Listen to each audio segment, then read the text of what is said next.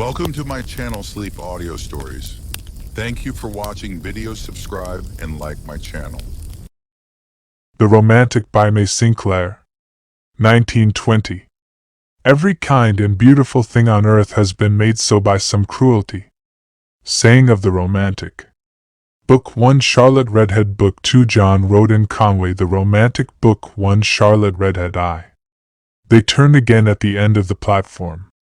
The tail of her long, averted stare was conscious of him, of his big, tweed-suited body and its behavior, squaring and swelling and tightening in its dignity, of its heavy swing to her shoulder as they turned. She could stave off the worst by not looking at him, by looking at other things, impersonal, innocent things, the bright, yellow, sharp-gabled station, the black girders of the bridge, the white signal post beside it holding out a stiff, black-banded arm, the two rails curving there, with the flat white glitter and sweep of sides, pointed blades coming together, buried in the bend of the cutting. Small three-cornered fields, clean-edged like the pieces of a puzzle, red-brown and pure bright green, dovetailed under the high black bar of the bridge. She supposed you could paint that. Turn. Clear stillness after the rain. She caught herself smiling at the noise her boots made clanking on the tiles with the harsh, joyous candor that he hated. He walked noiselessly, with a jerk of bluff knickerbockered hips, raising himself on his toes like a cat. She could see him moving about in her room, like that in the half-darkness, feeling for his things, with shamed, helpless gestures. She could see him tiptoeing down her staircase, furtive, afraid. Always afraid they would be found out. That would have ruined him. Oh well, why should he have ruined himself for her? Why? But she had wanted to ruin herself for him, to stand, superb and reckless, facing the world with him. If that could have been the way of it. Turn. That road over the hill, under the yellow painted canopy sticking out from the goods station, it would be the Cirencester Road, the Fosse Way. She would tramp along it when he was gone. Turn. He must have seen her looking at the clock. 3 minutes more. Suddenly, round the bend, under the bridge, the train. He was carrying it off fairly well, with his tight red face and his stare over her head when she looked at him, his straight smile when she said, "Goodbye and good luck," and her silly hand clutching the window ledge. She let go, quick, afraid he would turn sentimental at the end. But no, he was settling down heavily in his corner, blinking and puffing over his cigar. That was her knapsack lying on the seat there. She picked it up and slung it over her shoulder. Cirencester? Or back to Stow-on-the-Wold? If only he hadn't come there last night. If only he had let her alone. She meditated. She would have to wire to Gwynnie Denning to meet her at Cirencester. She wondered whether Gwynnie's mother's lumbago would last over the weekend. It was Friday. Perhaps Gwynnie had started. Perhaps there would be a wire from her at the hotel. Going on to Cirencester when you wanted to be in Stow-on-the-Wold, what was it but a cowardly retreat? Driven out of Stow-on-the-Wold by Gibson? Not she. Dusk at 10 o'clock in the morning under the trees on the mile-long hill. You climbed up and up a steep green tunnel. The sun would be blazing at its mouth on the top. Nothing would matter. Certainly not this affair with Gibson Herbert. She could see clearly her immense, unique passion thus diminished. Surprising what a lot of it you could forget. Clean forget. She supposed you forgot because you couldn't bear to remember. But there were days that stood out, hours, little minutes that thrilled you even now and stung. This time, 2 years ago, that hot August. The day in the office when everything went wrong all at once and the clicking of her typewriter maddened him, and he sent her out of his room. The day when he kept her overtime.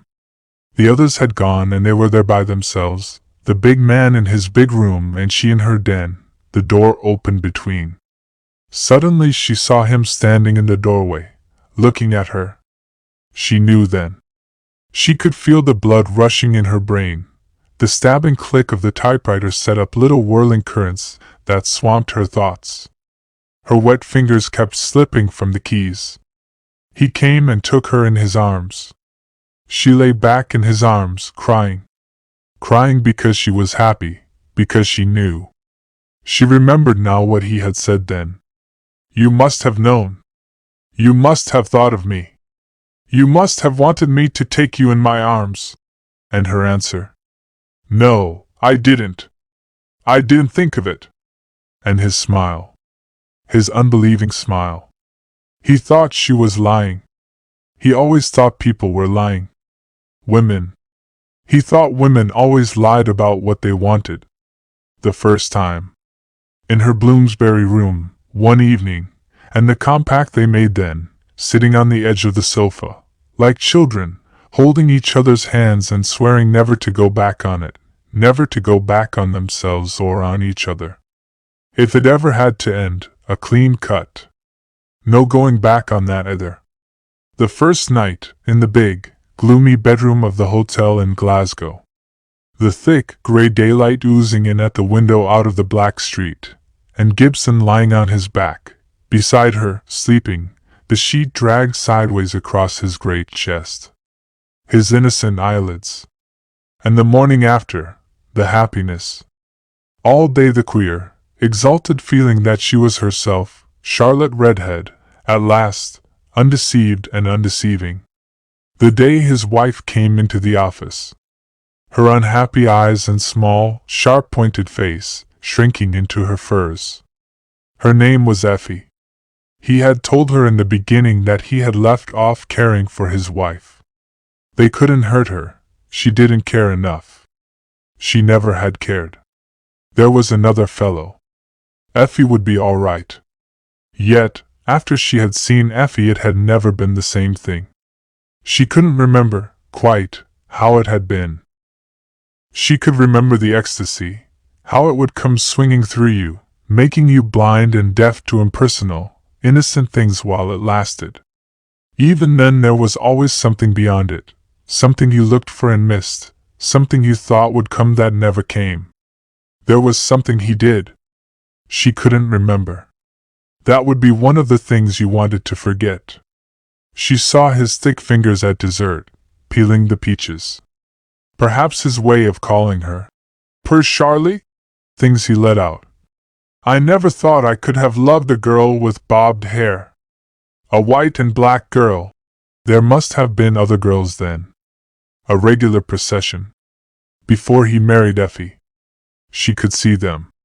Pink and gold girls, fluffy and fat, girls with red hair, brown-haired girls with wide, slippery mouths. Then Effie. Then herself, with her thick bobbed mane and white face.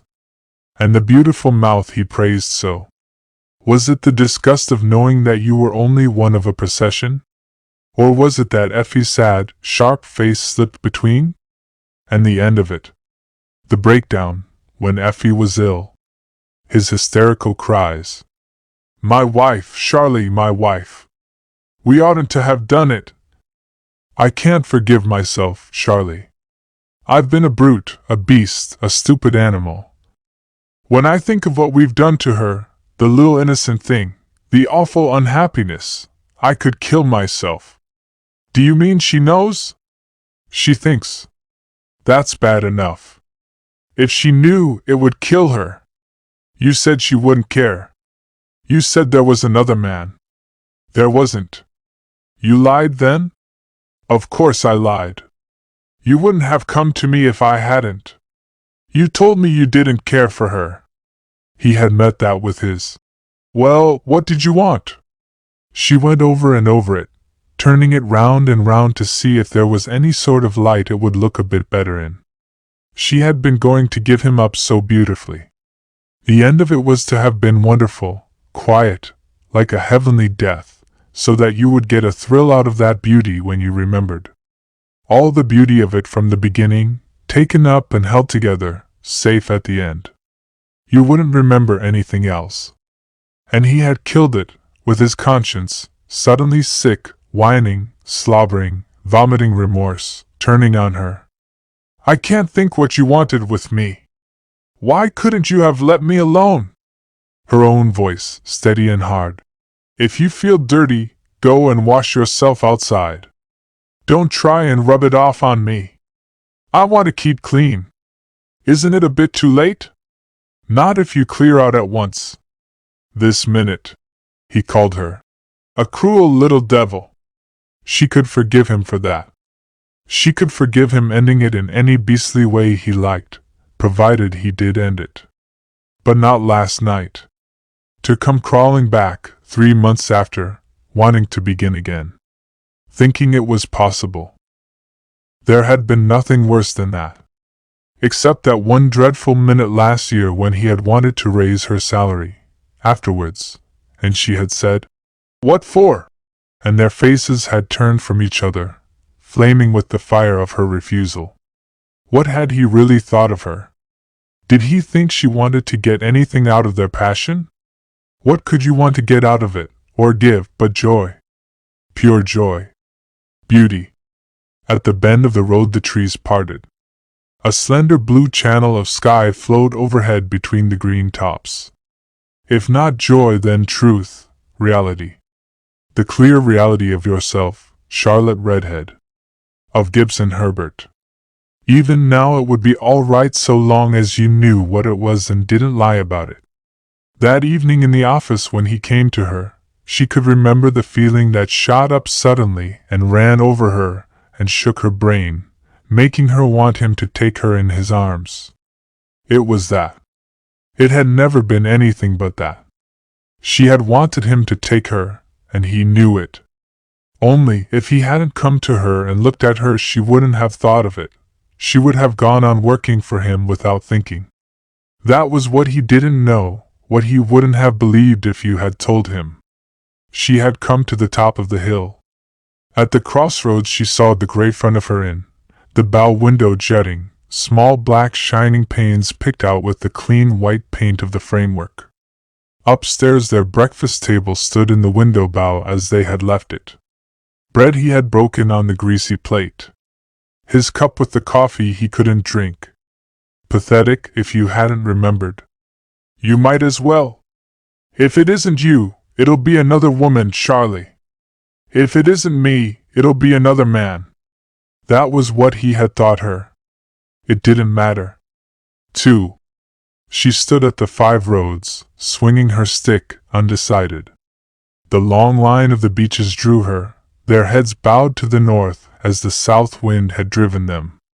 The blue-white road drew her, rising, dipping and rising, between broad green borders under gray walls. She walked. She could feel joy breaking loose in her again, beating up and up, provoked and appeased by the strong, quick movement of her body.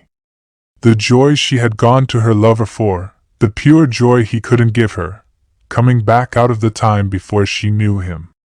Nothing mattered when your body was light and hard and you could feel the ripple and thrill of the muscles in your stride.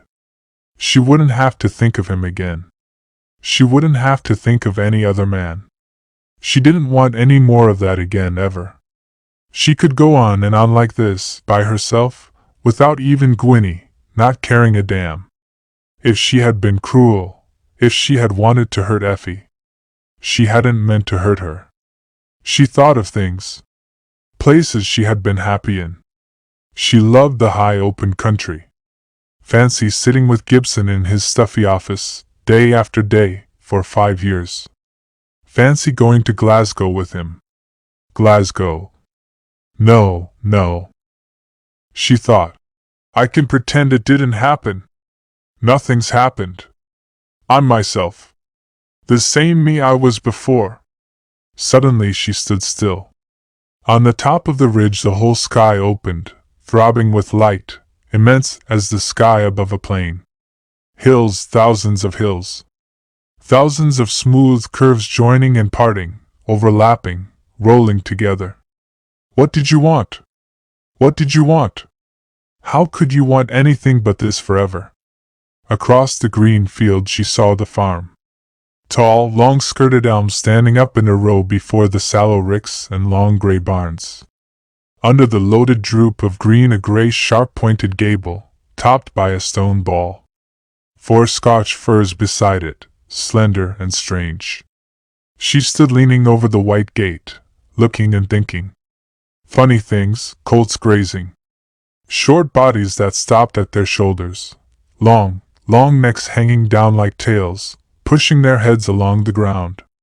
She could hear their nostrils breathing and the scrinch of their teeth tearing the grass. You could be happy living on a farm, looking after the animals. You could learn farming. People paid. Suddenly she knew what she would do. She would do that. It wasn't reasonable to go on sitting in a stuffy office doing work you hated when you could pack up and go. She couldn't have stuck to it for 5 years if it hadn't been for Gibson.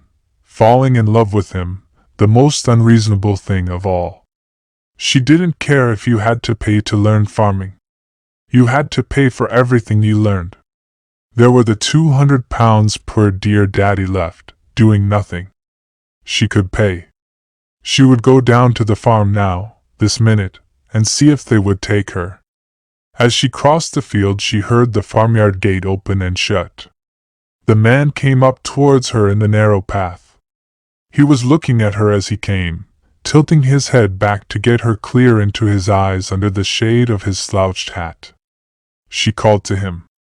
"Is this your farm?" And he halted. He smiled, the narrow smile of small, fine lips, with a queer, wing movement of the mustache, a flutter of dark down. She saw his eyes, hard and keen, dark blue, like the blade of a noon knife. "No, I wish it was my farm." "Why?" She could see now it wasn't. He was out tramping. The corner of a knapsack bulged over his right shoulder. Rough greenish coat and stockings, dust-colored riding breeches. But there was something about him. Something tall and distant, slender and strange, like the fir trees. "Because whoever's farm it is I want to see him." "You won't see him. There isn't anybody there." "Oh." He lingered. "Do you know who he is?" she said. "No, I don't know anything. I don't even know where I am. But I hope it's Borton on the hill." "I'm afraid it isn't. It's Stow on the Wold." He laughed, and shifted his knapsack to his left shoulder, and held up his chin. His eyes slewed round, raking the horizon. "It's all right," she said. "You can get to Borton on the hill. I'll show you." She pointed.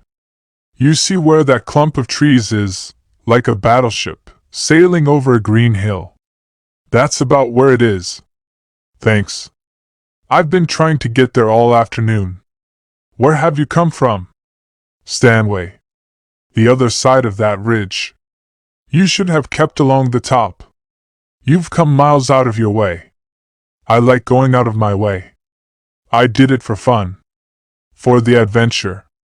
You could see he was innocent and happy, like a child. She turned and went with him up the field. She wouldn't go to Borton on the hill. She would go back to the hotel and see whether there was a wire for her from Gwynnie. He liked going out of his way. "I suppose," he said, "there's something the other side of that gate. I hate to tell you. There's a road there. It's your way. The end of the adventure." He laughed again, showing small white teeth this time. The gate fell to with a thud and a click. "What do I do now?" "You go north. Straight ahead. Turn down the 5th or 6th lane on your right, you'll see the signpost. Then the 1st lane on your left. That'll bring you out at the top of the hill." "Thanks. Thanks most awfully." He raised his hat, backing from her, holding her in his eyes till he turned. He would be out of sight now at the pace he was going, his young, slender, skimming stride. She stood on the top of the rise and looked round. He was halting down there at the bend by the grey cone of the lime kiln under the ash tree. He had turned and had his face towards her. Above his head the battleship sailed on its green field. He began to come back slowly, as if he were looking for something dropped on his path. Then suddenly he stopped, turned again and was gone. There was no wire from Gwynnie. She had waited a week now. She wondered how long it would be before Gwynnie's mother's lumbago gave in and let her go. She knew it by heart now, the long, narrow coffee room of the hotel. The draped chimney piece and little oblong gilt-framed mirror at one end, at the other the bowed window looking west on to the ash tree and the fields. The two straight windows between, looking south on to the street. Tonight the long table down the middle was set with a white cloth. The family from Birmingham had come. Father and mother, absurd pouter pigeons swelling and strutting. Two putty-faced unmarried daughters, sulking. One married one, pink and proper, and the son-in-law, sharp-eyed and bald-headed. From their table in the center they stared at her where she dined by herself at her table in the bow. 2 days. She didn't think she could bear it 1 day more. She could see herself as she came down the room. Her knitted silk sports coat, bright petunia, flaming, thick black squares of her bobbed hair hanging over eyebrows and ears. And behind, the 4 women's heads turning on fat necks to look at her, reflected. Gwynnie's letter was there, stuck up on the mantelpiece. Gwynnie could come at the weekend. She implored her to hang on for 5 days longer, not to leave Stow on the Wold till they could see it together. A letter from Gibson, repeating himself. The family from Birmingham were going through the door, fat faces straining furtively. If they knew, if they only knew. She stood reading. She heard the door shut. She could look in the glass now and amuse herself by the sight they had stared at. The white face raised on the strong neck and shoulders. Soft white nose, too thick at the nuzzling tip. Brown eyes straight and wide open. Deep-grooved, clear-cut eyelids, heavy lashes. Mouth, clear-cut arches, molded corners, brooding. Her eyes and her mouth. She could see they were strange. She could see they were beautiful. And herself, her mysterious, her secret self, Charlotte Redhead. It had been secret and mysterious to itself once, before she knew. She didn't want to be secret and mysterious. Of all things she hated secrecy and mystery. She would tell Gwynnie about Gibson Herbert when she came. She would have to tell her. Down at the end of the looking-glass picture, behind her, the bow window and the slender back of a man standing there. She had got him clear by this time. If he went tomorrow he would stay, moving about forever in your mind. The young body alert and energetic, slender gestures of hands. The small imperious head carried high. The spare, oval face with the straight jutting, pointed chin. Honey white face, thin dusk and bistre of eyelids and hollow temples and the roots of the hair. Its look of being winged, lifted up, ready to start off on an adventure. Hair brushed back in 2 sleek, dark wings. The straight slender nose, with the close upward wings of its nostrils, it wasn't Roman after all. Under it the winged flutter of his mouth when he smiled. Black eyebrows almost meeting, the outer ends curling up queerly, like little mustaches. And always the hard, blue knife-blade eyes. She knew his name the first day. He had told her. Conway. John Roden Conway. The family from Birmingham had frightened him. So he sat at her table in the bow. They talked. About places. Places they had seen and hadn't seen. Places they wanted to see, and the ways you could get to places. He trusted to luck, he risked things. He was out, he said, for risk. She steered by the sun, by instinct, by the map in her head. She remembered. But you could buy maps. He bought one the next day. They went for long walks together. She found out the field paths and they talked. Long, innocent conversations. He told her about himself. He came from Coventry. His father was a motor car manufacturer. That was why he liked tramping. She told him she was going to learn farming. You could be happy all day long looking after animals. swinging up on the big bare backs of cart horses and riding them to water, milking cows and feeding calves and lambs. When their mothers were dead, they would run to you then, and climb into your lap and sit there, sucking your fingers. As they came in and went out together, the family from Birmingham glared at them. "Did you see how they glared? Do you mind?" he said. "Not a bit. No more do I. It doesn't matter what people like that do. Their souls are horrible. They leave a glary trail everywhere they go. If they were dead, stretched out on their deathbeds, you'd see their souls, like long, fat white slugs stretched out too, glued to their bodies. You know what they think? They think we met each other on purpose. They think we're engaged. I don't care," she said. "It doesn't matter what they think." They laughed at the silliness of the family from Birmingham. He had been there 5 days. "I say." Gwynnie's voice drawled in slow meditative surprise. The brooding curiosity had gone out of her face. Gwynnie's face, soft and schoolgirlish between the fawn gold bands and plaited ear bosses of her hair, the pink, pushed-out mouth, the little routing nose, the thick gray eyes, suddenly turned on you, staring. Gwynnie had climbed up onto the bed to hear about it. She sat hunched up with her arms round her knees, rocking herself on the end of her spine, and though she stared, she still rocked. She was happy and excited because of her holiday. "It can't make any difference, Gwyn. I'm the same Charlotte. Don't tell me you didn't know I was like that." "Of course I knew it. I know a jolly lot more than you think, kid. I'm not a kid, if you are 2 years older. Why, you're not 24 yet. It's the silliness of it beats me. Going off like that, with the first silly cuckoo that turns up. He wasn't the first that turned up, I mean. He was the third that counted. There was poor Binky, the man I was engaged to. And Dickie Rakes, he wanted me to go to Mexico with him. Just for a lark, and I wouldn't. And George Corfield. He wanted me to marry him.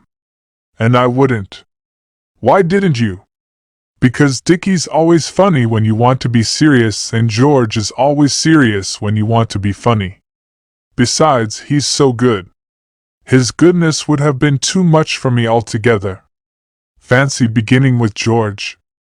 This seems to have been a pretty rotten beginning anyway. The beginning was all right. It's the end that's rotten. The really awful thing was Effie. Look here." Gwynnie left off rocking and swung herself to the edge of the bed. Her face looked suddenly mature and full of wisdom. "I don't believe in that Effie business. You want to think you stopped it because of Effie, but you didn't. You've got to see it straight. It was his lying and funking that finished you. He fixed on the 2 things you can't stand. The 2 things. The 2 things. I know what you want. You want to kill him in my mind, so that I shan't think of him any more. I'm not thinking. I only wanted you to know. Does anybody else know?" She shook her head. "Well, don't you let them." Gwynnie slid to her feet and went to the looking-glass. She stood there a minute, pinning closer the crushed bosses of her hair. Then she turned.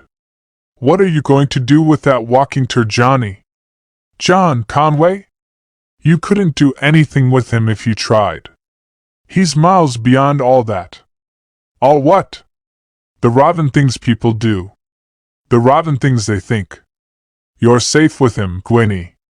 Safe. Safe. You've only to look at him. I have looked at him. Whatever you do, don't tell him, Charlie." 3. Charlotte sat on the top of the slope in the field below Barrow Farm. John Conway lay at her feet. The tall beeches stood round them in an unclosed ring. Through the opening she could see the farmhouse, 3 ball-topped gables, the middle one advancing, the front built out there in a huge door-place that carried a cross-windowed room under its roof.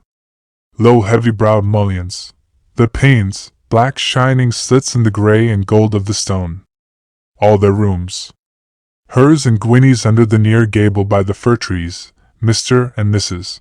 Burton's under the far gable by the elms, John's by itself in the middle, jutting out. She could see the shallow garden dammed up to the house out of the green field by its wall, spilling trails of mauve campanula, brimming with pink phlox and white phlox, the blue spires of the lupins piercing up through the froth. Sunday evening, half an hour before milking time. From September 1913 to December, to March 1914, to June, she had been at the farm 9 months. June, May, April. This time 3 months ago John had come. In the bottom of the field, at the corner by the yard gate, under the elms, she could see Gwynnie astride over the tilted bucket, feeding the calves. It was Gwynnie's turn. She heard the house door open and shut. The Burtons came down the flagged path between the lavender bushes, leaving them to their peace before milking time. Looking down, she saw John's eyes blinking up at her through their lashes. His chest showed a red-brown V in the open neck of his sweater. He had been quiet a long time. His voice came up out of his quietness, sudden and queer. "Keep your head like that 1 minute, looking down. I want your eyelids. Now I know." "What?" "What you're like. You're like Jeanne d'Arc. There's a picture, the photo of a stone head, I think, in a helmet, looking down, with big drooped eyelids.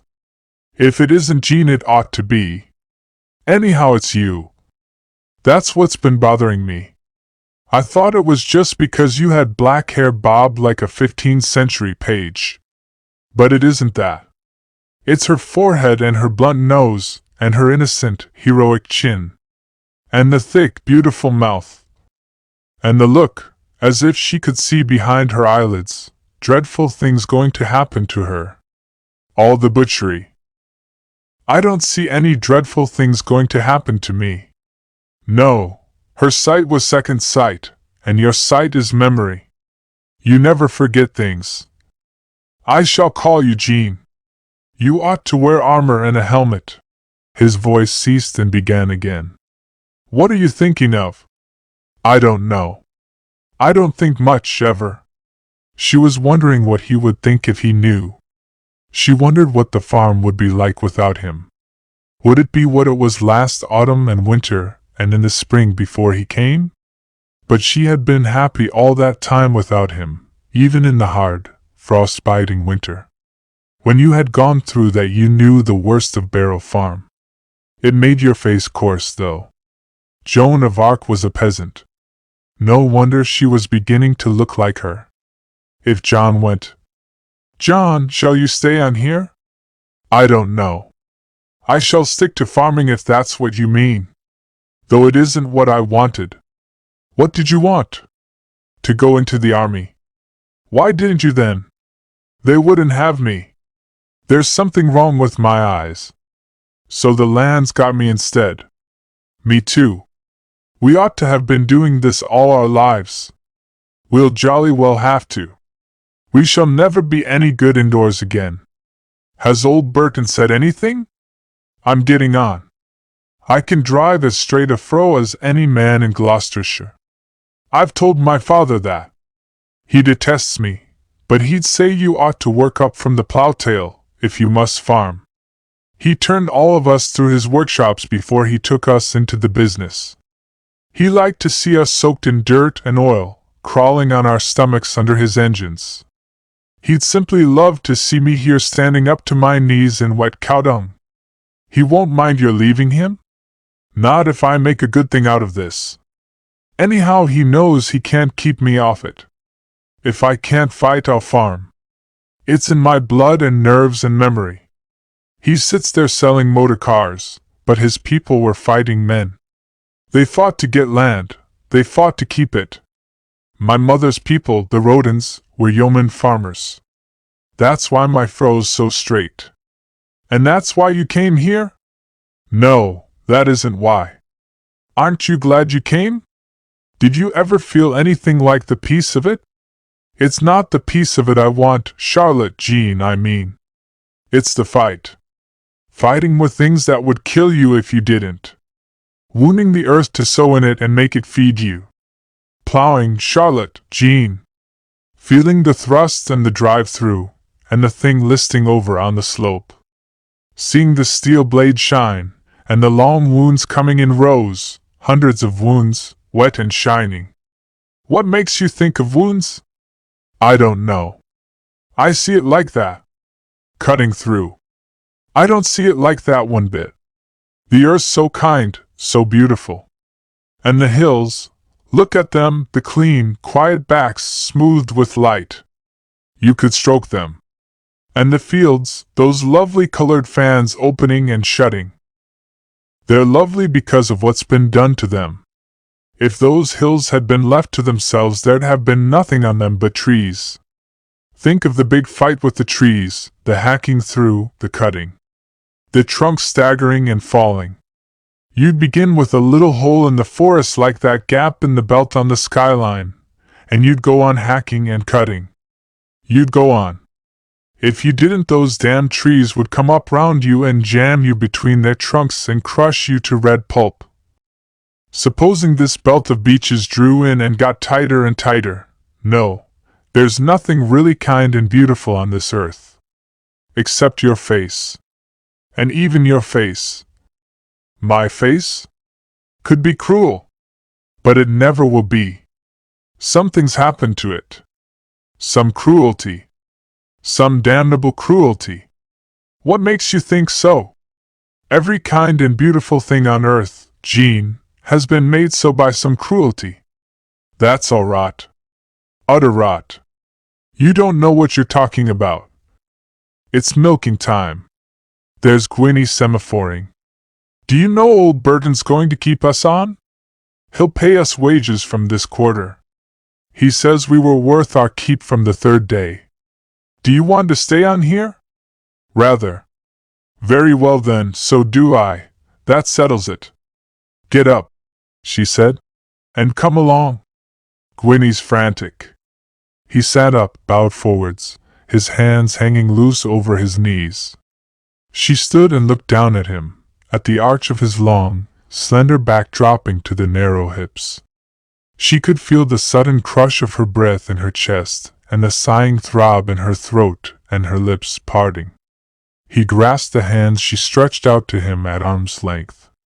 She set her teeth and pressed her feet to the ground, and leaned back, her weight against his weight tugging. He came up to his feet, alert, laughing at the heavy strength of her pull.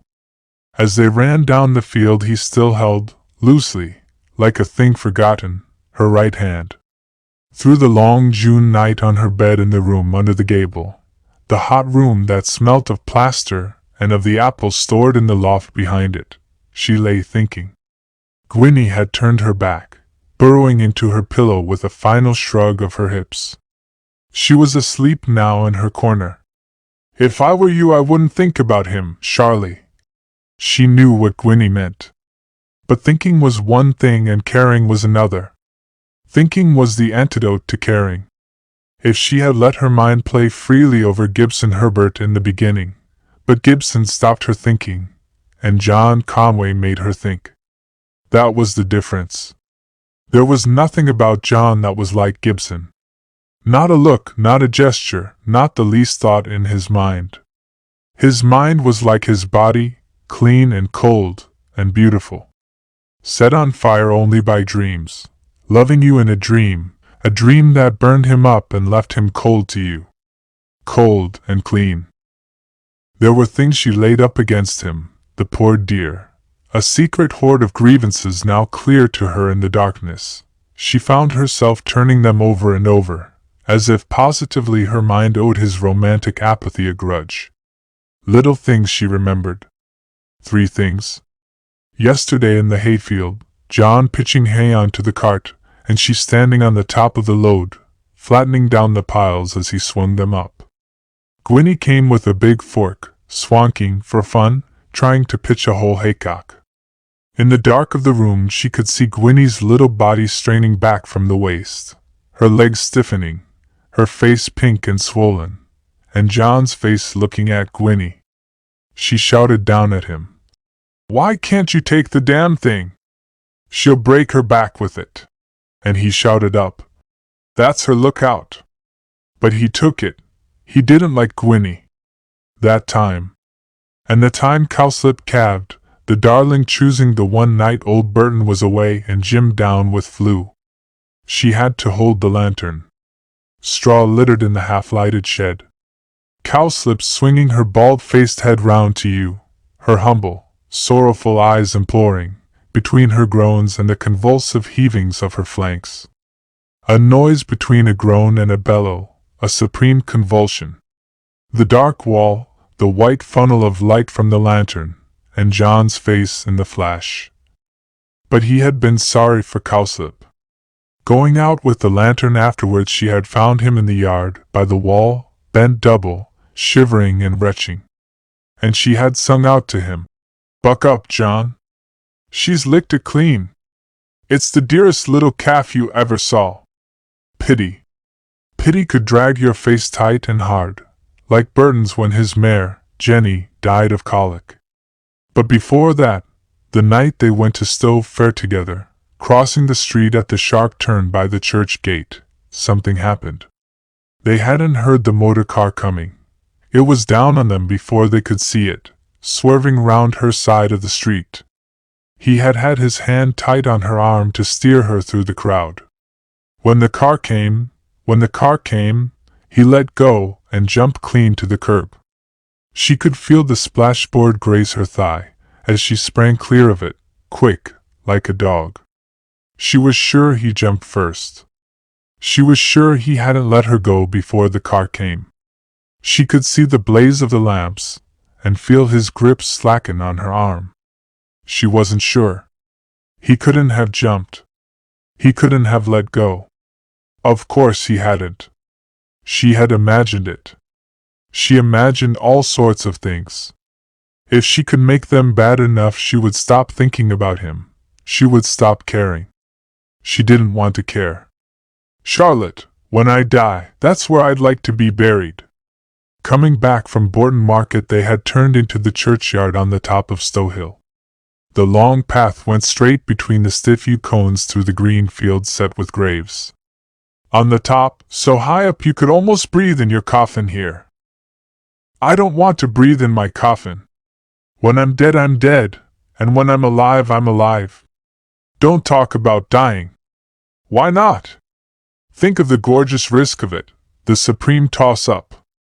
After all, death's the most thrilling thing that happens. Whose death? My death. Don't talk about it.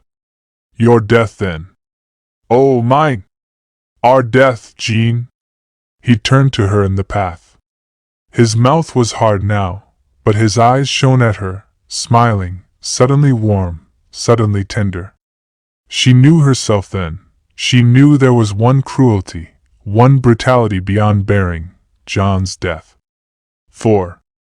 John had gone away for a week. If she could tire herself out, and not dream.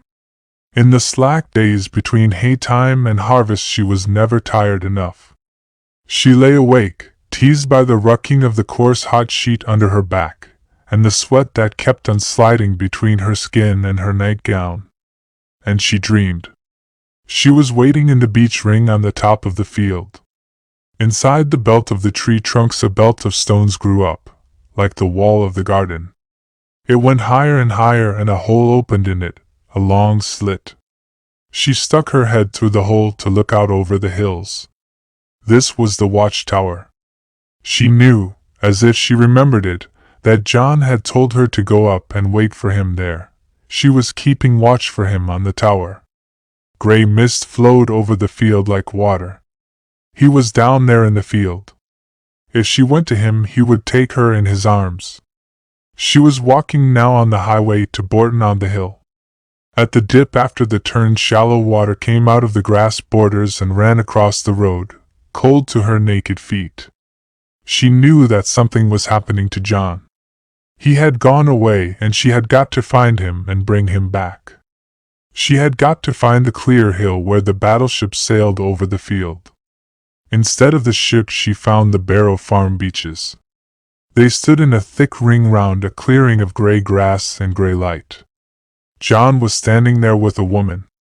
She turned and showed her sharp face, the color of white clay, her long evil nose, her eyes tilted corner, and the thin tail of her mouth, writhing. That was Miss Lister, who had been in Gibson's office. She had John now. Forms without faces, shrouded white women. Larvae slipped from the black grooves of the beech trunks. They made a ring round him with their bodies, drew it in tighter and tighter. The gray light beat like a pulse with the mounting horror. She cried out his name, and her voice sounded tragic and immense, sharp like a blade of lightning screaming up to the top of the sky. A black iron curtain crashed down before her and cut off the dream. Gwynnie looked up over the crook of her knee from the boot she was lacing. "You made no end of a row in your sleep, Charlie." She had dreamed about him again, the next night. He was walking with her on the road from the town to the farm. By the lime kiln at the turn he disappeared. He had never been there, really. She had gone out to look for him. The road kept on curling round like a snake, bringing her back and back to the white gate of the farm. When she got through the gate, she stepped off the field on to the low bridge over a black canal. The long, sharp-pointed road cut straight as a dike through the flat fields, between two lines of slender trees, tall poles with tufted tops. She knew she was awake now because the light whitened and the wind moved in the tree tufts, and the road felt hard under her feet. When she came to the village, to the long gray walls with narrow shutters, she knew John was there. He came down the street towards the canal bridge. A group of women and children walked with him, dressed in black. Dutch women. Dutch babies. She could see their overalls and high caps and large, upturned shoes very black and distinct in the white light. This was real. They pointed their fingers and stared at her with secretive, inimical faces. Terror crept in over the street, subtle, drifting and penetrating like an odor. John's face was happy and excited. That was how she knew him. His face was real, its happiness and excitement were real. But as he passed her it changed. It turned on her with a look she didn't know. Eyes of hatred, eyes that repudiated and betrayed her. The third night, the third dream. She had lost John and was looking for him, walking a long time through a country she could no longer see or remember. She came out of blank space to the river bridge and the red town. She could see the road switchbacking over the bridge and turning sharp and slanting up the river bank to the ramparts. Red fortresses above the ramparts, a high red town above the fortresses, a thin red tower above the town. The whole thing looked dangerous and unsteady, as if any minute it would topple over. She knew John was there. Something awful was happening to him, and he wanted her. When she stepped on the bridge, the river swelled and humped itself up to the arch it flooded. The bridge walls made a channel for the gush. It curled over the bank and came curving down the slant road from the ramparts, heavy and clear, like melted glass. She climbed up and up through the water and round behind the fortress to the street at the top. She could see the thin tower break and lean forward like a red crane above the houses. She had to get to the top before the street fell down. John was shut up in the last house. She ran under the tower as it fell. The house stood still, straight and tall. John was lying in the dark room behind the closed shutters. He wanted her. She could hear him calling to her. "Jean! Jean!" She couldn't see in. She couldn't open the door. "Jean!" The wall split off and leaned forward. She woke suddenly to the tapping and splashing of the rain. The feeding time and milking time were done. In his jutting room over the doorplace, John was washing and dressing for Sunday evening. He called out to her through his window, "Go up to our seat and wait for me there." He had come back again, suddenly, that morning, a day before they had expected him. Charlotte came out of the hot field into the cool room of the beech ring. She sniffed up the clean, sharp smell of sap from the rough seat that she and John had put up there, sawing and hacking and hammering all Sunday afternoon. Every evening when the farm work was done they would sit there together, inside the round screen of the beeches. The farm people wouldn't disturb them, not even Mr. Burton, now, looking in, smiling the fat, benevolent smile that blessed them, and going away. The very calves were so well used to them that they had left off pushing their noses through the tree trunks and staring. John's window faced her where she sat. She could see his head passing and passing across the black window space. To her sharp, waiting soul Barrow Farm took on a sudden poignant and foreign beauty. The house was yellow where the rain had soaked it, gold yellow like a sun-struck southern house, under the black plume of the firs, a yellow that made the skies blue solid and thick. The grass, bright green after the rain, stretched with the tight smoothness of velvet over the slopes and ridges of the field. A stripe of darker green, where their feet had trodden down the blades, led straight as a sheep's track from the garden gate to the opening of the ring. To think that she had dreamed bad dreams in a place like this. She thought, there must be something wrong about me, anyhow, to dream bad dreams about John. John was coming up the field, walking slowly, his hands thrust in his pockets, his eyes fixed steadily on a point in front of him that his mind didn't see, drawn back in some intense contemplation. He strolled into the ring so slowly that she had time to note the meditative gestures of his shoulders and chin. He stood beside her, very straight and tall, not speaking, still hiding his hands in his pockets, keeping up to the last minute his pose of indestructible tranquility. He was so close that she could hear his breathing and feel his coat brushing her shoulder. He seated himself, slowly, without a break in the silence of his meditation. She knew that something wonderful and beautiful was going to happen. It had happened. It was happening now, growing more certain and more real with every minute that she waited for John to say something. If nothing changed, if this minute that she was living now prolonged itself, if it went on forever and ever, that would be happiness enough. If she could keep still like this forever, any movement would be dangerous. She was afraid almost to breathe. Then she remembered. Of course, she would have to tell him. She could feel the jerk and throb in John's breathing, measuring off the moments of his silence. Her thoughts came and went.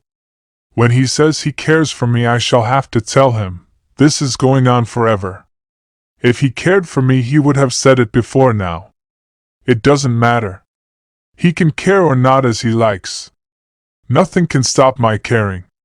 Then she was aware of her will, breaking through her peace, going out towards him, fastening on his mind to make him care, to make him say he cared, now, this minute. She was aware of her hands, clenched and unclenched, pressing the sharp edge of the seat into their palms as she dragged back her will. She was quiet now. John was looking at his own loose clasped hands and smiling. Yes, he said. Yes.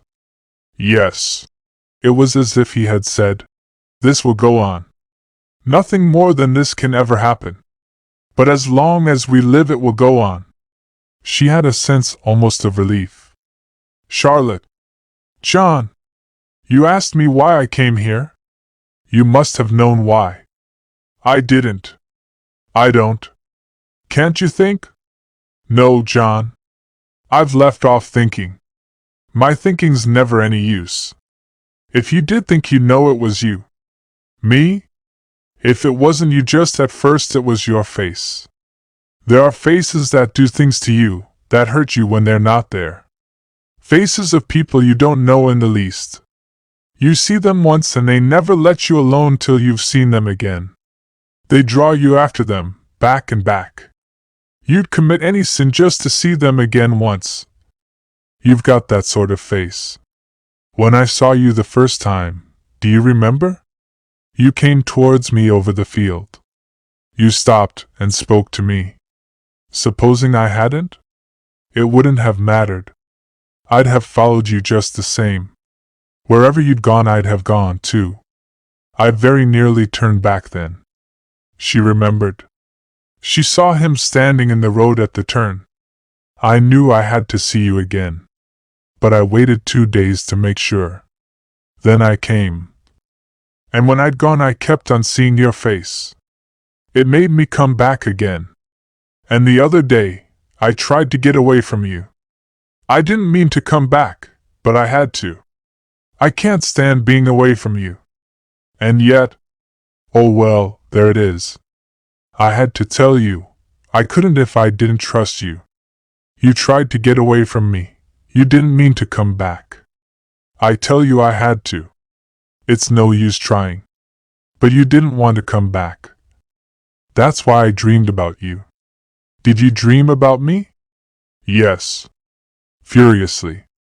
3 nights running. I dreamed you'd got away, and when I'd found you, a black thing came down and cut you off. I dreamed you'd got away again, and I met you in a foreign village with a lot of foreign women, and you looked at me and I knew you hated me. You wouldn't know me. You went by without speaking and left me there. My God, you thought I could do that? I dreamed it. You don't think in dreams. You feel. You see things. You see things that don't exist, that never can exist, things you've thought about people. If I thought that about myself, Jean, I'd blow my brains out now, so that it shouldn't happen. That wasn't the worst dream. The third was the worst. You were in a dreadful, dangerous place. Something awful was happening, and you wanted me, and I couldn't get to you. No, that wasn't the worst dream. I did want you, and you knew it. She thought. He cares. He doesn't want to care, but he does. And he trusts me. I shall have to tell him. There's something, she said.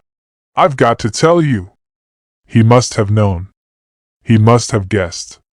He had listened with a gentle, mute attention, as you listen to a story about something that you remember, that interests you still, his eyes fixed on his own hands, his clear, beautiful face dreamy and inert. You see, he said, you did trust me. You wouldn't tell me all that if you didn't. Of course I trust you. I told you because you trusted me. I thought you ought to know. I dare say you didn't know, all the time. No, I didn't. I shouldn't have believed it was in you. It isn't in me now. It's gone clean out of me. I shall never want that sort of thing again. I know that. He said it almost irritably. I mean, I shouldn't have thought you could have cared for a brute like that. But the brutes women do care for. I suppose I did care. But I don't feel as if I'd cared. I don't feel as if it had ever really happened. I can't believe it did. You see, I've forgotten such a lot of it. I couldn't have believed that once, that you could go and do a thing like that and forget about it. You'd have thought you'd remember it as long as you lived. You couldn't live if you remembered. Oh, John, do you think it was as horrible as all that? His face moved, flashed into sudden passion. I think he was as horrible as that. He makes it horrible, inconceivably horrible. But he wasn't. You've told me. He was cruel to you. And he lied and funked. It wasn't like him. It wasn't like him to lie and funk. It was my fault. I made the poor thing jumpy. I let him run such whopping risks. The horrible thing is thinking what I made him. He was a liar and a coward, Charlotte, a swine. I tell you he wasn't. Oh, why are we so beastly hard on each other? Everybody's got their breaking point. I don't lie about the things he lied about. I don't funk the things he funked. But when my time comes, I dare say I shall funk and lie. Charlotte, are you sure you don't care for him? Of course I'm sure. I told you I'd forgotten all about it. This is what I shall remember all my life. Your being here, my being with you. It's the real thing. You wouldn't want to go back? To him? No, to that sort of thing. You mean with Just anybody? I mean with somebody you cared about. Could you do without it and go on caring? Yes. If he could. If he could go on. But he wouldn't. He wouldn't, Charlotte. But I would. You know I do care for you. I thought you did. I thought you were beginning to. That's why I told you what happened, though I knew you loathed me. I don't. I'm glad you told me. I'm glad it happened. I'm glad you worked it off on him. You got it over. You've had your experience. You know all about it. You know how long that sort of thing lasts and how it ends. The baseness, the cruelty of it. I'm like you, Charlotte. I don't want any more of it. When I say I care for you, I mean I want to be with you always. I'm not happy when you're not there. I say, I wish you'd leave this place and come away and live with me somewhere. Where? There's my farm. My father's going to give me one if I stick to this job. We could run it together. There are all sorts of jolly things we could do together. Would you like to live with me, Charlotte, on my farm? Yes. Live with me without that. Yes, without that. It isn't that I don't care for you. It's because I care so awfully, so much more than anybody else could. I want to go on caring, and it's the only way. People don't know that. They don't know what they're destroying with their blind rushing together. All the delicate, exquisite sensations. Charlotte, I can get all the ecstasy I want by just sitting here and looking at you, hearing your voice, touching you, like this. His fingertips brushed the bare skin of her arm. Even thinking of you. And all that would go. Everything would go. But our way, nothing could end it. I can see one thing that would end it. If you found somebody you really cared about.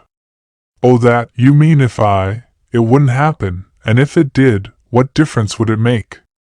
You mean you'd come back? I shouldn't have left you. Still, you'd have gone to her. John, I don't think I could bear it. You wouldn't have to bear it long. It wouldn't last. Why shouldn't it?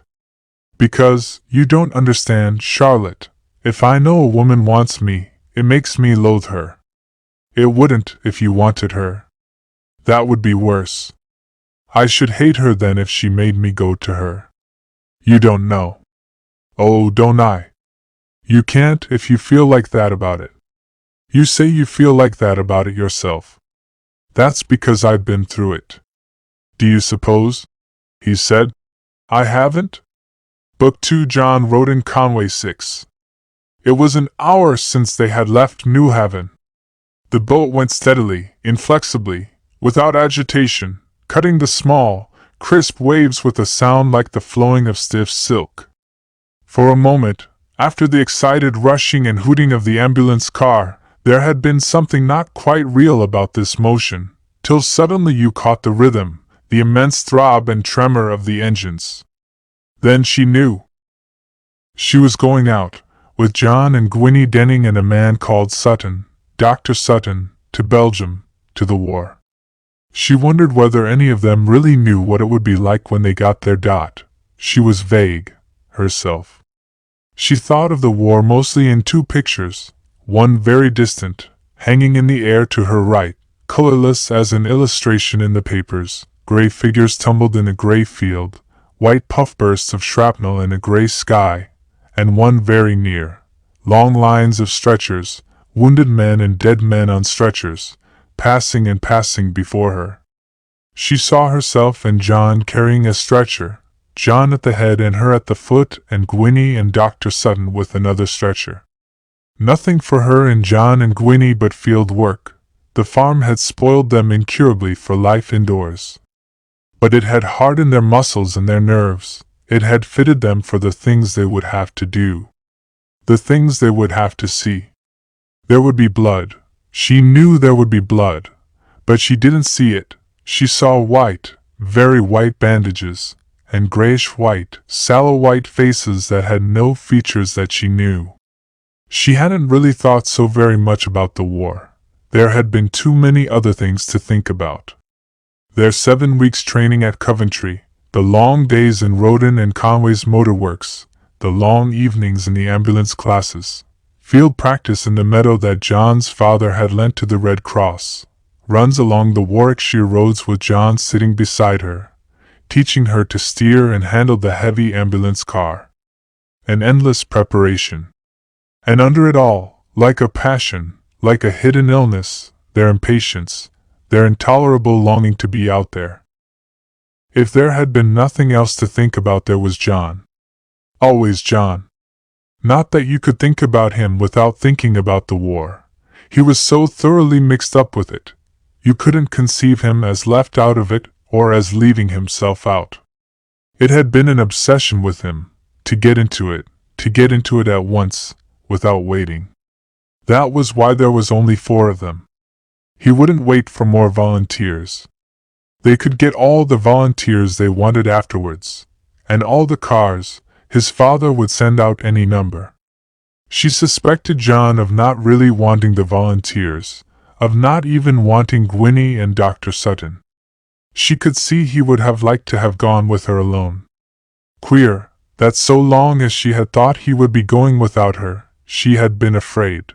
She had felt certain he would be killed or die of wounds. The one unbearable thing was that John should die. But after it had been settled that she was to go with him as his chauffeur, she hadn't been afraid anymore. It was as if she knew that she would keep him safe. Or perhaps all the time she had been afraid of something else. Of separation. She had had visions of John without her in another country. They were colored vaguely, with the horror of her dreams. It had been just that. Anyhow, she hadn't thought any more about John's dying. It was the old man, his father, who had made her think of it now. She could see him, the gray, kind, silent man, at the last minute, standing on the quay and looking at John with a queer, tight look as though he were sorry about something, but unbearably sorry about something he thought or said or done. He was keeping it all in. It was a thing he couldn't speak about, but you could see it made him think John wasn't coming back again. He had got it into his head that she was going out because of John. She remembered, before that, his kind, funny look at her when he said to John, "Mind you take care of her." And John's, "No fear." And her own, "That's not what he's going out for." She had a slight pang when she thought of John's father. He had been good to Gwynnie and to her at Coventry. But as for going out because of John, whether he went or not, she would have had to go, so keen that she hated those 7 weeks at Coventry, although John had been there. With every thud of the engines her impatience was appeased.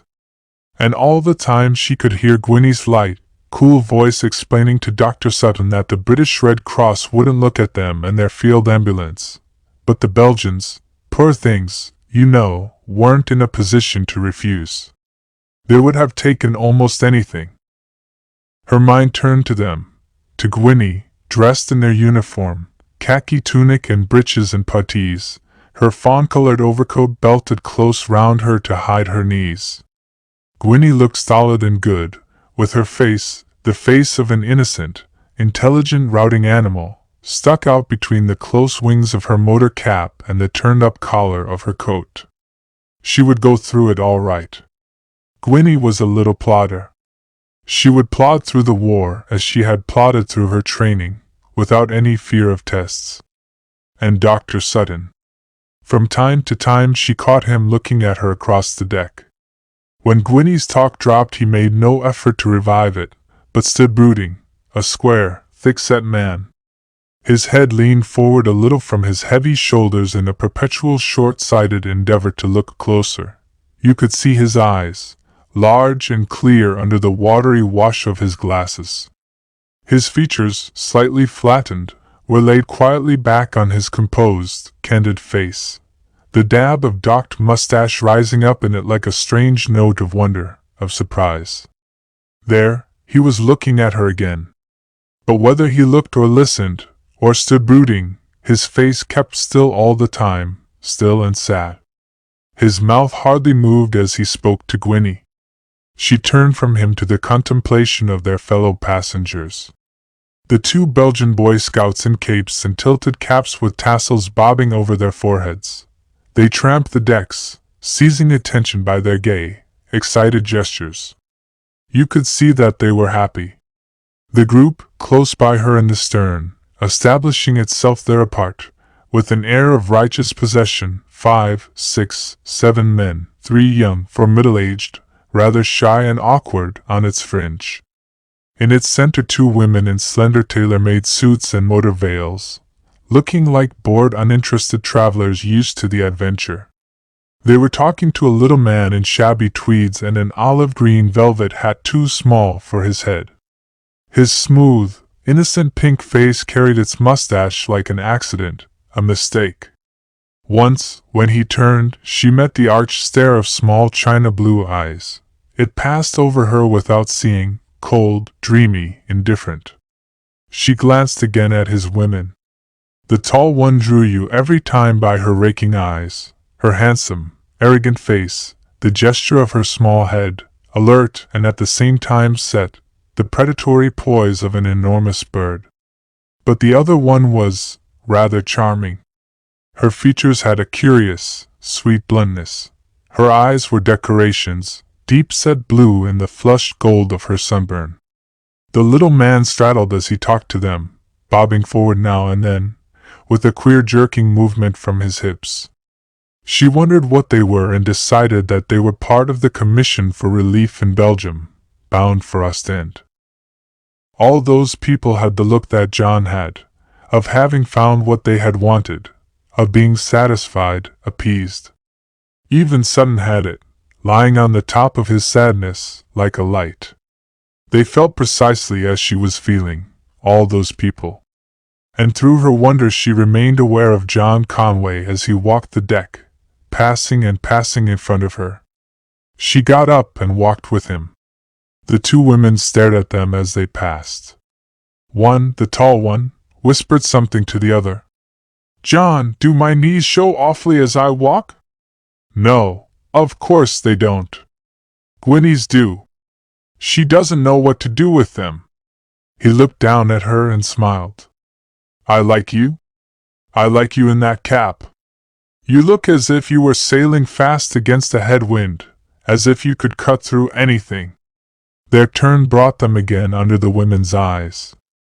He took her arm and drew her aside to the rail of the boat's stern. They stood there, watching the wake boiling and breaking and thinning, a white lace of froth on the glassy green. Sutton passed them. "What's the matter with him?" she said. "The war. He's got it on his mind. It's no use taking it like that, Jean, as one consummate tragedy. How are you feeling about it?" "I don't think I'm feeling anything, except wanting to get there. And wanting frightfully, to help. Unless you can go into it as if it was some tremendous, happy adventure, that's the only way to take it. I shouldn't be any good if I didn't feel it was the most romantic thing that ever happened to me. To have let everything go, to know that nothing matters, that it doesn't matter if you're killed or mutilated. Of course I want to help, but that would be nothing without the gamble. The danger." He stopped suddenly in his turning and held her with his shining, excited eyes. "War's the most romantic thing that ever happened, false romance, my father calls it. Jolly little romance about him. He'll simply make pots of money out of the war, selling motors to the government. It's rather romantic of him to give us those 2 ambulances, and pay for us. Is it?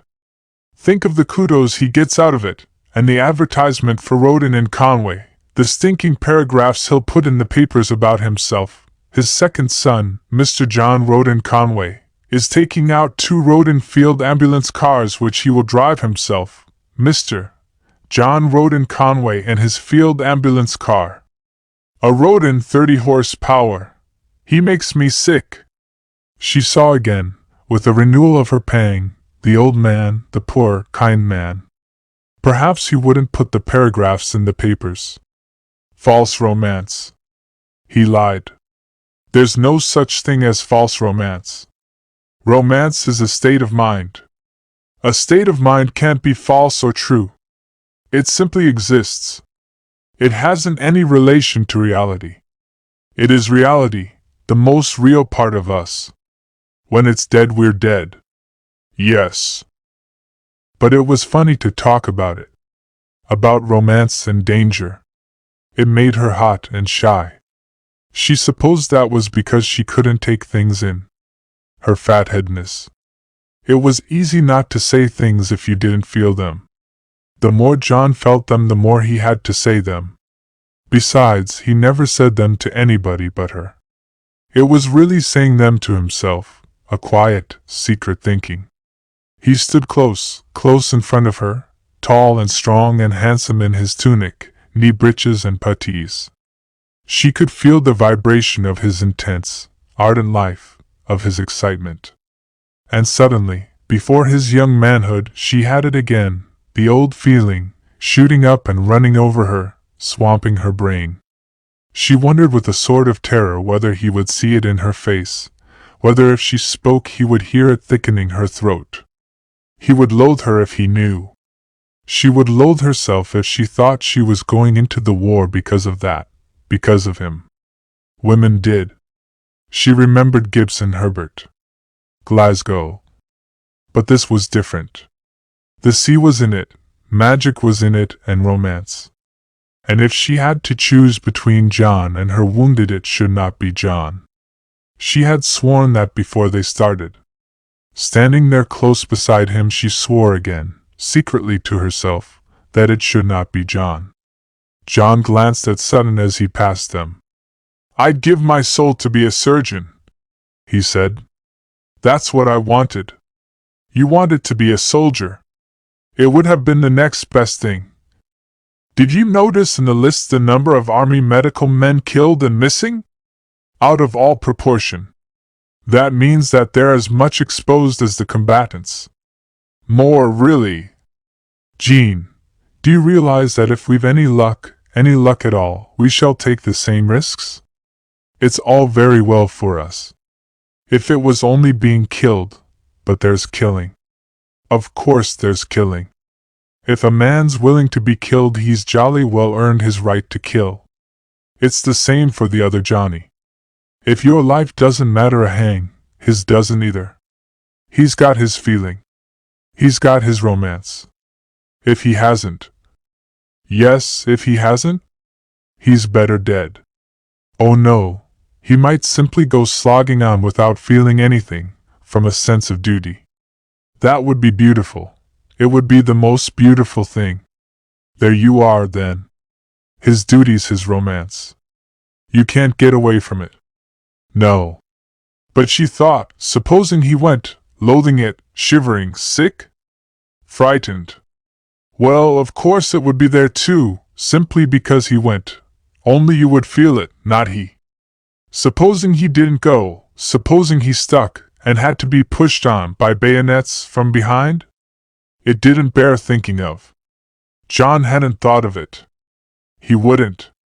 He couldn't see that some people were like that. "I don't envy," he said, "the chaps who come out to soft jobs in this war." They had found the little man in tweeds asleep behind the engine house, his chin sunk on his chest, his hands folded on his stomach. He had taken off his green velvet hat, and a crest of grayish hair rose up from his bald forehead, light and fine. The sun was setting now. The foam of the wake had the pink tinge of red wine spilt on a white cloth. A highway of gold and rose, edged with purple, went straight from it to the sun. After the sunset, land, the sunk lines of the Flemish coast. There was a stir among the passengers. They plunged into the cabins and presently returned, carrying things. The groups sorted themselves, the commission people standing apart with their air of arrogance and distinction. The little man in tweeds had waked up from his sleep behind the engine house, and strolled with a sort of dreamy swagger to his place at their head. Everybody moved over to the starboard side. They stood there in silence, watching the white walls and domes and towers of Ostend. Charlotte and Conway had moved close to each other. She looked up into his face, searching his thoughts there. Suddenly from somewhere in the boughs a song spurted and dropped and spurted again and shot up in the stillness, slender and clear, like a rod off white water. The Belgian boys were singing the Marseillaise. On the deck their feet beat out the thud of the march. Charlotte looked away. 7. Nothing, Charlotte said, is going to be worse than this. It seemed to her that they had waited hours in the huge gray hall of the hotel hospital, she and Sutton and Gwynnie, while John talked to the president of the Red Cross in his bureau. Everybody looked at them, the doorkeeper, the lift orderly, the ward men and nurses hurrying past, wide stares and sharp glances falling on her and Gwynnie, slanting downward to their breeches and puttees, then darting upwards to their English faces. Sutton moved, putting his broad body between them and the batteries of amused and interested eyes. They stood close together at the foot of the staircase. Above them the gigantic Flora leaned forward, holding out her flowers to preoccupied people who wouldn't look at her. She smiled foolishly, too stupid to know that the Flandria was no longer an hotel but a military hospital. John came out of the president's bureau. He looked disgusted and depressed. "They can put us up," he said. "But I've got to break it to you that we're not the only field ambulance in Ghent." Charlotte said, "Oh, well, we'd no business to suppose we were. We've got to share our quarters with the other one. It calls itself the McLean Corps." "Shall we have to sleep with it?" Sutton said. "We shall have to have it in our mess room. I believe it's up there now." "Well, that won't hurt us. What'll hurt us is this. It'll be sent out before we are. McLean was here hours ago. He's been to headquarters." Sutton's gloom deepened. "How do you know?" "President says so." They went, following the matron, up the gray, tessellated stairs. At each landing the long, gray corridors were tunnels for the passage of strange smells, ether and iodine and carbolic and the faint odor of drains, seeking their outlet at the well of the staircase. On the third floor, at the turn of the corridor, a small vestibule between two glass doors led to a room flooded with a blonde light from the south. Beyond the glass doors, their figures softened by the deep, doubled shimmer of the panes, they saw the little man in shabby tweeds, the two women, and the 7 other men. This, Madame explained, was Dr. Donald McLean's field ambulance corps. You could see it had thought it was the only one.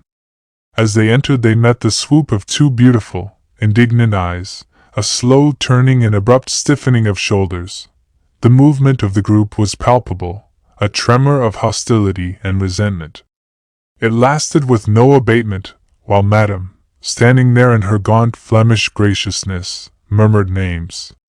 "Mrs. Rankin." Mrs. Rankin nodded insolently and turned away. "Miss Bartram." Miss Bartram, the rather charming one, bowed, drawing the shadow of grave eyebrows over sweet eyes. "Dr. Donald McLean." As he bowed the commandant's stare arched up at them, then dropped, suddenly innocent, suddenly indifferent. They looked around.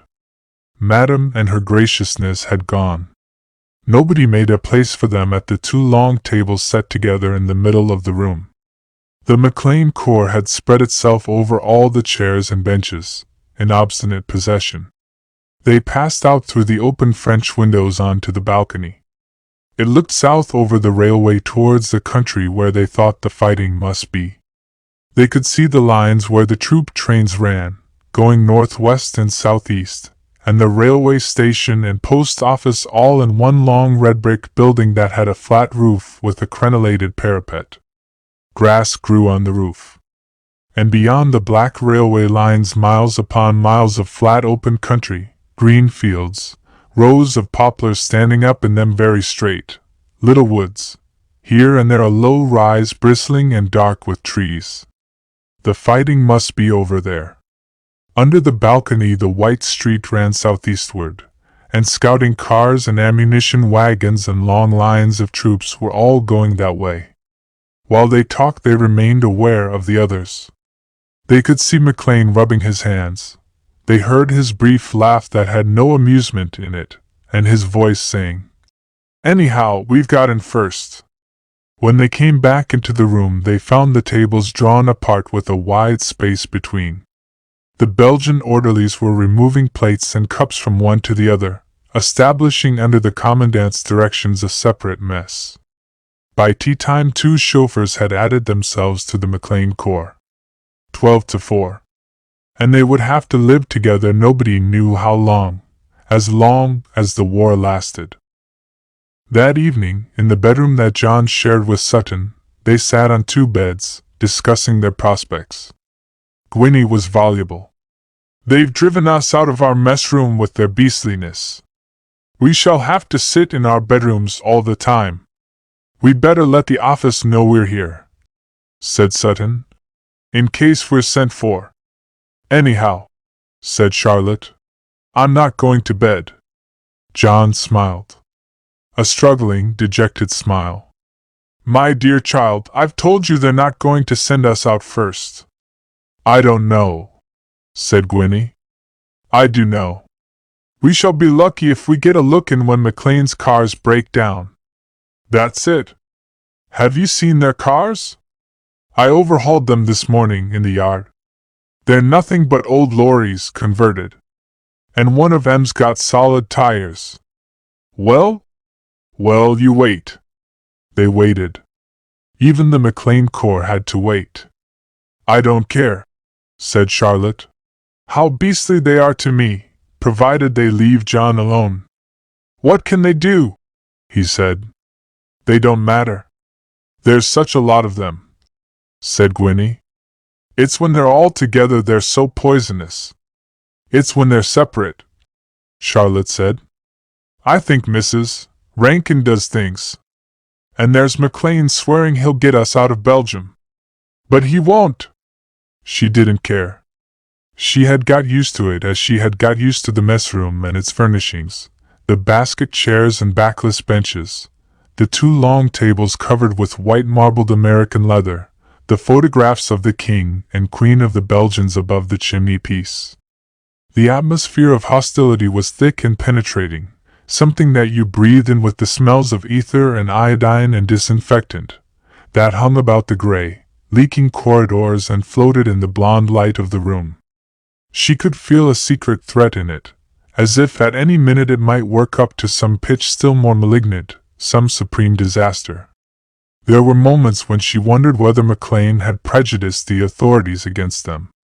At first she had regarded the little man as negligible. It was the women who had fascinated her, as if they had or might come to have for her some profound importance and significance. She didn't like McLean. He straddled too much. But you couldn't go on ignoring him. His dreamy, innocent full face with its arching eyes was a mask, the mask of dangerous, inimical intentions. His profile was rough-cut, brutal, energetic. You guessed, the upper lip thin and hard under the hanging mustache. The lower one stuck out like a sucker. That was his real face. It showed an adhesive, exhausting will that squeezed and sucked till it had got what it wanted out of people. He could work things. So could Mrs. Rankin. She had dined with the Colonel. Charlotte didn't care. She liked that beastliness, that hostility of theirs. It was something you could put your back against. It braced her to defiance.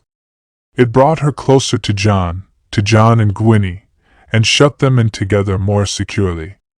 Sutton she was not quite so sure about.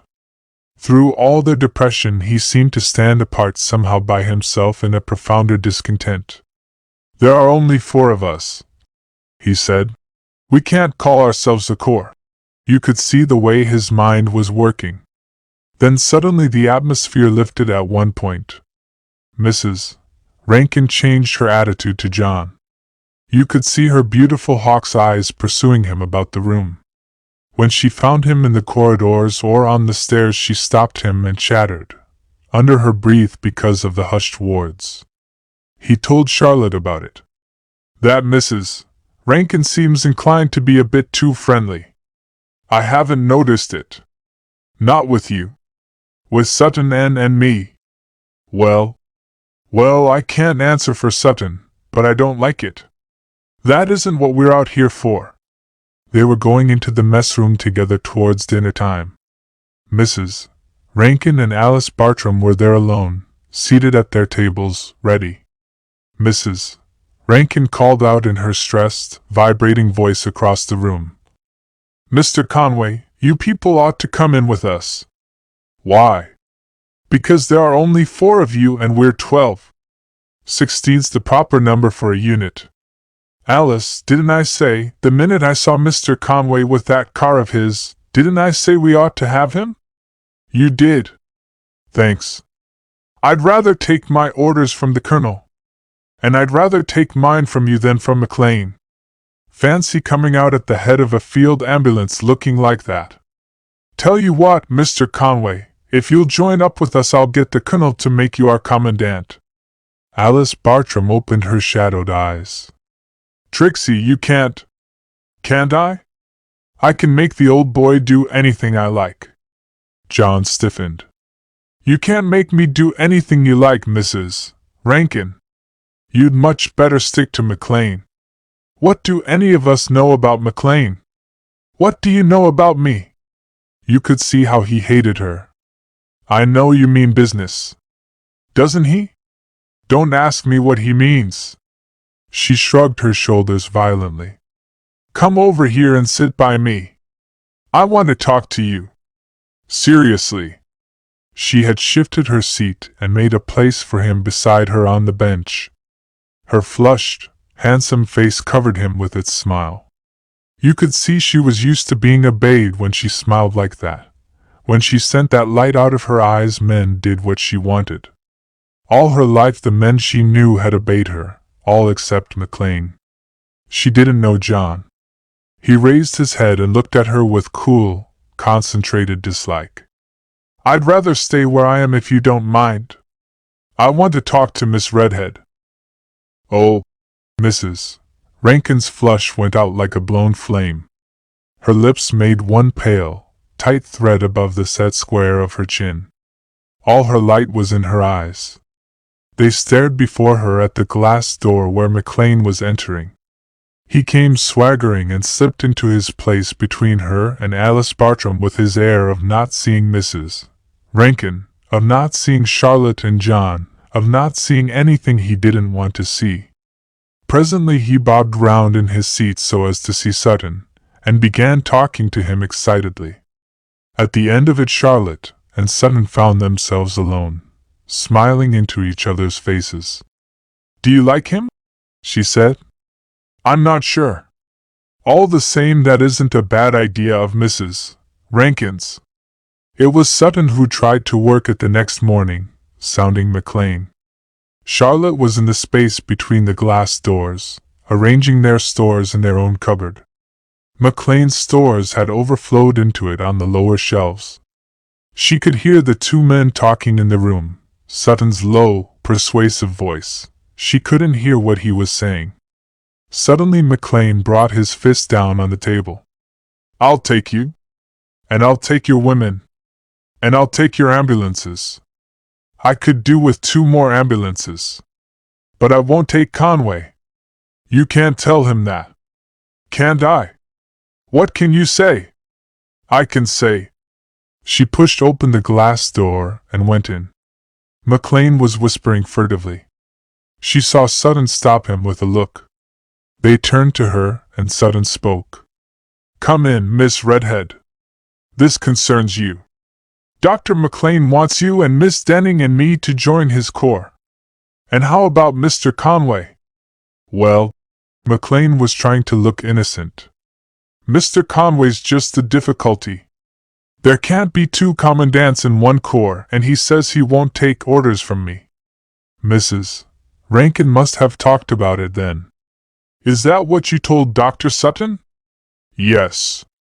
His cold, innocent blue eyes supported him. He was lying. She knew he was lying.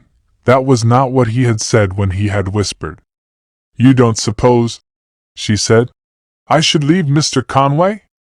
And if I stick to him, Gwyn'll stick. And Dr. Sutton? He can please himself. If Miss Redhead stays, I shall stay. John will let you off like a shot if you don't want to." She turned to go and McLean called after her, "My offer remains open to you three." Through the glass door she heard Sutton saying, "If you're right, McLean, I can't very well leave her with him, can I?" Sutton was stupid. He didn't understand. Lying on her bed that night, Charlotte made it out. "Gwynnie, you know why McLean won't have John? I suppose because Mrs. Rankin's keen on him." "McLean isn't keen on Mrs. Rankin. Can't you see he's trying to hoof John out of Belgium, because he wants all the glory to himself? We wouldn't do that to one of them, even if we were mean enough not to want them in it. He wanted Sutton. Oh, Sutton, he wasn't afraid of him. When you think of the war, and think of people being like that, jealous, hating each other. You mightn't like Mrs. Rankin and McLean, but you couldn't say they weren't splendid." 5 days had passed. On the 3rd day the McLean Corps had been sent out. Mrs. Rankin had not dined with the colonel for nothing. It went again and again. By the 5th day they knew that it had distinguished itself at Alost and Termonde and Quatrecht. The names sounded in their brains like a song with an exciting, maddening refrain. October stretched before them, golden and blank, a volume of tense, vibrating time. Nothing for it but to wait and wait. The summons might come any minute. Charlotte and Gwynnie had begun by sitting on their driver's seats in the ambulances standing in the yard, ready to start the very instant it came. Their orders were to hold themselves in readiness. They held themselves in readiness, and saw McLean's cars swing out from the rubbered sweep in front of the hospital 3 and 4 times a day. They stood on their balcony and watched them rush along the road that led to the battlefields southeast of the city. The sight of the flat Flemish land and the sadness of lovely days oppressed them. She felt that it must be partly that. The incredible loveliness of the days. They sat brooding over the map of Belgium, marking down the names of the places, Alost, Termonde and Quatrecht, that McLean had gone to, that he would talk about on his return, when an awful interest would impel them to listen. He and Mrs. Rankin would come in about tea time, swaggering and excited, telling everybody that they had been in the line of fire, and Alice Bartram would move about the room, quiet and sweet, cutting bread and butter and pretending to be unconcerned in the narration. And in the evening, after dinner, the discussion went on and on in John's bedroom. He raged against his infernal luck. If they thought he was going to take it lying down, "McLean can keep me out of my mess room, but he can't keep me out of my job. There's room in the line of fire for both of us." "How are you going to get into it?" said Sutton. "Same way as McLean. If he can go to headquarters, so can I." "I wouldn't," Sutton said. "It might give a bad impression. Our turn'll come before long." Gwynnie laughed. "It won't, unless Charlotte dines with the colonel." "It certainly mayn't," said Charlotte. "They may commandeer our cars and give them to McLean." "They can't," said Gwynnie. "We're volunteers. They can do anything they choose. Military necessity." Gwynnie was thoughtful. "John," she said, "can I have one of the cars tomorrow afternoon?" "What for?" "Never mind." "Can I?" "You can have both the damn things if you like. They're no good to me." The next afternoon they looked on while Gwynnie, who wore a look of great wisdom and mystery, slipped her car out of the yard into a side street and headed for the town. She came back at tea time, bright-eyed and faintly flushed. "You'll find we shall be sent out tomorrow." "Oh, shall we?" John said. "Yes. I've worked it for you." "You?" "Me." They've seen my car. Who have? The whole lot of them. General Staff. First of all I paraded it all round the blessed town. Then I turned into the place d'armes. I kept it standing 2 solid hours outside the Hotel de la Poste where the blooming brass hats all hang out. In 5 minutes it collected a small crowd. First it was only refugees and war correspondents. Then the colonel came out and stuck his head in at the back. He got quite excited when he saw we could take 5 stretcher cases. I showed him our tires and the electric light, and I ran the stretchers in and out for him. He'd never seen them with wheels before. He said it was magnifique. The old bird wanted to take me into the hotel and stand me tea. Didn't you let him? No, I said I had to stay with my car. And I took jolly good care to let him know it hadn't been out yet. Whatever made you think of it? I don't know. It just sort of came to me. Next afternoon John had orders to go to Berlaire to fetch wounded. 8. At the turn of the road they heard the guns, a solemn boom, boom coming up out of hushed spaces. They saw white puffs of smoke rising in the blue sky. The French guns somewhere back of them. The German guns in front southwards beyond the river. Charlotte looked at John. He was brilliantly happy. They smiled at each other as if they said, "Now it's beginning." Outside the village of Berlaire they were held up by 2 sentries with rifles. Thrilling, that. Their Belgian guide leaned out and whispered the password. John showed their passports and they slipped through. Where the road turned on their left into the street they saw a group of soldiers standing at the door of a house. 3 of them, a Belgian lieutenant and 2 non-commissioned officers, advanced hurriedly and stopped the car. The lieutenant forbade them to go on. "But," John said, "we've got orders to go on." A shrug intimated that their orders were not the lieutenant's affair. They couldn't go on. "But we must go on. We've got to fetch some wounded." "There aren't any wounded," said the lieutenant. Charlotte had an inspiration. "You tell us that tale every time," she said, "and there are always wounded." The Belgian guide and the lieutenant exchanged glances. "I've told you there aren't any," the lieutenant said. "You must go back. Here, you explain." But instead of explaining, the little Belgian backed up the lieutenant by a refusal on his own part to go on. He can please himself. "We're going on. You don't imagine," Charlotte said, "by any chance that we're afraid?"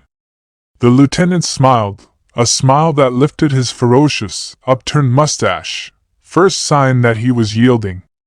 He looked at the sergeant and the corporal, and they nodded. John had his foot on the clutch. "We're due," he said, "at the dressing station by 3 o'clock. She thought, "He's magnificent." She could see that the lieutenant and the soldiers thought he was magnificent. Supposing she had gone out with some meek fool who would have gone back when they told him. The lieutenant skipped aside before the advancing car. "You can go," he said, "to the dressing station. They always do that as a matter of form, sort of warning us that it's our own risk. They won't be responsible." She didn't answer. She was thinking that when they turned, John's driving place would be towards the German guns. "I wish you'd let me drive. You know I like driving." "Not this time." At the dressing station, a deserted store, they found a Belgian army medical officer engaged with a tired and flushed and dirty soldier. He was bandaging his left hand, which had made a trail of blood splashes from the street to the counter. The right hand hung straight down from a nick in the dropped wrist where a tendon had been severed. He told them that they had grasped the situation. 7 men waited there for transport. The best thing, perhaps, he looked doubtfully at Charlotte, would be for them to take these men back at once. The tired soldier murmured something, a protest or an entreaty, though they were not exactly urgent cases. They could wait. Charlotte suspected a serious reservation. "You mean you have others more urgent?" The soldier got in his word. Much more. His lips and eyes moved excitedly in the flush and grime. Well, yes, the doctor admitted that they had. Not in the village, but in a hamlet about a mile outside of it. An outpost. This man and 3 others had been holding it with 2 machine guns. He had had a finger shot away and his wrist cut open by a shell burst. The other 3 were left there, badly wounded. All right, we'll go and fetch them. Monsieur, the place is being shelled. You have no orders. We've no orders not to. The doctor spread out helpless palms, palms that disclaimed responsibility. If you go at your own risk. I will not send you. That's all right. Oh well, but certainly Mademoiselle must be left behind. Mademoiselle is much too useful. Frantic gestures of eyebrows and palms. You must not stay there more than 3 minutes. 3 minutes. He turned to the cut tendon with an air of integrity, his conscience appeased by laying down this time limit. John released the clutch, and the soldier shouted out something. They couldn't make out what that ended with. Mitrailleuses. As they ran down the street, the solemn boom came right and left. They were now straight between the 2 batteries. Are you all right, Charlie? Rather. The little Belgian by her side muttered, protesting. We're not really in any danger. It's all going on over our heads. Do you suppose, she said, they'll get our range? Rather not. Why should they? They've got their range and they'll stick to it. The firing on their right ceased. They're quiet enough now, she said. The little Belgian informed her that if they were quiet, so much the worse. They were finding their range. She thought, we were safe enough before, but supposing, she said, they alter their range? They won't alter it just for the fun of killing us. They haven't spotted the batteries yet. It's the batteries they're trying for, not the street. But the little Belgian went on protesting. What's the matter with him? He's getting a bit jumpy, she said. That's all. Tell him to buck up. Tell him it's all right. She translated. The little Belgian shook his head, mournfully persistent. Monsieur, he said, didn't know. Oh yes, he does know. It was absurd of the little man to suppose you didn't know, when the noise of the French guns told them how near they were to the enemy's target. She tried not to listen to him. His mutterings broke up the queer stillness that held her after she had heard the guns. It was only by keeping still that you felt, wave by wave, the rising thrill of the adventure. Only by keeping still she was aware of what was passing in John's mind. He knew. He knew. They were one in the almost palpable excitement that they shared, locked close, closer than their bodies could have joined them, in the strange and poignant ecstasy of danger. There was the sound of an explosion somewhere in front of them beyond the houses. Did you hear that, mademoiselle? I did. Miles away, said John. She knew it wasn't. She thought, he doesn't want me to know. He thinks I'll be frightened. I mustn't tell him. But the Belgian had none of John's scruples. The shell was near, he said, very near. It had fallen in the place they were going to. But that's the place where the wounded men are. He admitted that it was the place where the wounded men were. They were out of the village now. Their road ran through flat open country, a causeway raised a little above the level of the fields. No cover anywhere from the fire if it came. The Belgian had begun again. What's that he's saying now? He says we shall give away the position of the road. It's the one they told us to take. We've got to go on it. He's in a beastly funk. That's what's the matter with him. The Belgian shrugged his shoulders as much as to say he had done his duty and things might now take their course, and they were mistaken if for 1 minute they supposed he was afraid. But they had not gone 50 yards before he begged to be put down. He said it was absolutely necessary that he should go back to the village and collect the wounded there, and have them ready for the ambulance on its return. They let him go. Charlotte looked round the corner of the hood and saw him running with brief, jerky strides. "He's got a nerve," said John, "to be able to do it. What excuse do you think he'll make? Oh, he'll say we sent him." The straight dike of the road went on and on. Seen from the sunk German lines, the heavy ambulance car would look like a house on wheels running along a wall. She thought again of John on his exposed seat. If only he had let her drive, but that was absurd. Of course he wouldn't let her. If you were to keep on thinking of the things that might happen to John, meanwhile nothing could take from them the delight of this dangerous run across the open. She had to remind herself that the adventure, the romance of it was not what mattered most. It was not the real thing, the thing they had gone out for. When they came to the wounded, then it would begin. The hamlet began to show now. It sat on one side of the road, low and alone in the flat land, an open field in front of it, and at the bottom of the field the river and a line of willows, and behind the willows the Germans, hidden. White smoke curled among the branches. You could see it was an outpost, one of the points at which the Germans, if they broke through, would come into the village. They supposed that the house where the wounded men were would be the last of the short row.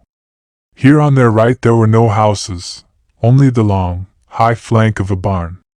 The parts that had been built out into the field were shelled away, but the outer wall by the roadside still held. It was all that stood between them and the German guns. They drew up the car under its shelter and got down. They could see all the houses of the hamlet at once on their left.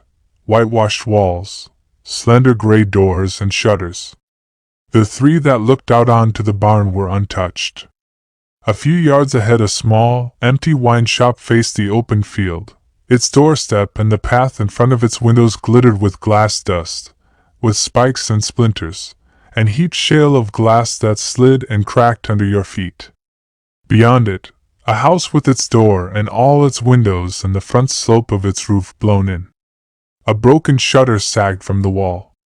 Then the shell of the last house. It pricked up one plastered gable, white and hard against the blue. They found the men in the last house but one, the house with the broken shutter. They went, carrying their stretchers and the haversack of dressings, under the slanted lintel into the room. The air in there was hot and stifling and thickened with a gray powdery swarm. Their feet sank through a layer of pinkish, grayish dust. The three wounded men lay stretched out on this floor, among brickbats and broken panes and slabs of dropped plaster. A thin gray powder had settled on them all. And by the side of each man the dust was stiffened into a red cake with a glary pool in the middle of it, fed from the raw wound, and where two men lay together their pools had joined and overflowed in a thin red stream. John put down his stretcher and stood still. His face was very white, and his upper lip showed indrawn and dry, and tightened as though it were glued to his teeth. "John, you aren't going to faint or be sick or anything?" "I'm all right." He went forward, clenching his fists, moving in a curious drawn way, like a sleepwalker. They were kneeling in the dust now, looking for the wounds. "We must do this chap with the arm first. He'll want a tourniquet." He spoke in a husky whisper as if he were half asleep. The wounded head stuck to the floor. They scraped round it, digging with their hands. It came up wearing a crust of powdered lime, a pad and a bandage. They couldn't do anything more for that. The third man, with the fractured shin bone and the big flesh wound in his thigh, must have splints and a dressing. She wondered how John would set about his work. But his queer, hypnotized actions were effectual and clean. Between them they had fixed the tourniquet. Through all her preoccupation and the quick, dexterous movement of her hands she could feel her pity tightening her throat. Pity that hurt like love, that was delicious and exquisite like love. Nothing mattered, Nothing existed in her mind but the three wounded men. John didn't matter. John didn't exist. He was nothing but a pair of hands working quickly and dexterously with her own. She looked up. John's mouth kept its hard, glued look. His eyes were feverish behind a glaze of water, and red-rimmed. She thought, it's awful for him. He minds too much. It hurt her to see how he minded. After all, he did matter. Deep inside her he mattered more than the wounded men. He mattered more than anything on earth. Only there wasn't time to think of him. She turned to the next man and caught sight of the two machine guns with their tilted muzzles standing in the corner of the room by the chimney. They must remember to bring away the guns. John's hypnotic whisper came again. You might get those splints, Charlotte. As she crossed the road, a shell fell in the open field beyond, and burst, throwing up a great splash and spray of brown earth. She stiffened herself in an abrupt gesture of defiance. Her mind retorted, You've missed that time. You needn't think I'm going to put myself out for you. To show that she wasn't putting herself out, in case they should be looking, she strolled with dignity to her car, selected carefully the kind of splint she needed, and returned. She thought, oh well, supposing they do hit. We must get those men out before another comes. John looked up as she came to him. His face glistened with pinheads of sweat. He panted in the choking air. Where did that shell burst? Miles away. Are you certain? Rather. She lied. Why not? John had been lying all the time. Lying was part of their defiance, a denial that the enemy's effort had succeeded. Nothing mattered but the fixing of the splints and the carrying of the men. John was cranking up the engine when she turned back into the house. I say, what are you doing? Going for the guns. There was, she noticed, a certain longish interval between shells. John and the wounded men would be safe from shrapnel under the shelter of the wall. She brought out the first gun and stowed it at the back of the car. Then she went in for the other. It stood on the seat between them with its muzzle pointing down the road. Charlotte put her arm round it to steady it. On the way back to the dressing station she sat silent, thinking of the three wounded men in there, behind, rocked and shaken by the jolting of the car on the uneven causeway. John was silent, too, absorbed by his steering. But as they ran into Ghent, the romance of it, came back to her. It wasn't over yet. They would have to go out again for the wounded they had had to leave behind at Berlaire. John, it's like nothing else on earth. I told you it would be. Slowly realization came to her. They had brought in their wounded under the enemy's fire. And they had saved the guns. Do you mind? John said. If Sutton goes instead of me, he hasn't been out yet? And no, not if I can go too. Do you want to? Awfully. She had drawn up the ambulance in the square before the hospital and sat in her driver's seat, waiting. Sutton came to her there. When he saw her he stood still. You going? Rather. Do you mind? Sutton didn't answer. All the way out to Berlaire he sat stolid and silent, not looking at anything they passed and taking no more notice of the firing than if he hadn't heard it. As the car swung into Berlaire she was aware of his voice, low under the noise of the engine. What did you say? Conway told me it was you who saved the guns. Suddenly she was humbled. It was the men who saved them.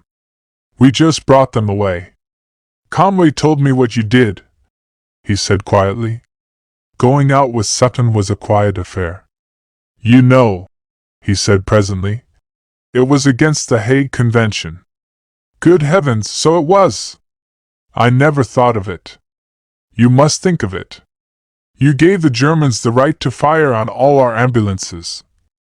You see, this isn't just a romantic adventure. It's a disagreeable, necessary, rather dangerous job. I didn't do it for swank.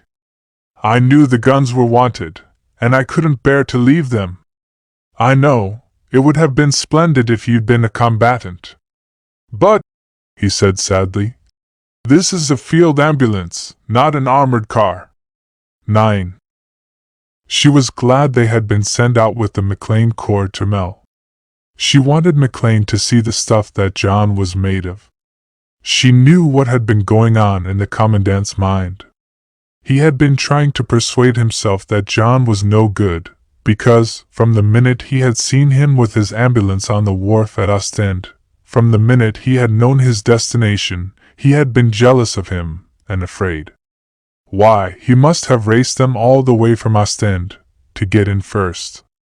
Afraid and jealous, afraid of John's youth with its secret of triumph and of courage. Jealous of John's face and body that men and women turned back to look at as they passed.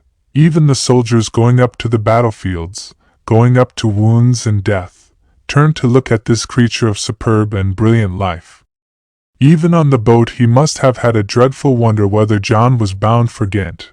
He must have known from the beginning that wherever Conway placed himself he would stand out and make other men look small and insignificant.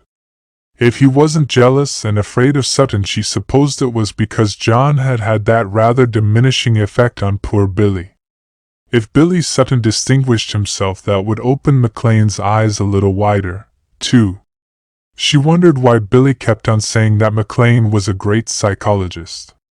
If it was true, that would be very awful for McLean. He would see everything going on inside people, then, all the things he didn't want to see. He wouldn't miss anything, and he would know all the time what John was like. The little man was willfully shutting his eyes because he was so mean that he couldn't bear to see John as he really was. Now he would have to see. The thought of McLean's illumination consoled her for her own inferior place in the adventure. This time the chauffeurs would have to stay at the end of the village with their cars. The three were drawn up at the street side, close under the house walls, McLean's first. Then Sutton's, with Gwynnie. Then hers. Behind it the short, straight road where the firing would come down. John stood in the roadway waiting for the others. He had his hand beside her hand, grasping the arm of the driver's seat. "I wish you could take me with you," she said. "Can't. The orders are, all chauffeurs to stand by the cars." His eyebrows nodded and twitched in sudden anxiety. "You know, Charlie, you'll be fired on." "I know. I don't mind, John, I don't really. I shall be all right." "Yes. You'll be all right." But by the way he kept on glancing up and down the road she could see he was uneasy. "If you could have stood in front of those cars. You're in the most dangerous place here. Somebody's got to be in it." He looked at her and smiled. "Jean," he said. "In her armor." "Rot." And they were silent. "I say, John, my car does cover Gwynnie's a bit, doesn't it?" "Yes," he said abruptly. "That's all right. You must go now. They're coming for the stretchers." His face quivered. He thrust out his hand quickly, and as she took it she thought, "He thinks he isn't coming back." She was aware of Mrs. Rankin and two of the McLean men with stretchers, passing. She could see Mrs. Rankin looking at them as she came on, smiling over her shoulder, drawing the men's attention to their leave-taking. She thought, they don't shake hands when they're going out. They don't think whether they're coming back or not. They don't think at all. But then, none of them were lovers as she and John were lovers. "John, you'd better go and carry Mrs. Rankin's stretcher for her." He went. She watched them as they walked together up the short, straight road to the battlefield at the top. Sutton followed with Alice Bartram, then the McLean men. They nodded to her and smiled. Then McLean, late, running, trying to overtake John and Mrs. Rankin, to get to the head of his unit. Perhaps he was afraid that John, in his khaki, would be mistaken for the commandant. How childish he was with his fear and jealousy. Childish. She thought of his petulant refusal to let John come in with them. as if he could really keep him out. When it came to action, they were one core. They couldn't very well be divided, since McLean had more men than stretchers and John had more stretchers than men. They would all be infinitely happier, working together like that, instead of standing stupidly apart, glaring and hating. Yet she knew what McLean and Mrs. Rankin had been playing for. McLean, if he could, would have taken their fine road and cars from them. He would have taken Sutton. She knew that Mrs. Rankin would have taken John from her, Charlotte Redhead, if she could. And when she thought of the beautiful, arrogant woman marching up to the battlefield with John, she wondered whether, after all, she didn't hate her. No, no. It was horrible to hate a woman who at any minute might be killed. They said McLean didn't look after his women. He didn't care how they exposed themselves to the firing. He took them into unnecessary danger. He didn't care. He was utterly cold, utterly indifferent to everybody and everything except his work of getting in the wounded. Well, perhaps, if he had been decent to John, she wouldn't have believed a word of it, and anyhow they hadn't come out there to be protected. She had a vision of John and McLean carrying Mrs. Rankin between them on a stretcher. That was what would happen if you hated.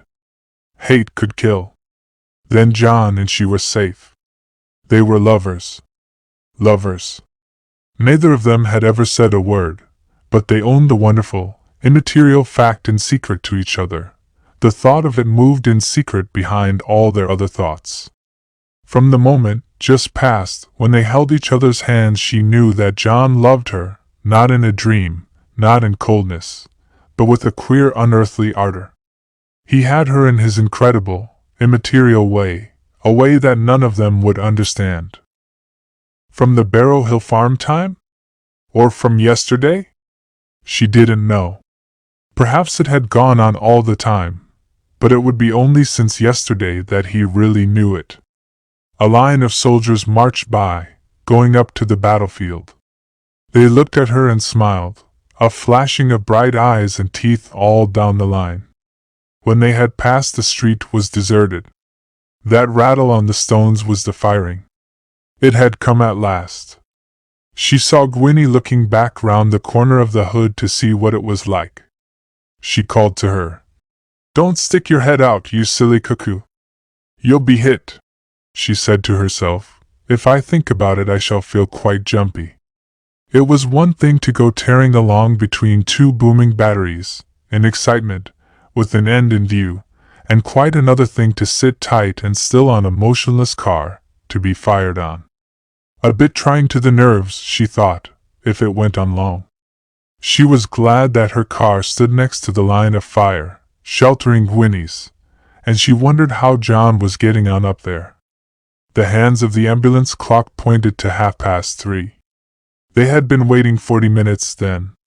She got down to see if any of the stretcher bearers were in sight.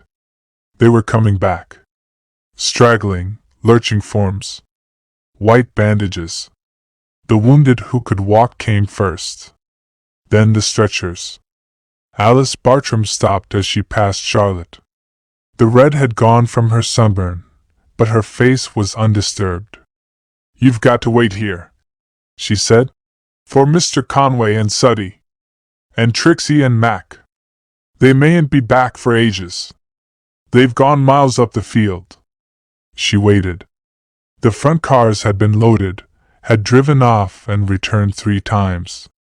It was 6 o'clock before John appeared with Mrs. Rankin. She heard Mrs. Rankin calling sharply to her to get down and give a hand with the stretcher. John and Mrs. Rankin were disputing. "Can't you shove it in at the bottom?" he was saying. "No, the first cases must go on top." Her mouth snapped like a clamp. Her eyes were blazing. She was struggling with the head of the stretcher while John heaved at the foot. He staggered as he moved, and his face was sallow white and drawn and glistening. When Charlotte took the shafts from him, they were slippery with his sweat. "Is he hurt?" she whispered. "Very badly hurt," said Mrs. Rankin. John, I mean. Mrs. Rankin snorted. You'd better ask him. John was slouching round to the front of the car, anxious to get out of the sight and sound of her. He went with an uneven dropping movement of one hip. Charlotte followed him. Get into your seat, Charlie. We've got to wait for Billy and McLean. He dragged himself awkwardly into the place beside her. John, she said, are you hurt? No, but I think I've strained something. That's why I couldn't lift that damned stretcher. The windows stood wide open to the sweet, sharp air. She heard Mrs. Rankin and Sutton talking on the balcony. In that dreadful mess room you heard everything. What do you suppose it was then? Mrs. Rankin said. And Sutton, oh, I don't know. Something upset him. If he's going to be upset like that every time, he'd better go home. They were talking. She knew they were talking about John. Hello, Charlotte, we haven't left you much tea. It doesn't matter. Her hunger left her suddenly. She stared with disgust at the remains of the tea the McLean Corps had eaten. Sutton went on. He hasn't been sleeping properly. I've made him go to bed. If you can keep him in bed for the duration of the war. Are you talking about John? We are. I don't know what you're driving at, but I suppose he was sick on that beastly battlefield. It's all very well for you two. You're a trained nurse and Billy's a surgeon. You aren't taken that way when you see blood. Blood? Said Mrs. Rankin. Yes. Blood. He was perfectly all right yesterday. Mrs. Rankin laughed. Yesterday he couldn't see there was any danger. You could tell that by the idiotic things he said. I saw it. And if I could, he could. Funny kid. You'd better get on with your tea. You'll be sent out again before you know where you are. Charlotte settled down. Sutton was standing beside her now, cutting bread and butter. Hold on, he said. That tea's all stewed and cold. I'll make you some of mine. She drank the hot, fragrant China tea he brought her. Presently she stood up. I think I'll take John some of this. Best thing you can give him, Sutton said. He got up and opened the doors for her, the glass doors and the door of the bedroom. She sat down beside John's bed and watched him while he drank Sutton's tea. He said he was all right now. No, he hadn't ruptured anything. He only thought he had. But Sutton had overhauled him and said he was all right. And all the time his face was still vexed and drawn. Something must have happened out there, something that hurt him to think of. John, she said, I wish I'd gone with you instead of Mrs. Rankin. I wish to God you had. Everything's all right when you're with me, and everything's all wrong when you're not. How do you mean wrong? He shook his head, frowning slightly, as a sign for her to stop. Sutton had come into the room. You needn't go, he said. I've only come for my coat and my case. I've got to help with the operations. He slipped into the white linen coat. There were thin smears of blood on the sleeves and breast. He groped about the room, peering short-sightedly for his case of instruments. John, was Mrs. Rankin any good? She asked presently. John lay back and closed his eyes as if to shut out the sight of Mrs. Rankin. Don't talk to me, he said, about that horrible woman. Sutton had turned abruptly from his search. Good? He said. She was magnificent. So was Miss Bartram. So was McLean. John opened his eyes. So was Charlotte. I quite agree with you. Sutton had found his case. His face was hidden by the raised lid as he peered, examining his instruments. He spoke abstractly. Magnificent. When he left the room, Charlotte followed him. Billy. Well? He stopped in his noiseless course down the corridor. What was it? She said. What happened? He didn't pretend not to understand her. "Oh, nothing. Conway and Mrs. Rankin didn't hit it off very well together." They spoke in low, rapid tones, conscious, always, of the wards behind the shut doors. Her feet went fast and noiseless beside his as he hurried to the operating theater.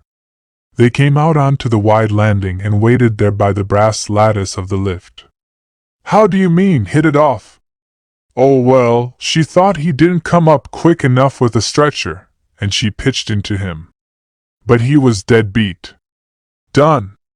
Couldn't she see that?" "No, I don't suppose she could.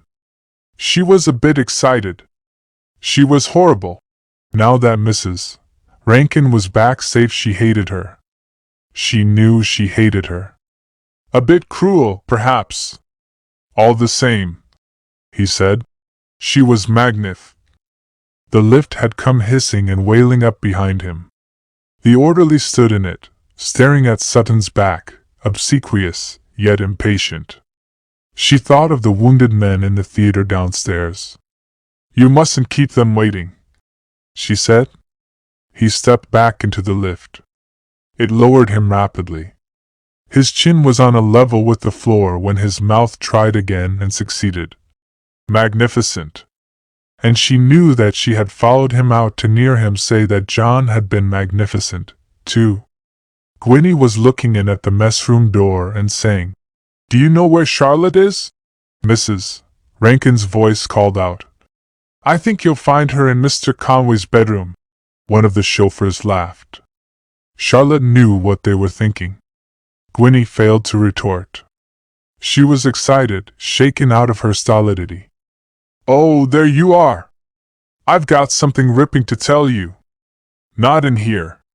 They slouched, with their arms slung affectionately round each other's waists, into their own room. Behind the shut door, Gwynnie began. "The Colonel's most frightfully pleased about Belair. Does he think they'll hold it? It isn't that. He's pleased about you. Me? You and John. What you did there. And you're bringing back the guns. Who told you that?" "Mac. The old boy was going on to him like anything about you last night. It means you'll be sent out every time. Every time there's anything big on. OH. Let's go and tell John. I suppose," she added, "that's what was the matter with Mrs. Rankin." She wondered whether it had been the matter with Billy Sutton too, if he too were jealous and afraid. That night Mrs. Rankin told her what the Colonel really had said. "C'est magnifique, mais ce n'est pas la Croix Rouge. If you're all sent home tomorrow it'll serve you jolly well right," she said. But somehow she couldn't make it sound as if he had been angry. She waited. John had told her to stay there with the wounded man up the turn of the stable yard while he went for the stretcher. His car, packed with wounded, stood a little way up the street, headed for Ghent. Sutton's car, with one of McLean's chauffeurs, was in front of it, ready. She could hear the engine purring. Instead of going at once for the stretcher, John had followed Sutton into the house opposite, the house with the narrow gray shutters. And he had called to her again across the road to wait for him. Behind her in the yard the wounded man sat on the cobblestones, his back propped against the stable wall. He was safe there, safer than he would have been outside in the ambulance.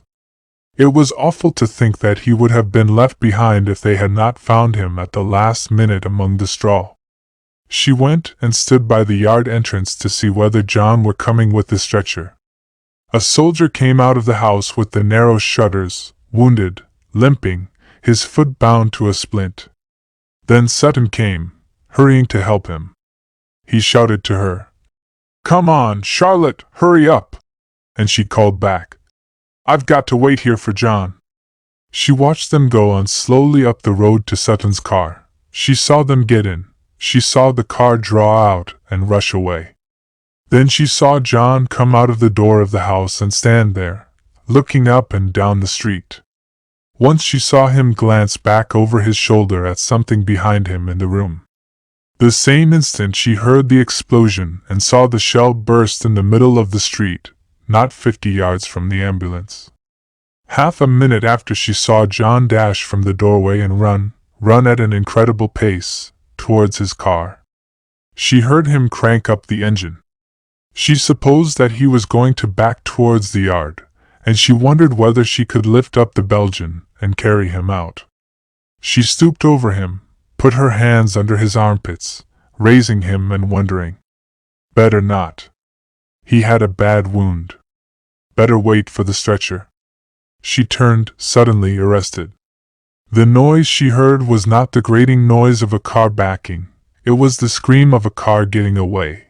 It dropped to a heavy whir and diminished. She looked out. Up the road she saw John's car rushing furiously towards Ghent. The Belgian had heard it. His eyes moved. Blackhair's eyes, terrified. It was not possible, he said, that they had been left behind. No, it was not possible. John had forgotten them, but he would remember. He would come back. In 5 minutes.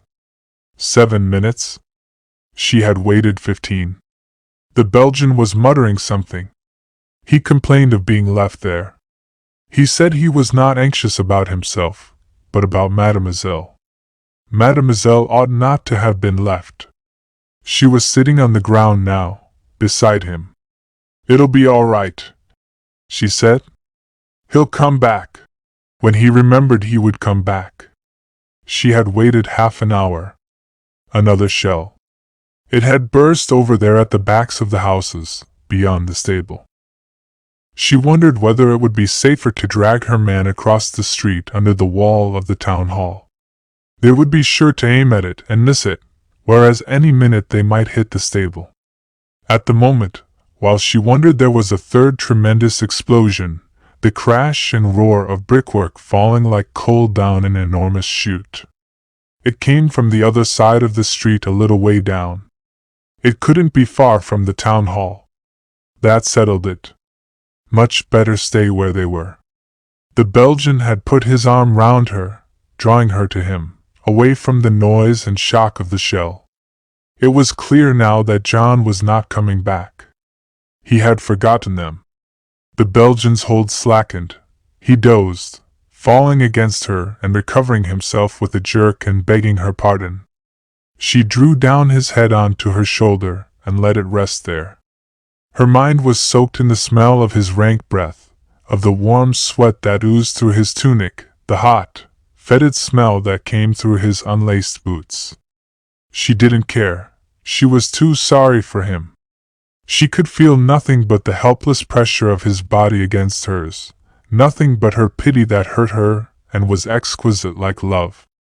Yesterday she had thought it would be good to die with John. Now she thought it would be good to die with the wounded Belgian, since John had left her there to die. And again, she had a vehement desire for life, a horror of the unjust death John was bringing on them. But of course there wouldn't be any death. If nobody came, she would walk back to Ghent and bring out the ambulance. If only he had shouted to her to carry the wounded man and come. In the minute between the concussion of the shell and the cranking of the engine. But she could see him rushing. If only she knew why he had left them. She wanted to get back to Ghent, to see John, to know. To know if John really was, nothing could be worse than not knowing. It didn't matter so much his forgetting her. The awful thing was his forgetting the wounded man. How could you forget a wounded man? When she remembered the Belgian's terrified hare's eyes, she hated John. And, as she sat there supporting his head with her shoulder, she thought again.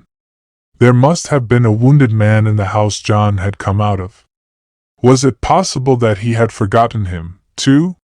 He hadn't forgotten. She could see him looking back over his shoulder, looking at something that was lying there, that couldn't be anything but a wounded man. Or a dead man. Whatever it was, it had been the last thing he had seen, the last thing he had thought of before he made his dash. It wasn't possible that he had left a wounded man in there, alive. It was not possible. And all the time while she kept on telling herself that it was not possible, she saw a wounded man in the room John had left. She saw his head turning to the doorway, and his eyes, frightened. She felt his anguish in the moment that he knew himself abandoned. Not forgotten.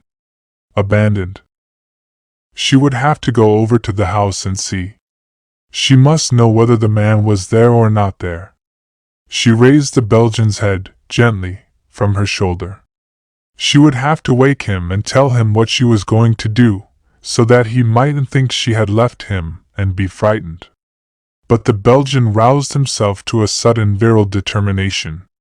Mademoiselle must not cross the road. It was too dangerous. Mademoiselle would be hit. He played on her pity with an innocent, cunning cajolery. Mademoiselle must not leave me. I do not want to be left. Only for 1 minute. 1 little minute. I think there's a wounded man, like you, monsieur, in that house. A wounded man? He seemed to acknowledge the integrity of her purpose. If only I were not wounded, if only I could crawl an inch, I would go instead of mademoiselle. The wounded man lay on the floor of the room in his corner by the fireplace where John had left him. His coat was rolled up under his head for a pillow. He lay on his side, with humped hips and knees drawn up, and one hand, half clenched, half relaxed, on his breast under the drooped chin, so that at first she thought he was alive, sleeping. She knelt down beside him and clasped his wrist. She unbuttoned his tunic and put in her hand under his shirt above the point of his heart. He was certainly dead. No pulse, no beat, no sign of breathing. Yet his body was warm still, and limp as if with sleep. He couldn't have been dead very long. And he was young. A boy. Not more than 16. John couldn't have left him. She wasn't certain. She was no nearer certainty so long as she didn't know when the boy had died. If only she knew. They hadn't unfastened his tunic and shirt to feel over his heart if he were dead. So he couldn't have been dead when they left him. But there was Sutton. Billy wouldn't have left him unless he had been dead. Her mind worked rapidly, jumping from point to point, trying to find some endurable resting place. He was so young, so small, so light. Light. It wouldn't take two to carry him. She could have picked him up and carried him herself. Billy had had the lame man to look after. He had left the boy to John. She saw John looking back over his shoulder.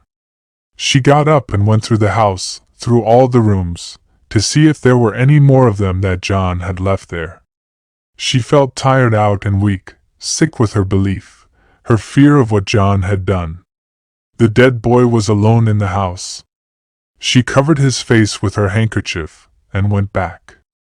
The Belgian waited for her at the entrance to the yard. He had dragged himself there, crawling on his hands and knees. He smiled when he saw her. I was coming to look for you, mademoiselle. She had him safe beside her against the stable wall. He let his head rest on her shoulder now, glad of the protecting contact. She tried not to think about John. Something closed down between them. Black. Black, shutting him off, closing her heart against him, leaving her heart hard and sick. The light went slowly out of the street, out of the sky. The dark came, the dark sounding with the boom boom of the guns, lit with spiked diamond flashes like falling stars. The Belgian had gone to sleep again when she heard the ambulance coming down the street. Is that you, Charlotte? Billy! What made you come? Conway. He's in a frantic funk. Said he'd lost you. He thought you'd gone on with me. How awful it would be if Billy knew. It was my fault. She lied. He told me to go on with you. She could hear him telling her to wait for him in the stable yard. I'd have come before, only I didn't see him soon enough. I had an operation. Is that a wounded man you've got there? I suppose he lost him, too? He didn't know he was here. I see. Then she remembered. Billy would know. Billy would tell her. Billy, was that boy dead when you left him? The boy in the house over there. He was stooping to the Belgian, examining his bandages, and he didn't answer all at once. He seemed to be meditating. Was he? She repeated. It struck her that Billy was surprised. Because, she stopped there. She couldn't say to him, I want to know whether John left him dead or alive. He was dead all right. Sutton's voice came up slow and muffled out of his meditation. It was all right. She might have known. She might have known. Vaguely for a moment she wondered why Billy had come for her and not John. Then she was frightened. Billy, John isn't hurt, is he? No, rather not. A bit done up. I made him go and lie down. Look here, we must get out of this. The McLean Corps were gathered on their side of the mess room. They greeted her with shouts of joy, but their eyes looked at her queerly, as if they knew something dreadful had happened to her. You should have stood in with us, Charlotte, Mrs. Rankin was saying. Then you wouldn't get mislaid among the shells. She was whispering. Dr. McLean, if you took Charlotte out among the shells, would you run away and leave her there? I'd try not to. Oh yes. He wouldn't run away and leave her. But he wouldn't care where he took her. He wouldn't care whether a shell got her or not. But John cared. If only she knew why. Their queer faces sobered her, and suddenly she knew. She saw Sutton coming out of the house with the narrow shutters. She heard him shouting to her. Come on, Charlotte, hurry up! John must have heard him. He must really have thought that she had gone with him. But he must have known, too, that she wouldn't go. He must have known that if he told her to wait for him she would wait. So that. The voices of the McLean women ceased abruptly. One of them turned round. Charlotte saw John standing between the glasses of the two doors. He came in and she heard Mrs. Rankin calling out in her hard, insolent voice. Well, Mr. Conway, so you've got in safe. She was always like that, hard and insolent, with her damned courage. As if courage were ever anything more than just being decent, and as if other people couldn't be decent too. She hated John because she couldn't make him come to her, couldn't make him look with pleasure at her beautiful, arrogant face. She disliked Sutton and McLean for the same reason, but she hated John. He treated her face with a hardness and insolence like her own. You could see her waiting for her revenge, watching every minute for a chance to stick her blade into him. He was pretending that he hadn't heard her.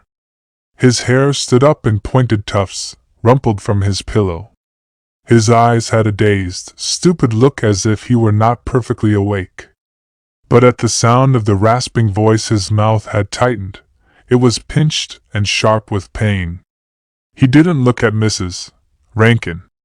He came to her, Charlotte Redhead, straight as if she had drawn him from his sleep. The McLean people got up, one after another, and went out. Charlotte, he said, did you really think I'd left you? I thought you'd left me. But I knew you hadn't. You knew it wasn't possible? Yes. Inside me I knew. I'm awfully sorry. Sutton told me you were going on with him, and I thought you'd gone. 11. She would remember forever the talk they had on the balcony that day while Antwerp was falling. They were standing there, she and John Conway and Sutton, looking over the station and the railway lines to the open country beyond, the fields, the tall slender trees, the low mounds of the little hills, bristling and dark. Round the corner of the balcony they could see into the place below. It was filled with a thick black crowd of refugees. Antwerp was falling. Presently the ambulance train would come in and they would have to go over there to the station with their stretchers and carry out the wounded. Meanwhile they waited. John brooded. His face was heavy and somber with discontent. No, he said. No, it isn't good enough. What isn't? What we're doing here.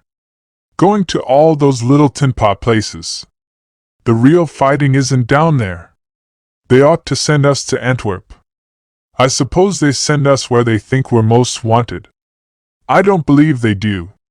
We were fools not to have insisted on going to Antwerp, instead of letting ourselves be stuck here in a rotten sideshow. We've had enough to do anyhow, said Sutton. And there isn't anybody but us and Mac to do it, Charlotte said. John's eyebrows twisted. Yes, but we're not in it.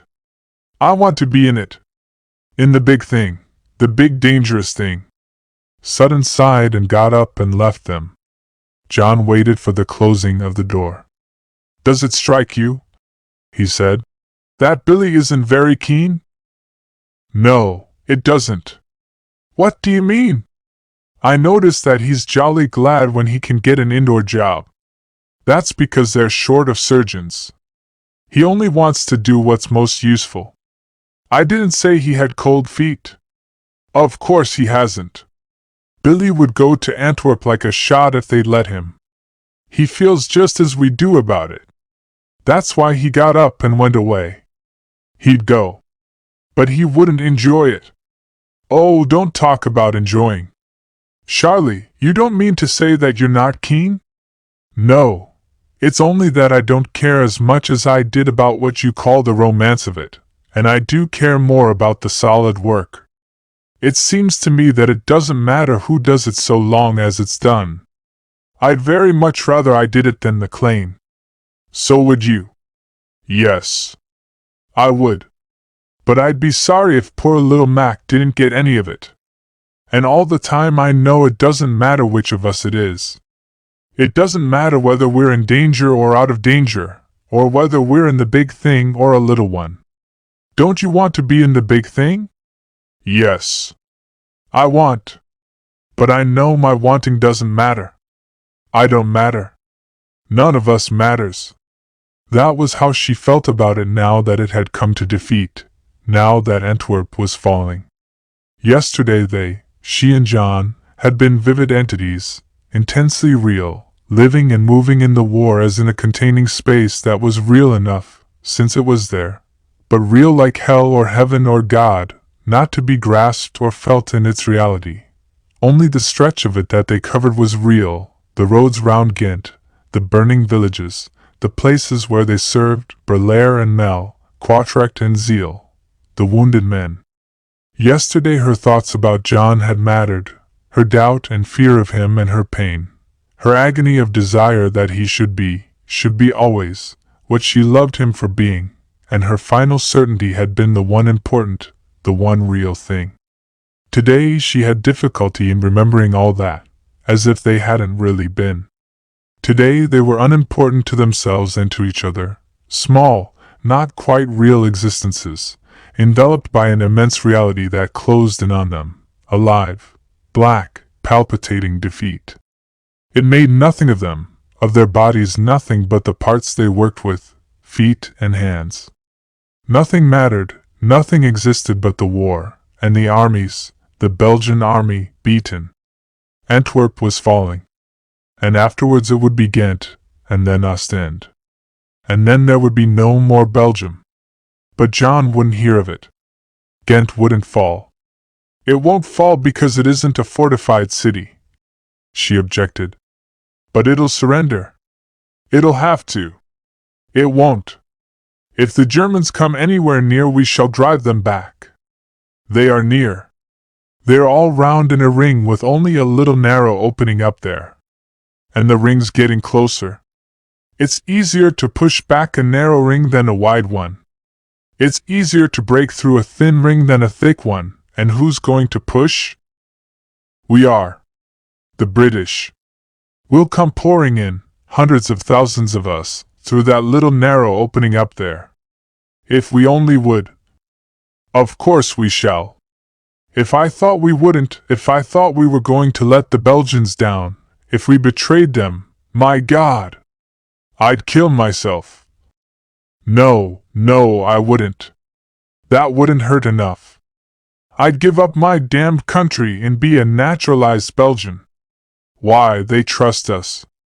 They trust us to save Antwerp. If we don't, that wouldn't be betrayal. It would. The worst kind. It would be like betraying a wounded man, or a woman. Like me betraying you, Jean. You needn't look like that. It's so bad that it can't happen. Through the enveloping sadness she felt a prick of joy, seeing him so valiant, so unbeaten in his soul. It supported her certainty. His soul was so big that nothing could satisfy it but the big thing, the big dangerous thing. He wouldn't even believe that Antwerp was falling. She knew. She knew. There was not the smallest doubt about it anymore. She saw it happen. It happened in the village near Lokeren, the village whose name she couldn't remember. The Germans had taken Lokeren that morning. They were in Lokeren. At any minute they might be in the village. You had to pass through a little town to get to it. And there they had been told that they must not go on. And they had gone on. And in the village they were told that they must go back, and they had not gone back. They had been given 5 minutes to get in their wounded, and they had been there 3/4 of an hour, she and John working together, and Trixie Rankin with McLean and 2 of his men. Charlotte had been sorry for Sutton and Gwynnie and the rest of McLean's corps who had not come out with them to this new place, but had been sent back again to Mel, where things had been so quiet all morning that they hadn't filled their ambulances, and half of them had hung about doing nothing. She had fretted at the stupidity which had sent them where they were not wanted. But here there were not enough hands for the stretchers, and Charlotte was wanted every second of the time. From the first minute you could see what you were in for: the retreat. And for an instant, in the blind rush and confusion of it, she had lost sight of John. She had turned the car round and left it with its nose pointing towards Ghent. Trixie Rankin and the McLean men were at the front cars taking out the stretchers. John and McLean were going up the road. She had got out her own stretcher and was following them when the battery came tearing down the road and cut them off. It tore headlong, swerving and careening with great rattling and crashing noises. She could see the faces of the men, thrown back, swaying. There was no terror in them, only a sort of sullen anger and resentment. She stood on the narrow sandy track beside the causeway to let it pass, and when a gap came in the train she dashed through to get to John. And John was not there. When all the artillery had passed he was not there. Only McLean, going on up the middle of the street by himself. She ran after him and asked him what had happened to John. He turned, dreamy and deliberate, utterly unperturbed. John, he said, had gone on to look for a wounded man who was said to have been taken into one of those houses there, on the right, in the lane. She went down the lane with her stretcher, and McLean waited for them at the top. The doors of the houses were open. Flemish women stood outside, looking up to the street. There was one house with a shut door, a tall green door. She thought that would be the one that John had gone into. She rapped, and he opened the door and came striding out, holding his head high. He shut the door quietly and looked at her, an odd look, piercing and grave. "Dead?" he said. And when McLean met them he said it again. "Dead." The wounded were being brought down from Lokeren in trams that ran on to a siding behind a little fir plantation outside the village. At the wide top of the street a table of boards and trestles stood by the foot track, and the stretchers were laid on it as they came in, and the wounded had their first bandaging and dressings there. McLean took up his place by this table, and the stretcher bearers went backwards and forwards between the village and the plantation. Beyond the plantation the flagged road stretched flat and gray, then bent in a deep curve, and on the wider sweep of the curve a row of tall, slender trees stood up like a screen. It would be round the turn of the road under the trees that the Germans would come when they came. You couldn't lose this sense of them, coming on behind there, not yet seen, but behind, coming on, pursuing the retreat of the batteries. Every now and then they found themselves looking up towards the turn.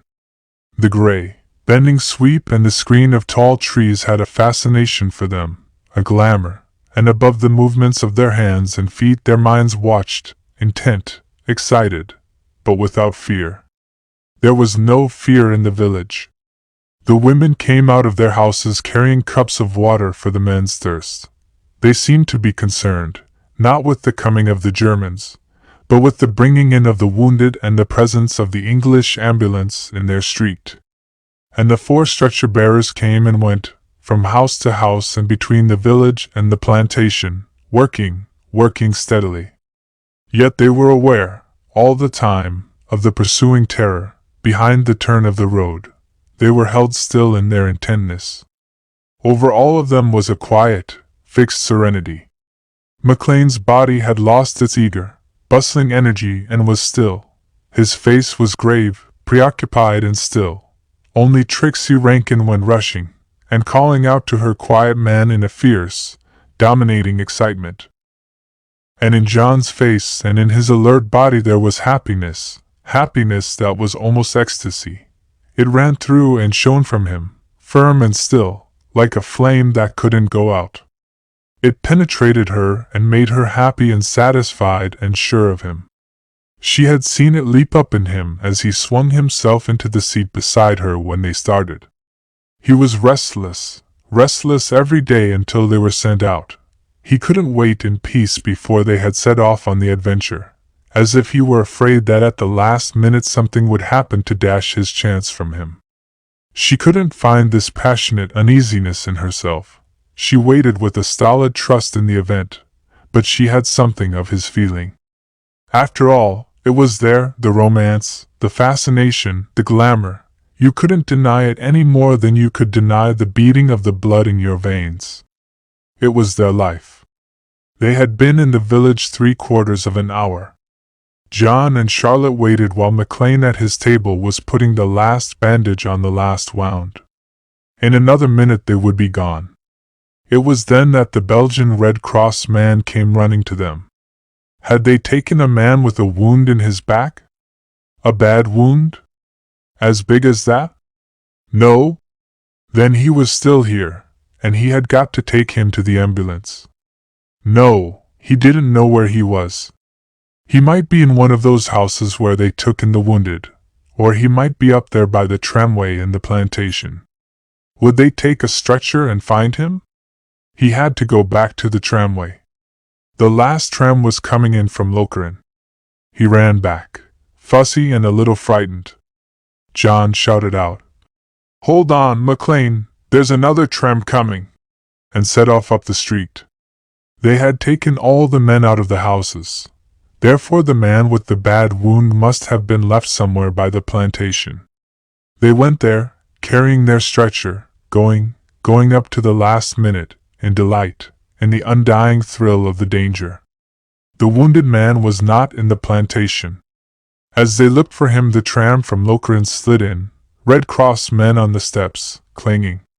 The doors were flung open and the wounded men came out, stumbling, falling, pushing each other.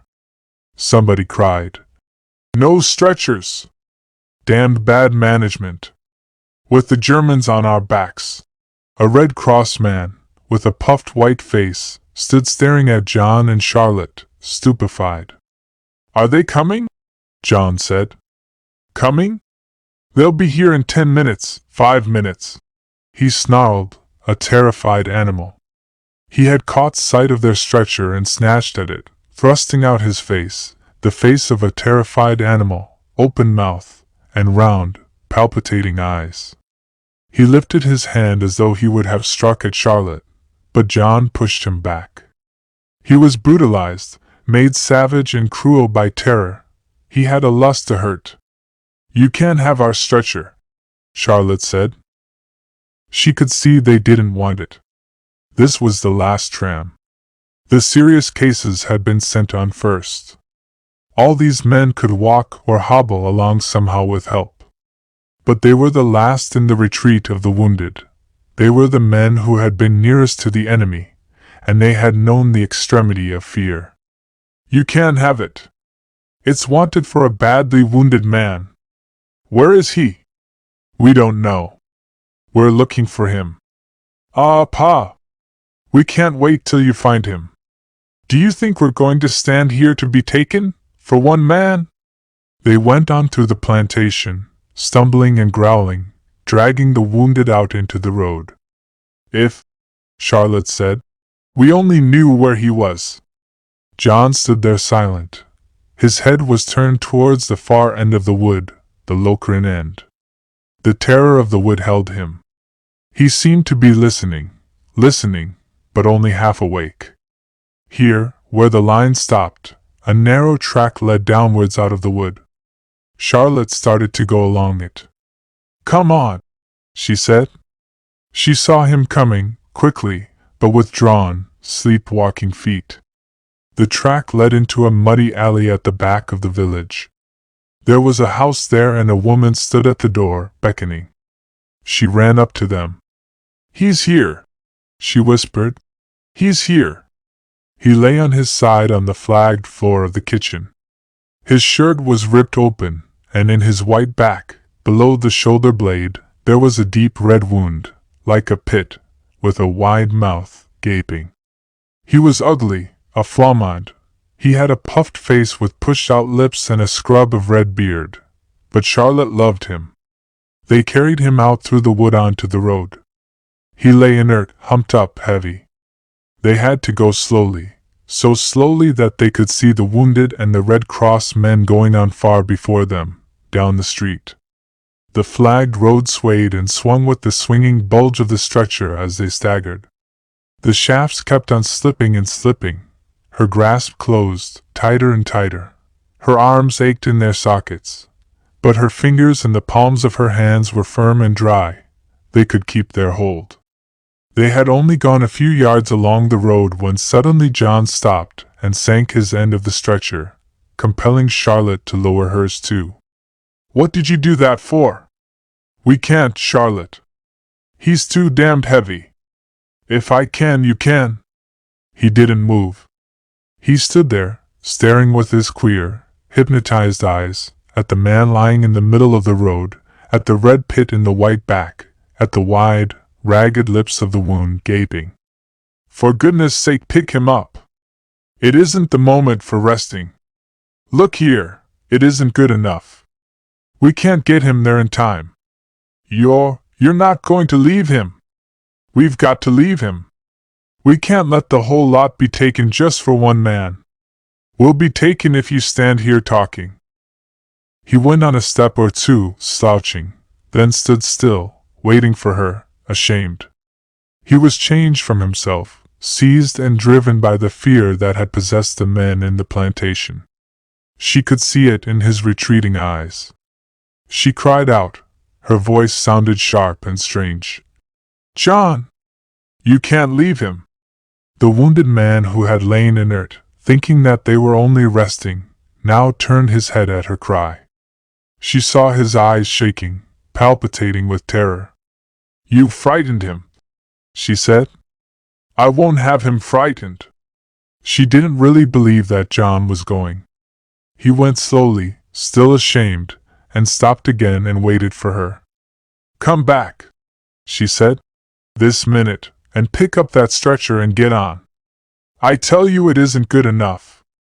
Oh, go then, if you're such a damned coward, and send Mac to me. Or Trixie. They'll have gone. He was walking backwards, his face set towards the turn of the road. Come on, you little fool. You can't carry him. I can. And I shall, if Mac doesn't come. You'll be taken, he shouted. I don't care. If I'm taken, I'm taken. I shall carry him on my back. While John still went backwards, she thought, it's all right. If he sees I'm not coming, he won't go. He'll come back to the stretcher. But John had turned and was running. Even then she didn't realize that he was running away, that she was left there with the wounded man. Things didn't happen like that. People ran away all of a sudden, in panics, because they couldn't help it. They didn't begin by going slowly and stopping to argue and turning round and walking backwards. They were gone before they knew where they were. She believed that he was going for the ambulance. One moment she believed it, and the next she knew better. As she waited in the road, conscious of the turn with its curving screen of tall trees, her knowledge, her dreadful knowledge, came to her, dark and evil, creeping up and up. John wasn't coming back. He would no more come back than he had come back the other day. Sudden had come. The other day had been like today. John was like that. Her mind stood still in amazement, seeing clearly what John was like. For a moment she forgot about the Germans. She thought, I don't believe Mac's gone. He wouldn't go until he'd got them all in. Mac would come. Then she thought about the Germans again. All this was making it much more dangerous for Mac and everybody. With the Germans coming round the corner any minute, she had no business to stand there thinking. She must pick that man up on her back and go on. She stooped down and turned him over on his chest. Then, with great difficulty, she got him up onto his feet.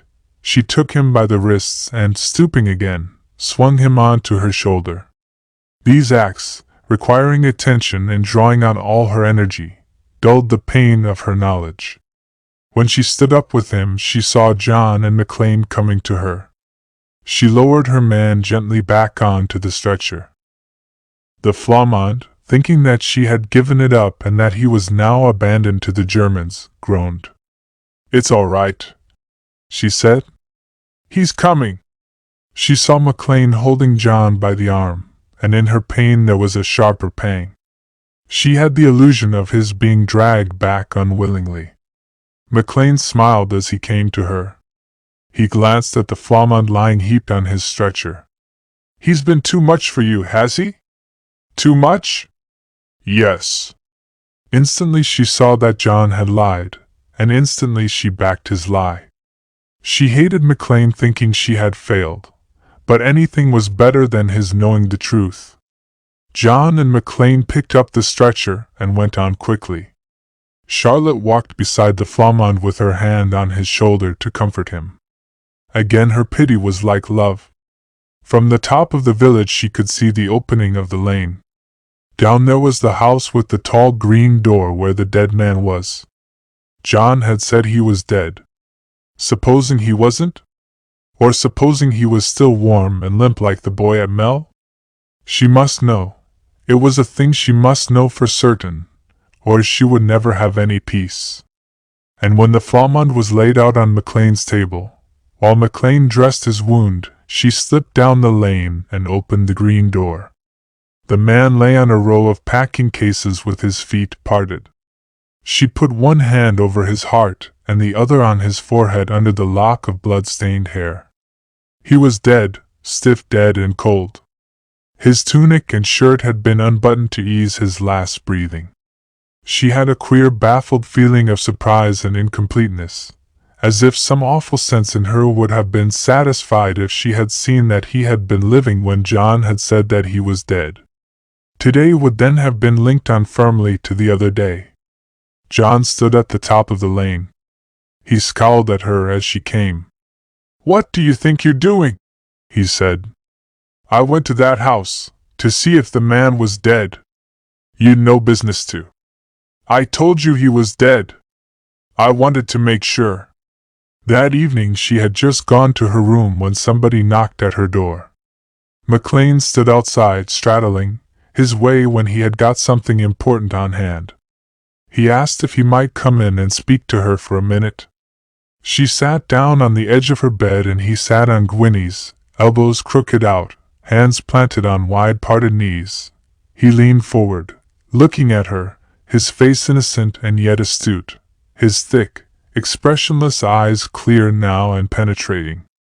He seemed to be fairly humming with activity left over from the excitement of the day. He was always either dreamy and withdrawn, or bursting with energy, and at odd moments he would drop off suddenly to sleep with his chin doubled on his breast, recovering from his energy. Perhaps he had just waked up now to this freshness. "Look here," he said. "You didn't break down. That man wasn't too heavy for you. He was. He was an awful weight. I couldn't have carried him a yard." "That won't do, Charlotte. I saw you take him on your back." She could feel the blood rising up in her face before him. He was hurting her with shame. He persisted, merciless. "It was Conway who broke down." She had tears now. "Nobody knows," he said gently. "But you and me. I want to talk to you about him. He must be got away from the front. He must be got out of Belgium. You always wanted to get him away. Only because I saw he would break down. How could you tell? I'm a psychotherapist. It's my business to tell." But she was still on the defensive. "You never liked him." "I neither like nor dislike him. To me Conway is simply a sick man. If I could cure him." "Can't you?" "Not as you think. I can't turn his cowardice into courage. I might turn it into something else, but not that. That's why I say he ought to go home." "You must tell him." "I can't." "Couldn't Billy tell him?" "Well, hardly.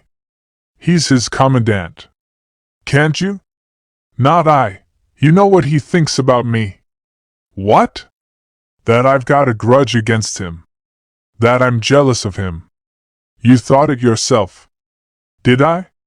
"You did. Look here, I say, I wanted to take you three into my corps. And you'd have been sent home after the Berlaire affair if I hadn't spoken for you. So much for my jealousy. I only thought you were jealous of John. Why, it was I who got him sent out that first day." "Was it?" "Yes. I wanted to give him his chance. And," he added meditatively, "I wanted to know whether I was right. I wanted to see what he would do." "I don't think it now," she said, riveting. "That's all right." He laughed his brief, mirthless laugh, the ascent of his egoism. But his satisfaction had nothing personal in it. He was pleased because justice, abstract justice, had been done. But she suspected his sincerity. He did things for you, not because he liked you, but for some other reason. And he would be so carried away by doing them that he would behave as though he liked you when he didn't, when all the time you couldn't for 1 minute rouse him from his immense indifference. She knew he liked her for sticking to her post and for taking the wounded man on her back, because that was the sort of thing he would have done himself. And he had only helped John because he wanted to see what he would do. Therefore she suspected his sincerity. But no, he wasn't jealous. "And now," he went on, "you must get him to go home at once, or he'll have a bad breakdown. You've got to tell him, Charlotte." She stood up, ready. "Where is he?" "By himself. In his room." She went to him there. He was sitting at his little table. He had been trying to write a letter, but he had pushed it from him and left it. You could see he was absorbed in some bitter meditation. She seated herself at the head of his bed, on his pillow, where she could look down at him. "John," she said, "you can't go on like this." "Like what?" He held his head high, but the excited, happy light had gone out of his eyes. They stared, not as though they saw anything, but withdrawn, as though he were contemplating the fearful memory of his fear. And she was sorry for him, so sorry that she couldn't bear it. She bit her lip lest she should sob out with pain. "Oh," she said, and her pain stopped her. "I don't know what you're talking about, going on like this. I'm going on. What's the good? You've had enough. If I were you I should go home. You know you can't stand it." "What? Go and leave my cars to Sutton? McLean could take them.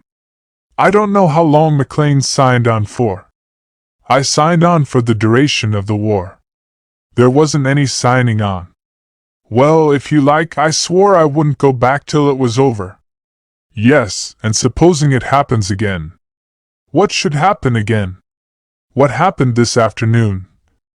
And it wasn't the first time. Do you know what happened? I saw what happened. You simply went to pieces. My dear Charlotte, you went to pieces if you like. I know that's what you told Mac. And he knows how true it is. Does he? Well, he shan't have my ambulances. You don't suppose I'm going to let McLean fire me out of Belgium? I suppose he put you up to this. He stood up as a sign to her to leave him. I don't see that there's anything more to be said. There's one thing. She slid to her feet.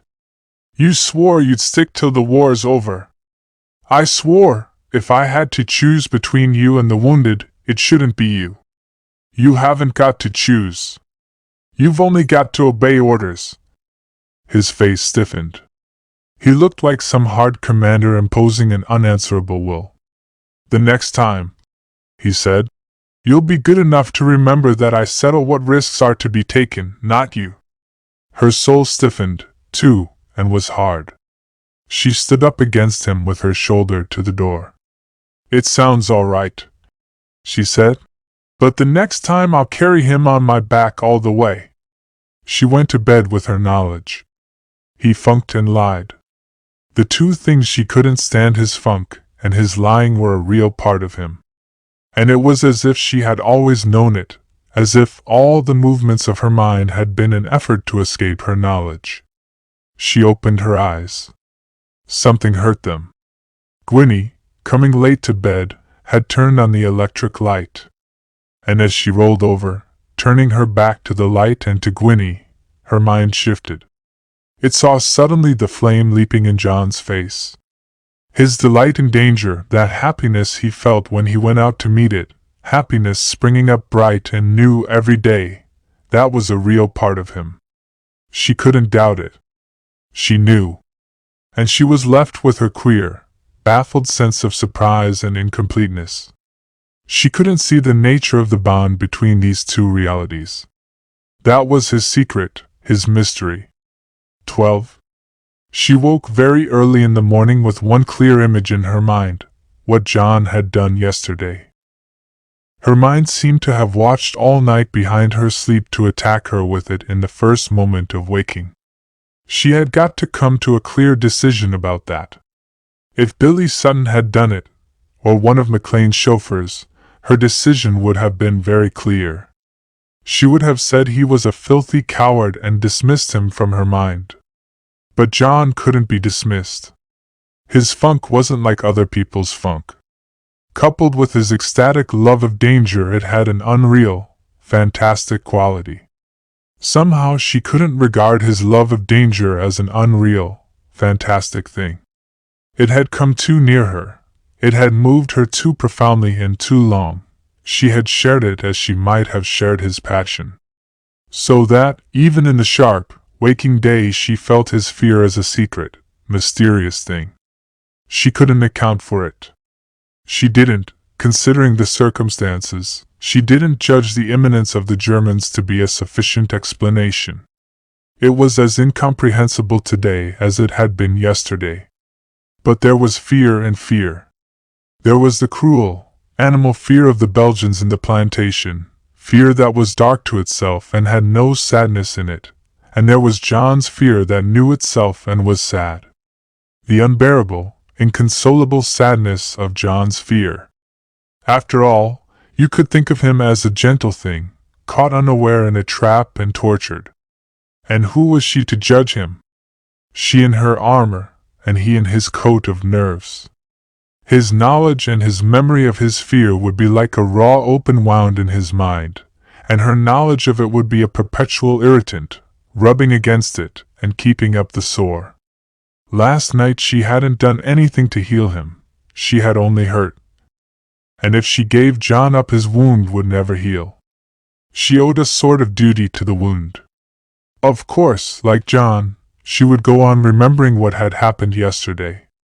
She would never get over it any more than he would.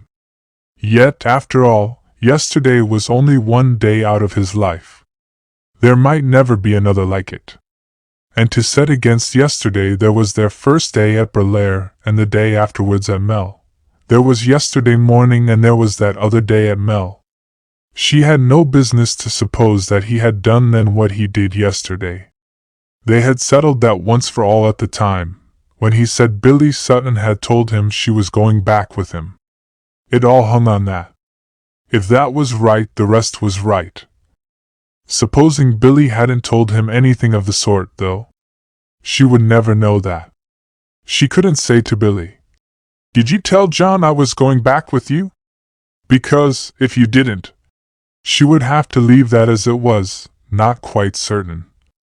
And she couldn't be quite certain whether the boy had been dead or alive. And no, she couldn't get over it, John's cowardice. It had destroyed the unique, beautiful happiness she had had with him. For it was no use saying that courage, physical courage, didn't count.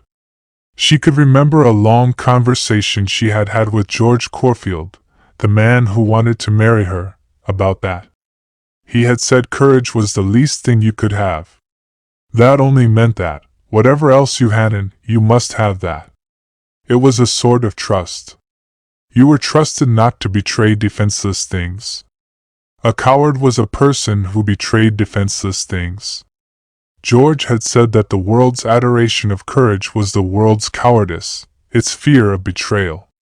That was a question for cowards to settle among themselves. The obligation not to betray defenseless things remained. It was so simple and obvious that people took it for granted. They didn't talk about it. They didn't talk about it because it was so deep and sacred, like honor and like love, so that, when John had talked about it, she had always felt that he was her lover, saying the things that other men might not say, things he couldn't have said to any other woman. It was inconceivable that it couldn't have happened. As he had said of the defeat of Belgium, it was so bad that it couldn't happen. Odd that the other day she had accepted at once a thing she didn't know for certain, while now she fought fiercely against the thing she knew, and always the memory of it, returning, beat her down. She had to make up her mind on what terms she would live with it, and whether she would live with it at all. Supposing it happened again? Supposing you had always to go in fear of its happening? It mightn't happen. Funk might be a thing that attacked you like an illness, or like drink, in fits, with long, calm intervals between.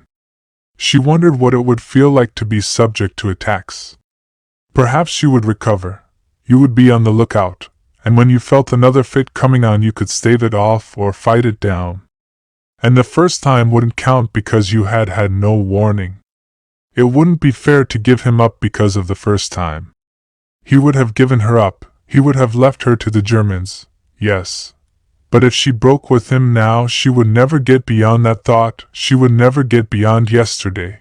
She would always see it, the flagged road swinging with the swinging bulge of the stretcher, the sudden stopping, the Flamand with his wound, the shafts of the stretcher, suddenly naked, sticking out, and then all the fantastic, incredible movements of John's flight. Her mind would separate from him on that, closing everything down, making his act eternal. And, after all, the Germans hadn't come round the corner. Perhaps he wouldn't have left her if they had really come. How did she know what he wouldn't have done? No, that was thin. Thin. She couldn't take herself in quite in that way. It was the way she had tried with Gibson Herbert. When he did anything she loathed, she used to pretend he hadn't done it. But with John, if she didn't give him up, her eyes must always be open. Perhaps they would get beyond yesterday. Perhaps she would see other things, go on with him to something new, forgetting. Her unique, beautiful happiness was smashed. Still, there might be some other happiness, beautiful, though not with the same beauty. If John had got the better of his fear, she thought of all the men she had ever heard of who had done that, coming out in the end heroic, triumphant. 3 things, 3 little things that happened that morning, that showed the way his mind was working. Things that she couldn't get over, that she would never forget. John standing on the hospital steps, watching Trixie Rankin and Alice Bartram as they started with the ambulances. The fierce fling of his body, turning away. His voice saying, "I loathe those women. There's Alice Bartram.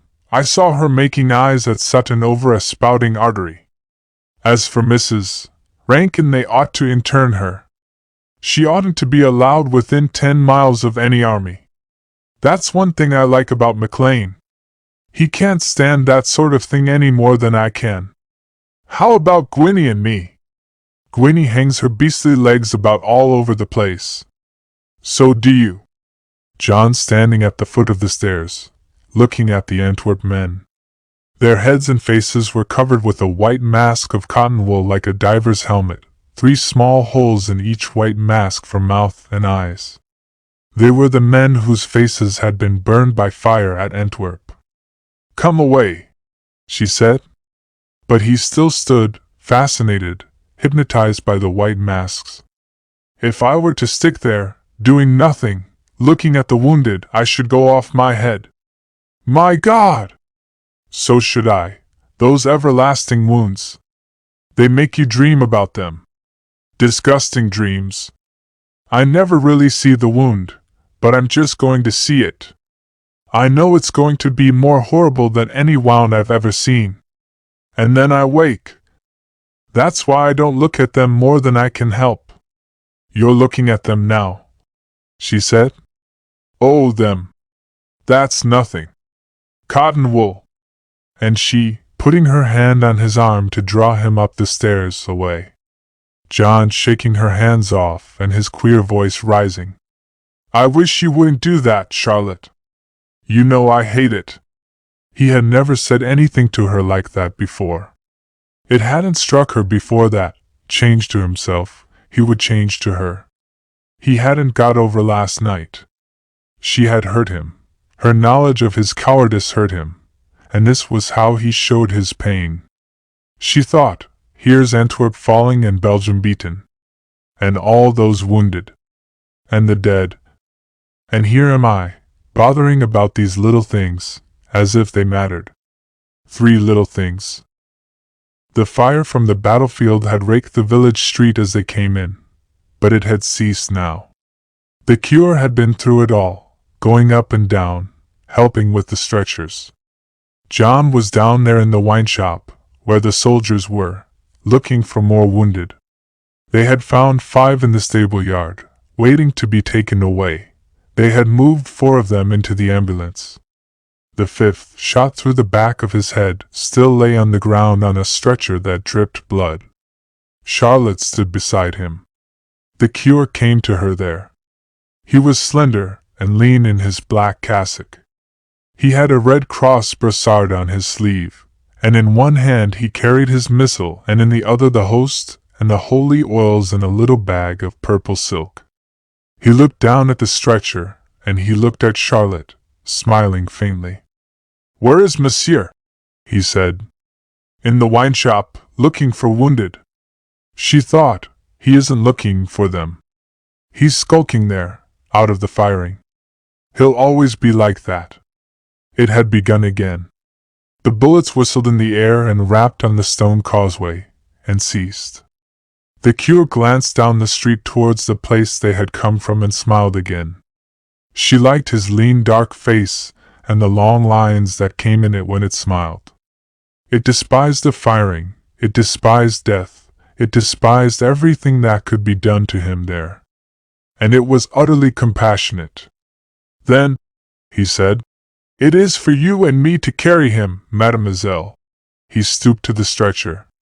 Between them they lifted him very slowly and gently into the ambulance. There, Monsieur, at the bottom.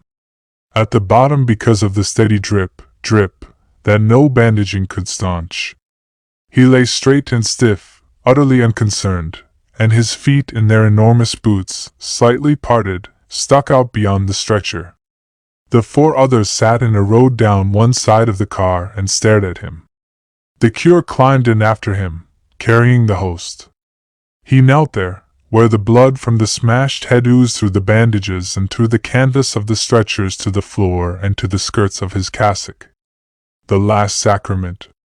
Charlotte waited till it was over, standing stolidly by the tail of the car. She could have cried then because of the sheer beauty of the cure's act, even while she wondered whether perhaps the wafer on his tongue might not choke the dying man. The cure hovered on the edge of the car, stooping with a certain awkwardness. She took from him his missal and his purple bag as he gathered his cassock about him and came down. "Can I do anything, monsieur?" "No, mademoiselle. It is done." His eyes smiled at her, but his lips were quivering as he took again his missal and his purple bag. She watched him going on slowly down the street till he turned into the wine shop. She wondered, had he seen? Did he know why John was there? In another minute John came out, hurrying to the car. He glanced down at the blood stains by the back step, then he looked in, and when he saw the man lying on the stretcher he turned on her in fury. "What are you thinking of? I told you weren't to take him. I had to. I couldn't leave him there. I thought. You've no business to think. Well, but the cure. The cure doesn't know anything about it. I don't care. If he's in a clean bed, if they take his boots off. I told you they can't spare clean beds for corpses. He'll be dead before you can get him there. Not if we're quick. Nonsense. We must get him out of that." He seized the handle of the stretcher and began pulling. She hung on to his arm and stopped that. "No, no," she said. "You shan't touch him." He flung her arm off and turned. "You fool," he said. "You fool." She looked at him steadily, a long look that made him remember.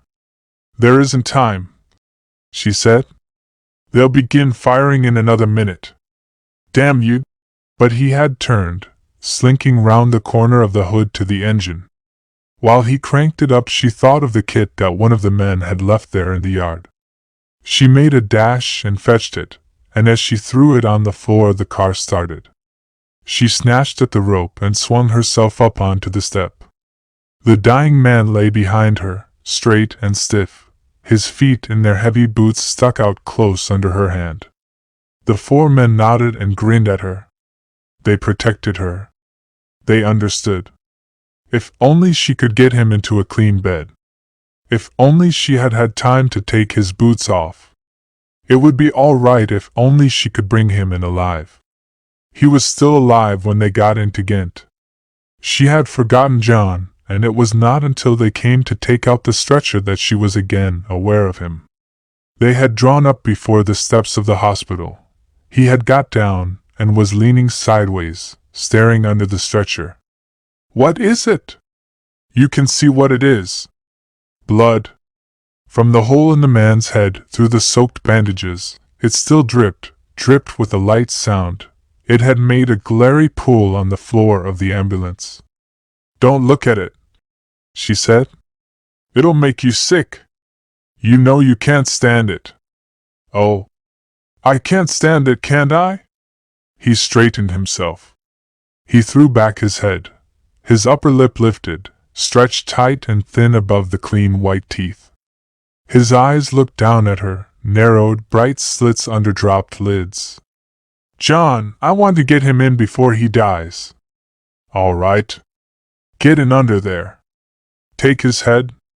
"Hadn't I better take his feet?" "You'd better take what you're told to." She stiffened to the weight, heaved up her shoulder. Two men came running down the steps to help her as John pulled. "They'll be glad," he said, "to see him." She was in the yard of the hospital, swabbing out the car, when John came to her.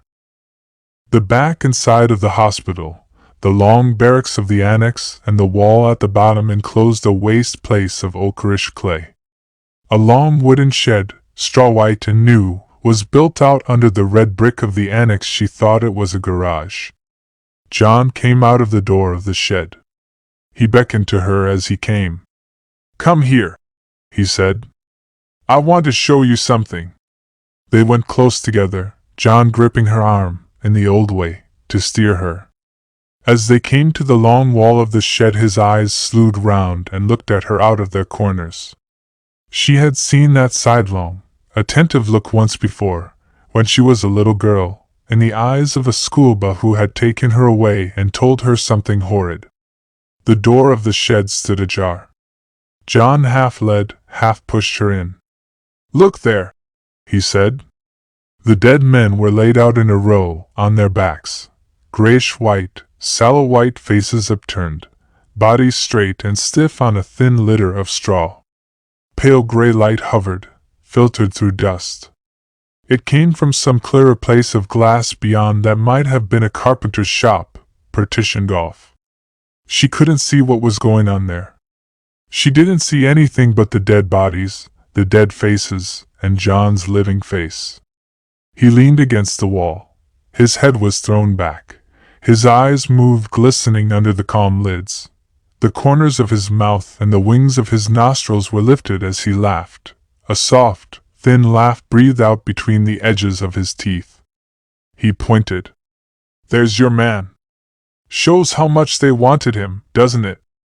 He lay there, the last comer, in his uniform and bloody bandages, his stiff, peaked mouth open, his legs stretched apart as they had sprung in his last agony. "Oh, John!" she cried out in her fright and put her hands over her eyes. She had always been afraid of the dead bodies. She didn't want to know where they put them, and nobody told her. John gripped her wrists so that he hurt her and dragged down her hands. He looked into her eyes, still laughing. "I thought you weren't afraid of anything," he said. "I'm not afraid when we're out there. I'm only afraid of seeing them. You know I am." She turned, but he had put himself between her and the door. She wrenched at the latch, sobbing. "How could you be so cruel? What did you do it for? What did you do it for? I wanted you to see what they've done with him. There's his clean bed. They haven't even taken his boots off. You brute. You utter brute." A steely sound like a dropped hammer came from behind the glass partition, then the sliding of a latch. John opened the door a little way, and she slipped out past him. "Next time," he said, "perhaps you'll do as you're told." She wanted to get away by herself. Not into her own room, where Gwynnie, who had been unloading ambulance trains half the night, now rested. The McLean Corps was crowding into the mess room for tea. She passed through without looking at any of them and out to the balcony, closing the French window behind her. She could hide there beyond the window where the wall was blank. She leaned back, flattening herself against the wall. Something would have to be done. They couldn't go on like this. Her mind went to and fro, quickly, with short jerky movements, distressed. It had to do so much thinking in so short a time.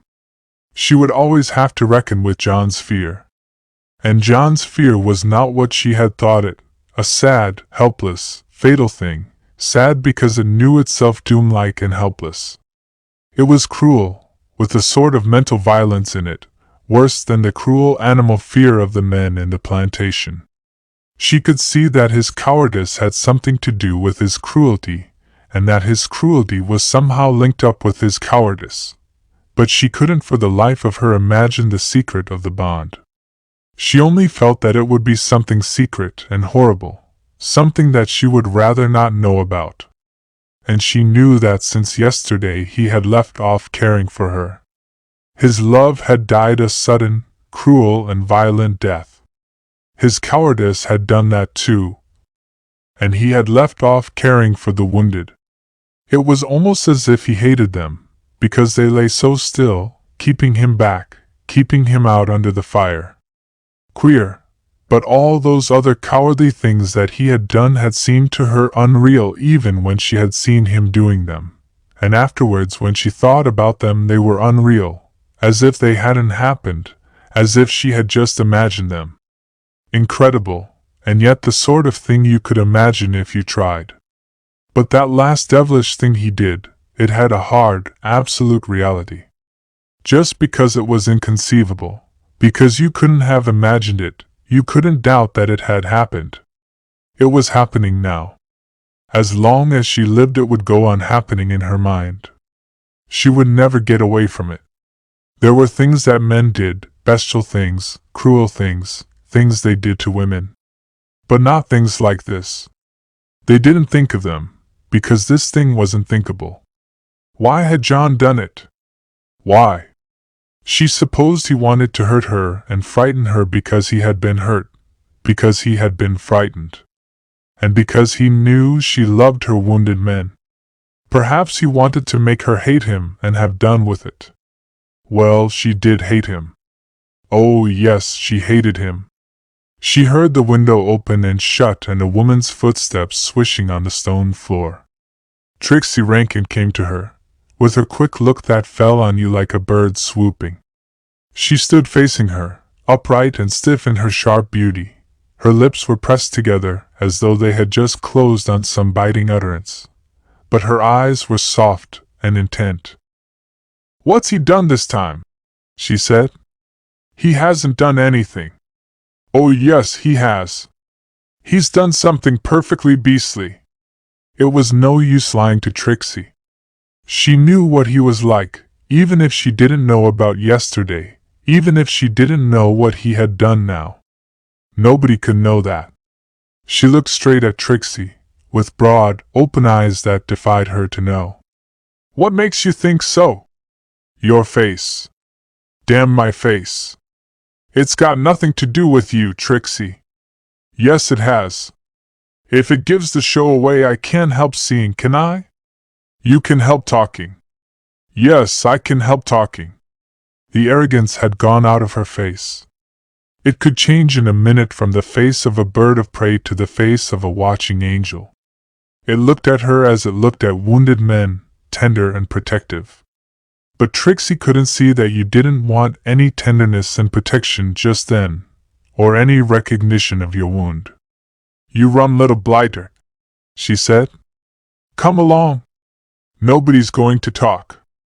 There was a stir as Charlotte went in, people shifting their places to make room for her, McLean calling out to her to come and sit by him, Alice Bartram making sweet eyes, the men getting up and cutting bread and butter and reaching for her cup to give it her. She could see they were all determined to be nice, to show her what they thought of her. They had sent Trixie to bring her in. There was something a little deliberate about it, and exaggerated. They were getting it up, a demonstration in her favor, a demonstration against John Conway. She talked, but her thoughts ran by themselves on a line separate from her speech. "We got in 6 wounded. That cure was there again. He was splendid. They didn't know anything. They condemned him on the evidence of her face, the face she had brought back to them, coming straight from John. Her face had the mark of what he had done to her. Much firing? Not so very much. She remembered what he had said to her about her face. Something's happened to it. Some cruelty. Some damnable cruelty. We'll have to go out there again." They were all listening, and Alice Bartram had made fresh tea for her. McLean was setting down her cup. She was thirsty. She longed for the fresh, fragrant tea. She was soothed by the kind, listening faces. Suddenly they drew away. They weren't listening anymore. John had come into the room. It flashed on her that all these people thought that John was her lover in the way they understood love. They were looking at him as if they hated him. But John's face was quiet and composed and somehow triumphant. It held itself up against all the hostile faces. It fronted McLean and his men as their equal. It was the face of a man who has satisfied a lust. His whole body had a look of assurance and accomplishment, as if his cruelty had given him power. And with it all he kept his dreadful beauty. It hurt her to look at him. She rose, leaving her tea untasted, and went out of the room. She couldn't sit there with him. She had given him up. Her horror of him was pure, absolute. It would never return on itself to know pity or remorse. 13. And the next day, as if nothing had happened, he was excited and eager to set out. He could sleep off his funk in the night, like drink, and get up in the morning as if it had never been. He was more immune from memory than any drunkard. He woke to his romance as a child wakes to the renewed wonder of the world. It was so real to him that, however hardly you judged him, you couldn't think of him as a humbug or a hypocrite. No, he was not that. He was not that. His mind truly lived in a glorious state for which none of his disgraceful deeds were ever done. It created a sort of innocence for him. She could forgive him, even after yesterday. She could almost believe in him again when she saw him coming down the hall to the ambulance with his head raised and his eyes shining, gallant and keen. They were to go to Belair. Trixie Rankin had gone on before them with Gurney, McLean's best chauffeur. McLean and Sutton were at Mel. They had not been to Belair since that day, the first time they had gone out together. That time at least had been perfect.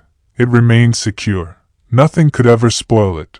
She could remember the delight of it, their strange communion of ecstasy, without doubt, without misgiving.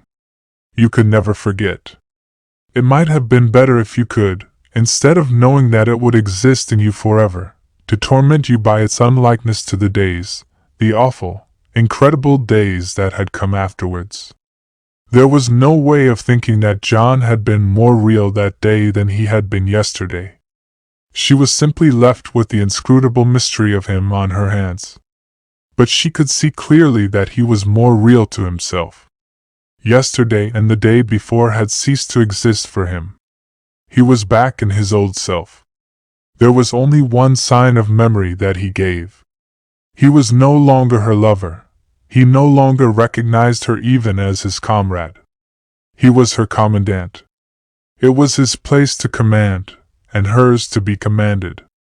He looked at her, when he looked at her at all, with a stern coldness. She was a woman who had committed some grave fault, whom he no longer trusted. So masterly was his playing of this part, so great, in a way, was still his power over her, that there were moments when she almost believed in the illusion he created. She had committed some grave fault. She was not worthy of his trust. Somewhere, at some time forgotten, in some obscure and secret way, she had betrayed him.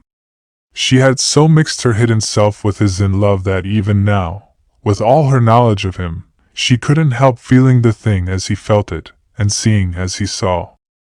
Her mind kept on passing in and out of the illusion with little shocks of astonishment. And yet all the time she was acutely aware of the difference. When she went out with him she felt that she was going with something dangerous and uncertain. She knew what fear was now. She was afraid all the time of what he would do next, of what he would not do. Her wounded were not safe with him. Nothing was safe. She wished that she could have gone out with Billy. With Billy there wouldn't be any excitement, but neither would there be this abominable fear. On the other hand, you couldn't let anybody else take the risk of John, and you simply couldn't let him go alone. Conceive him going alone, the things that might happen. She could at least see that some things didn't. It was odd, but John had never shown the smallest desire to go without her. If he hadn't liked it, he could easily have taken Sutton or Gwynnie or one of the McLean men. It was as if, in spite of his hostility, he still felt, as he had said, that where she was everything would be right. And it looked as if this time nothing could go wrong. When they came into the village the firing had stopped. It was concentrating further east towards Zeal. Trixie's ambulance was packed, and Trixie was excited and triumphant. Her gestures waved them back as useless, much too late. Without them she had gotten all the wounded. But in the end they took over 2 of them, slight cases that Trixie resigned without a pang. She had had to turn them out to make room for poor Gurney, the chauffeur, who had hurt himself, ruptured something, slipping on a muddy bank with his stretcher. Mr. Conway, she said, could drive her back to Ghent and Charlotte could follow with the two men. She had settled it all, in her bright, domineering way, in a second, and now swung herself up on the back step of her car. They had got round the turn of the village, and Charlotte was starting to follow them when she heard them draw up. In another minute John appeared, walking back slowly down the street with a young Belgian lieutenant. They were talking earnestly together.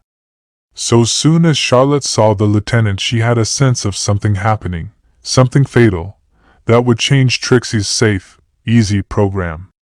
John, as he came on, looked perturbed and thoughtful. They stopped. The lieutenant was saying something final. John nodded assent and saluted. The lieutenant sketched a salute and hurried away in the opposite direction.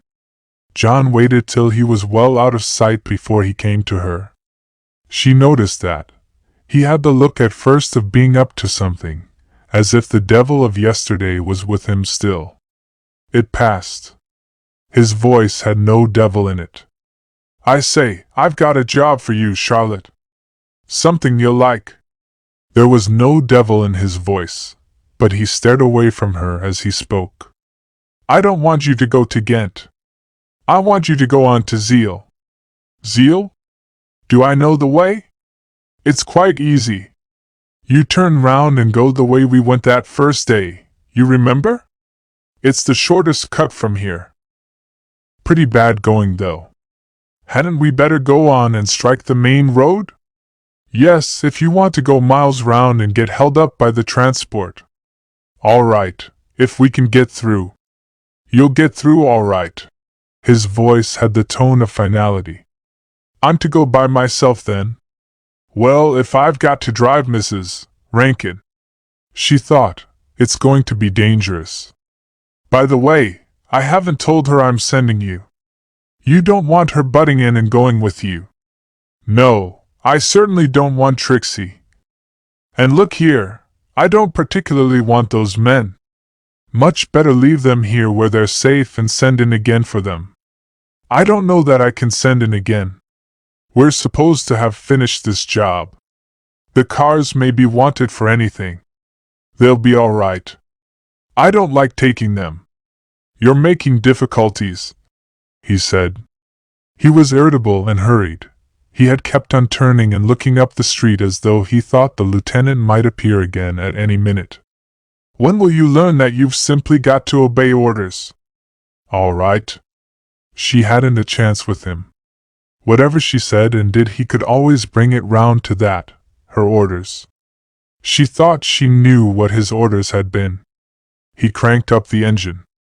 She could see him stooping and rising to it, a rhythmic, elastic movement. He was cranking energetically, with a sort of furious, flushed enjoyment of his power. She backed and turned and he ran forward with her, as she started. He shouted, "Don't think about the main road. Get through. And hurry up. You haven't got too much time." She knew. It was going to be dangerous, and he funked it. He hadn't got to drive Trixie into Ghent. When the worst came to the worst, Trixie could drive herself. She thought. He didn't tell her because he daren't. He knew she wouldn't let him send me by myself. She'd make him go. She'd stand over him and bully him till he had to. Still, she could do it. She could get through. Going by herself was better than going with a man who funked it. Only she would have liked it better without the two wounded men. She thought of them, jostled, falling against each other, falling forward and recovering, shaken by the jolting of the car, and perhaps brought back into danger. She suspected that not having too much time might be the essence of the risk. Everything was quiet as they ran along the open road from the village to the hamlet that sat low and humble on the edge of the fields. A few houses and the long wall of the barn still stood, but by this time the house she had brought the guns from had the whole of its roof knocked in, and the stripped gable at the end of the row no longer pricked up its point against the sky. The front of the hollow shell had fallen forward and flung itself across the road. For a moment she thought the way was blocked. She thought, If I can't get round, I must get over. She backed, charged, and the car, rocking a little, struggled through. And there, where the road swerved slightly, the high wall of a barn, undermined, bulged forward, toppling. It answered the vibration of the car with a visible tremor. So soon as she passed, it fell with a great crash and rumbling and sprawled in a smoky heap that blocked her way behind her. After that they went through quiet country for a time, but further east, near the town, the shelling began. The road here was opened up into great holes with ragged, hollow edges. She had to skirt them carefully, and sometimes there would not be enough clear ground to move in, and one wheel of the car would go unsupported, hanging over space. Yet she had got through. As she came into Zeal, she met the last straggling line of the refugees. They cried out to her not to go on. She thought, I must get those men before the retreat begins. Returning with her heavy load of wounded on the pitch-black road, halfway to Ghent she was halted. She had come up with the tail end of the retreat.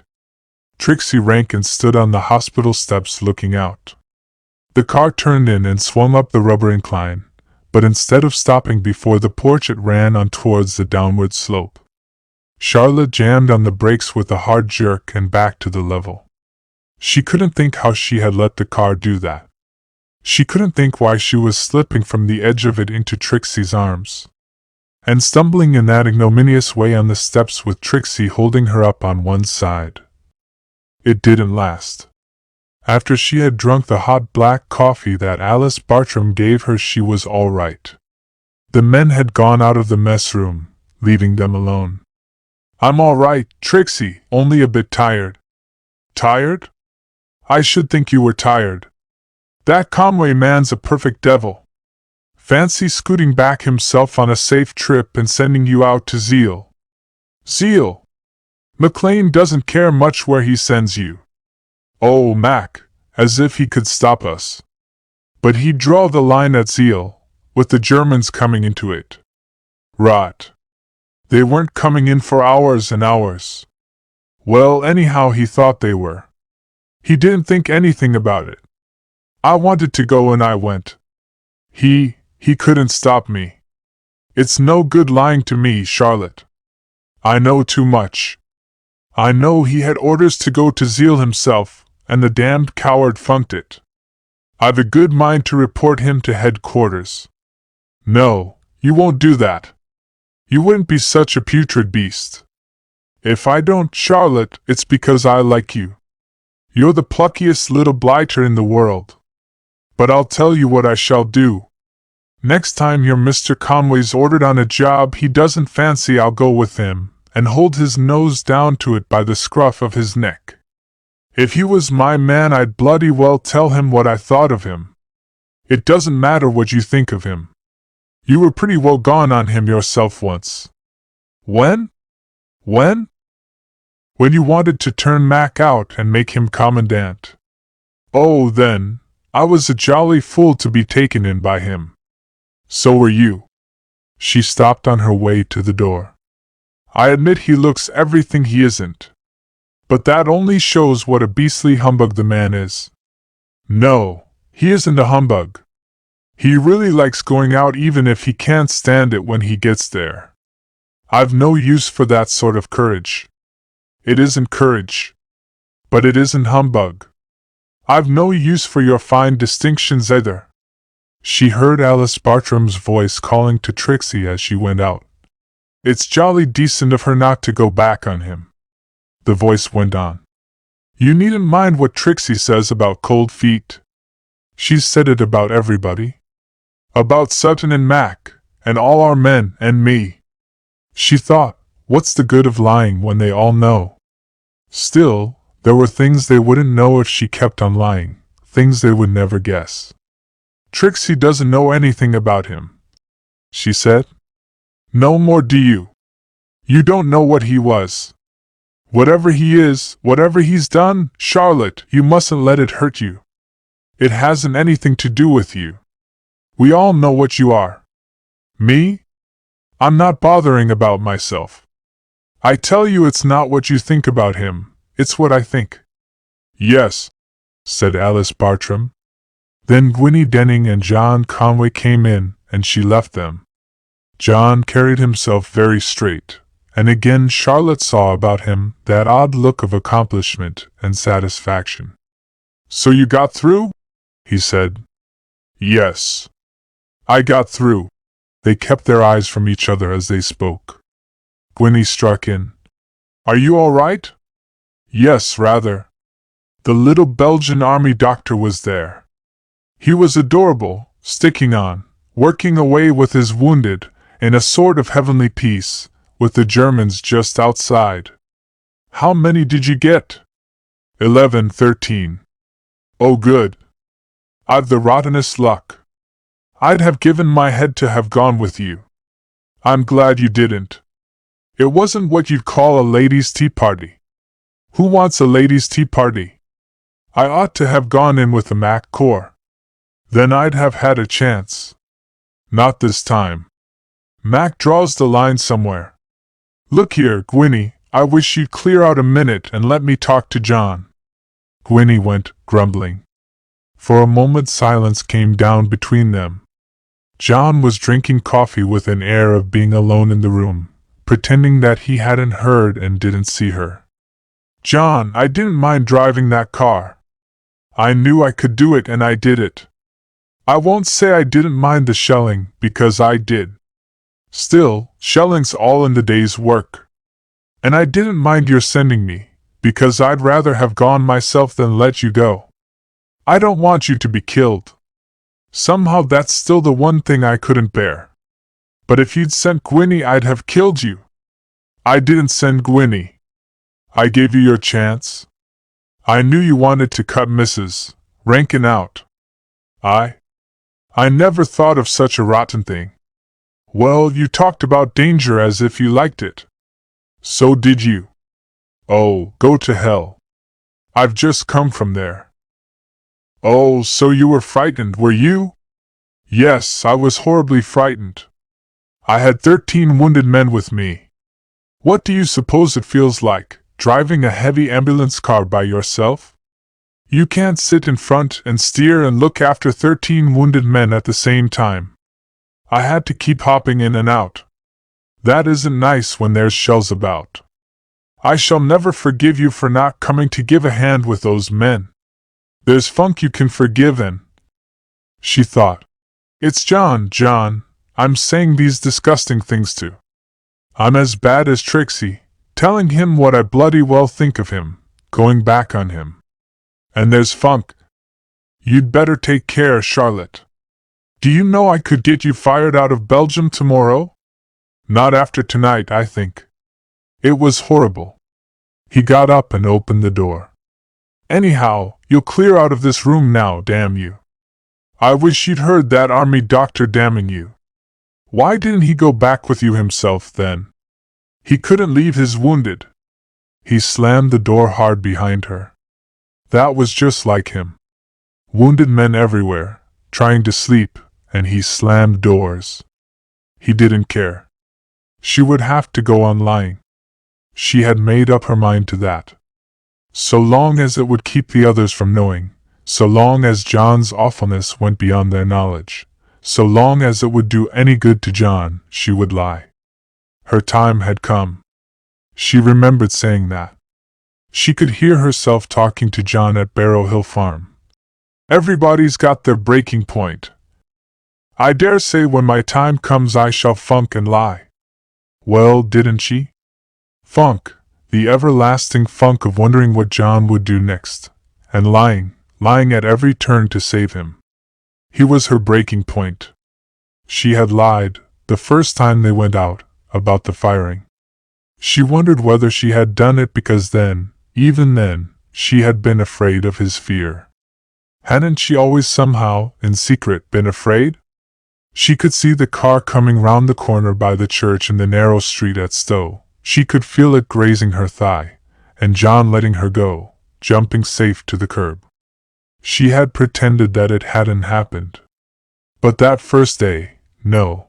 He had been brave then. She had only lied because she was afraid he would worry about her. Brave then. Could war tire you and wear you down, and change you from yourself? In 2 weeks? Change him so that she had to hate him. Half the night she lay awake wondering, do I hate him because he doesn't care about me? Or because he doesn't care about the wounded? She could see all their faces. The face of the wounded man at Mel, he had crawled out on his hands and knees to look for her. The face of the dead boy who hadn't died when John left him. The flamand they brought from Lokeren, lying in the road. The face of the dead man in the shed, and John's face. How could you care for a thing like that? How could you want a thing like that to care for you? And she? She didn't matter. Nothing mattered in all the world but them. 14. It was Saturday, the 10th of October, the day after the fall of Antwerp. The Germans were pressing closer round Ghent. They might march in any day. She had been in Belgium 100 years. She had lived 100 years under this doom. But at last she was free of John. Utterly free. His mind would have no power over her any more. Nor yet his body. She was glad that he had not been her lover. Supposing her body had been bound to him so that it couldn't get away. The struggle had been hard enough when her first flash came to her, and when she had fought against her knowledge and denied it, unable to face the truth that did violence to her passion, and when she had given him up and was left with just that, the beauty of his body, and it had hurt her to look at him. Oh well, nothing could hurt her now. And anyhow she would get through today without being afraid of what might happen. John couldn't do anything awful. He had been ordered on an absolutely safe expedition, taking medical stores to the convent hospital at Bruges and convoying Gurney, the sick chauffeur, to Ostend for England. Charlotte was to go out with Sutton, and Gwynnie was to take poor Gurney's place. She was glad she was going with Billy. Whatever happened, Billy would go through it without caring, his mind fixed on the solid work. And John, for an hour before he started, had been going about in gloom, talking of death. His death. They were looking over the last letter from his father which he had asked her to answer for him. It seemed that John had told him the chances where he would be killed and had asked him whether in this case he would allow the Rodin ambulances to be handed over to McLean. And the old man had given his consent. "Isn't it a pity to frighten him?" she said. "He's no business to be frightened. It's my death. If I can face it, he can. I'm simply making necessary arrangements." She could see that. At the same time it struck her that he wanted you to see that he exposed himself to all the risks of death, to see how he faced it. She had no patience with that talk about death, that pitiful bolstering up of his romance. "If McLean says much more you can tell him." He was counting on this transfer of the ambulances to get credit with McLean, to silence him. There were other letters which he had told her to answer. As soon as he had started she went into his room to look for them. If they were not on the chimney-piece they would be in the drawer with his razors and pocket handkerchiefs. It was John's room, after she had gone through it, that showed her what he was doing. Sutton looked in before she had finished. She called to him. "Billy, you might come here a minute." He came in, eyebrows lifted at the inquisition. "What's up?" "I'm afraid John isn't coming back." "Not coming back?" "Of course he's coming back." "No, I think he's got off." "You mean he's—" "Yes. Bolted." "What on earth makes you think that?" "He's taken all sorts of things, pajamas, razors, all his pocket handkerchiefs. I had to look through his drawers to find those letters he told me to answer." Sutton had gone through into the slip of white-tiled lavatory beyond. She followed him. "My God!" he said. "Yes. He's taken his toothbrush and his sleeping draught. You know he tried to get leave yesterday and they wouldn't give it him? No, that makes it simply awful. Pretty awful. Billy, we must get him back. I don't know about that. He isn't much good, is he? I think we'd better let him go. Don't you see how awful it'll be for the Corps? The Corps? Does that matter? McLean would take us all on tomorrow. I mean for us. You and me and Gwynny. He's our Corps, and we're it. Charlie, with the Germans coming into Ghent, do you honestly believe anybody'll remember what he did or didn't do? Yes. We're going to stick on with the Belgian army. It'll be remembered against us. Besides, it'll kill his father. He'll do that anyway. He's rotten through and through. No, he was splendid in the beginning. He might be splendid someday again. But if we let him go off and do this, he's done for. He's done for anyhow. Isn't it better to recognize that he's rotten? McLean wouldn't have him. He saw what he was. He didn't see him at Berlaire. He was splendid there. My dear child, don't you know why? He didn't see there was any danger. He was too stupid to see it. I saw it. You're not stupid. He did see it at the end. At the end, yes, when he let you go back for the guns. She remembered. She remembered his face, the little beads of sweat glittering. He couldn't help that. Look here, from the time he realized the danger, did he go out or did he stay under cover? She didn't answer. There, he said. You see. Oh, Billy, won't you leave him one shred? No, not one shred. Yet, even now, if he could only be splendid, if he could only be it. Why shouldn't Billy leave him one shred? After all, he didn't know all the awful things John had done, and she would never tell him. He did know two things, the two things she didn't know. She had got to know them. The desire that urged her to the completion of her knowledge pursued her now. She would possess him in her mind if in no other way. Billy, do you remember that day at Mel, when John lost me? Did you tell him I was going back with you? No, I didn't. Then he had left her. And he had lied to both of them. Was the boy dead or alive when he left him? He was alive, all right. We could have saved him. He had died. He had died of fright then. You said he was dead. I know I did. I lied. And before that, when he was with you and Trixie on that battlefield, did he? Yes. Then, too, you see there aren't any shreds. The only thing you can say is he can't help it. Nobody'd have been hard on him if he hadn't gasped so much about danger. That's the part you can't understand. But Billy, why did you lie about him? Because I didn't want you to know then. I knew it would hurt you. I knew it would hurt you more than anything else. That was rather wonderful of you. Wasn't wonderful at all. I knew because what you think, what you feel, matters more to me than anything else. Except perhaps my job. I have to keep that separate. Her mind slid over that, not caring, returning to the object of its interest.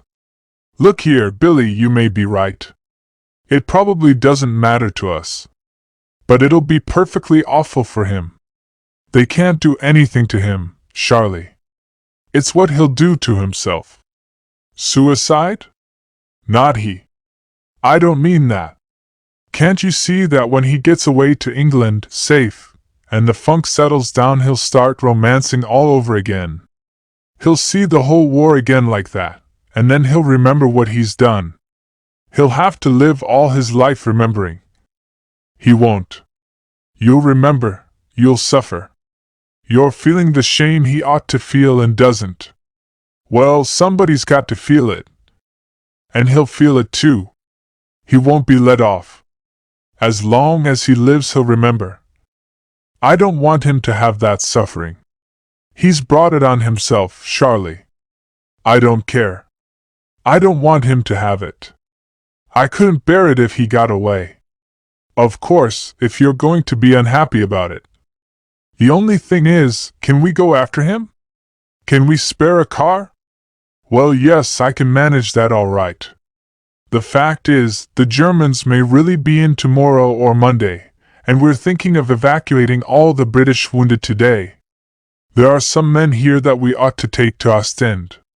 I've been talking to the President about it. And in the end they went with their wounded, less than an hour after John had started.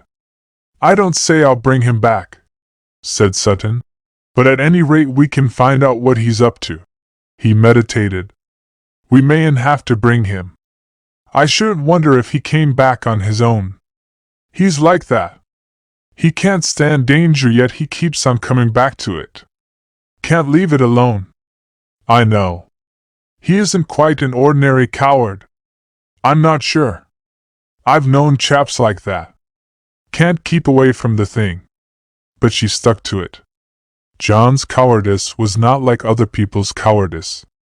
Other cowards going into danger had the imagination of horror. He had nothing but the imagination of romantic delight. It was the reality that became too much for him. He was either too stupid or too securely wrapped up in his dream to reckon with reality. It surprised him every time. And he had no imaginative fear of fear. His fear must have surprised him. He'll have got away from Bruges, she said. I don't think so. He'll have to put up at the convent for a bit, to let Gurney rest. They had missed the convent, and were running down a narrow street towards the marketplace when they found John. He came on across a white bridge over a canal at the bottom. He was escorted by some Belgian women, dressed in black. They were talking and pointing up the street. He said he had been to lunch in the town, and had lost himself there, and they were showing him the way back to the convent. She had seen all that before somewhere, John coming over the canal bridge with the women in black. She remembered. That was in one of her 3 dreams. Only what she saw now was incomplete. There had been something more in the dream. Something had happened. It happened half an hour later when she went out to find John in the convent garden where he was walking with the nuns. The garden shimmered in a silver mist from the canal, the broad grass plots, the clipped hedges, the cones and spikes of yew, the tall, feathery chrysanthemums, the trailing bowers and arches, were netted and laced and webbed with the silver mist. Down at the bottom of the path the forms of John and the 3 women showed blurred and insubstantial and still. Presently they emerged, solid and clear, the nuns in their black habits, and the raking white caps like wings that set them sailing along. They were showing John their garden, taking a shy, gentle, absorbed possession of him. And as she came towards him, John passed her without speaking. But his face had turned to her with the look she had seen before. Eyes of hatred, eyes that repudiated and betrayed her. The nuns had stopped, courteously, to greet her. She fell behind with one of them. The 2 others had overtaken John, who had walked on, keeping up his stiff, repudiating air.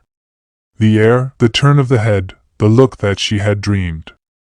Only in the dream it had hurt her, and now she was hard and had no pain.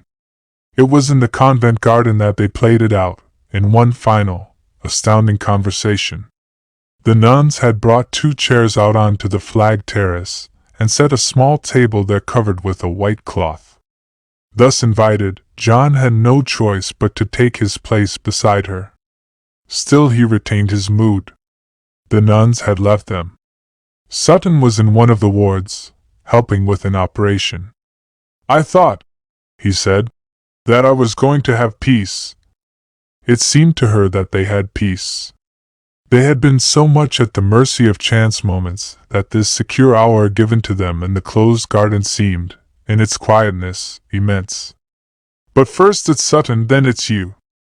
We needn't say anything unless you like. There isn't much to be said. Oh, isn't there? Not, she said, if you're coming back. Of course I'm coming back. Look here, Charlotte. You didn't suppose I was really going to bolt, did you? Were you going to change into your pajamas at Ostend? My pajamas? I brought them for Gurney. And your sleeping draught was for Gurney? Of course it was. And your razors and your toothbrush, too. Oh, John, what's the good of lying? You forgot that I helped Alice Bartram to pack Gurney's things. You forget that Billy knows. Do I? I shan't forget you're going back on me. You're betraying me, he said. And for the first time she realized how alone he was. How horribly alone. He had nobody but her. Who have I betrayed you to? To Sutton. To McLean. To everybody you talked to. No, no. Yes. And you betrayed me in your thoughts. That's worse. People don't always mean what they say. It's what they think. What was I to think? Why, that all the damnable things you said about me weren't true. I didn't say anything. You've betrayed me by the things you didn't say. Why should I have betrayed you? You know why. When a woman betrays a man, it's always for one reason. He threw his head back to strike at her with his eyes, hard and keen, dark blue like the blade of a new knife. Because he hasn't given her what she wants. Oh, what I want. I thought we'd settled that long ago. You've never settled it. It isn't in you to settle it. I can't talk to you about that. You're too horrible. But I didn't betray you. You listened to people who betrayed me. If you cared for me in any decent way, you'd have stood by me. I have stood by you through thick and thin. I've lied your lies. There isn't one of your lies I haven't backed. I've done everything I could think of to keep people from knowing about you. Yet you go and tell Sutton that I've bolted. That I'm a deserter. Yes, when it was all over. If you'd got away, everybody'd have known. As it is, only Billy and I know, and he's safe. You insist that I was trying to get away? I own I thought of it. But one doesn't do everything one thinks of. No. Don't imagine I was sick of the war, or sick of Belgium. It's you I'm sick of. Me? Yes, you. You had your warning. I told you what would happen if you let me see you wanted me. You think you've seen that? I've seen nothing else. Once, perhaps. Twice. Once when you came to me on Barrow Hill. And when we were crossing, once. And each time you never saw it. Anybody can see. It's in your face. In your eyes and mouth. You can't hide your lust. My lust? Don't you know I only cared for you because I'd done with that? They stopped. The nuns were back again, bringing great cups of hot black coffee, coming quietly, and going quietly away. It was wonderful, all that beauty and gentleness and peace existing in the horror of the war, and through this horror within horror that John had made.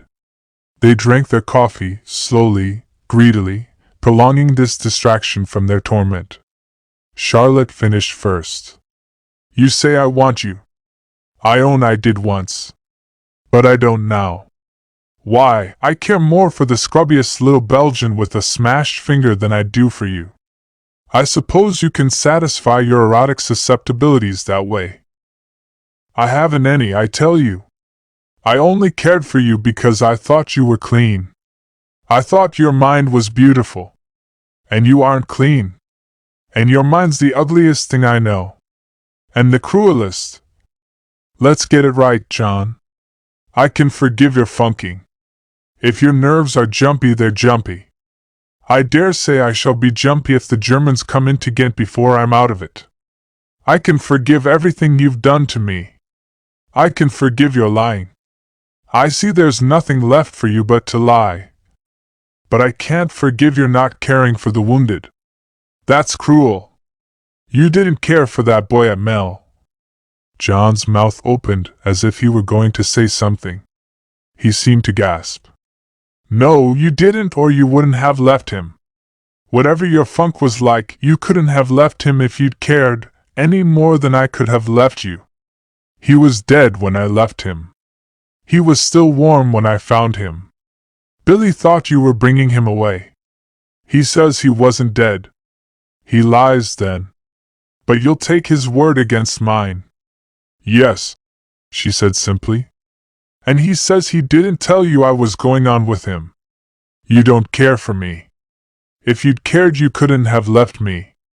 I thought you said if it was a toss-up between you and a wounded man? There were wounded men in that car. There was a wounded man with me. You left him. Don't imagine I cared about myself, whether I lived or died. It was because I cared about you. I cared so awfully. He jerked out a laugh. One light, short sound of dismissal and contempt. 15. That light sound he made had ended it. She remembered it afterwards, not as a thing that hurt her, but as an unpleasant incident of the day, like the rudeness of a stranger, and yet not to be forgotten. It had the importance of extreme finality, his answer to everything, unanswerable. She didn't care. She had ended it herself, and was so clean a cut that she could afford to let him have that inarticulate last word. She had left him nothing to do but keep up his pretense that there had never been so much as a beginning. He gave no sign of anything having been between them, unless his attitude to Sutton was a sign. It showed the next day, the terrible Sunday that was ending everything. Yesterday he had given orders that Charlotte should drive Sutton while he drove by himself. Today he had changed all that. Gwynnie was to drive Sutton and Charlotte was to go out alone. And he had offered himself to McLean. To McLean. That gave her the measure of his resentment. She could see that he coupled her with Sutton while he yet tried to keep them apart. He was not going to have more to do with either of them than he could help. So that she had hardly seen or heard of him that day. And when the solid work began, she found that she could turn him out of her mind as if he had never been there. The intolerable burden of him slipped from her. All morning she had a sense of cold clearness and lightness, and she judged that her deliverance was complete. She had waited a long time with her car drawn up close under the house wall in the long street at Mel. McLean's car stood in front of her, waiting for John. He was up there on the battlefield, with Sutton and McLean. McLean had kept him off it all day. He had come to her when they started and told her not to worry. Conway would be all right. He would see that he didn't get into places where unsuitable places. He would keep him driving. But in the end one of the stretcher-bearers had given in, and John had to take his turn. He had been keen to go. Keen. She could see him swinging along up the road to the battlefield and McLean with him, running to keep up with his tall stride. She had taken her turn too, and she knew what it was like up there.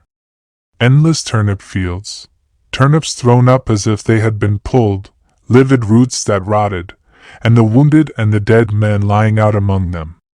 You went stumbling. The turnips rolled and slipped under your feet. Seeing things?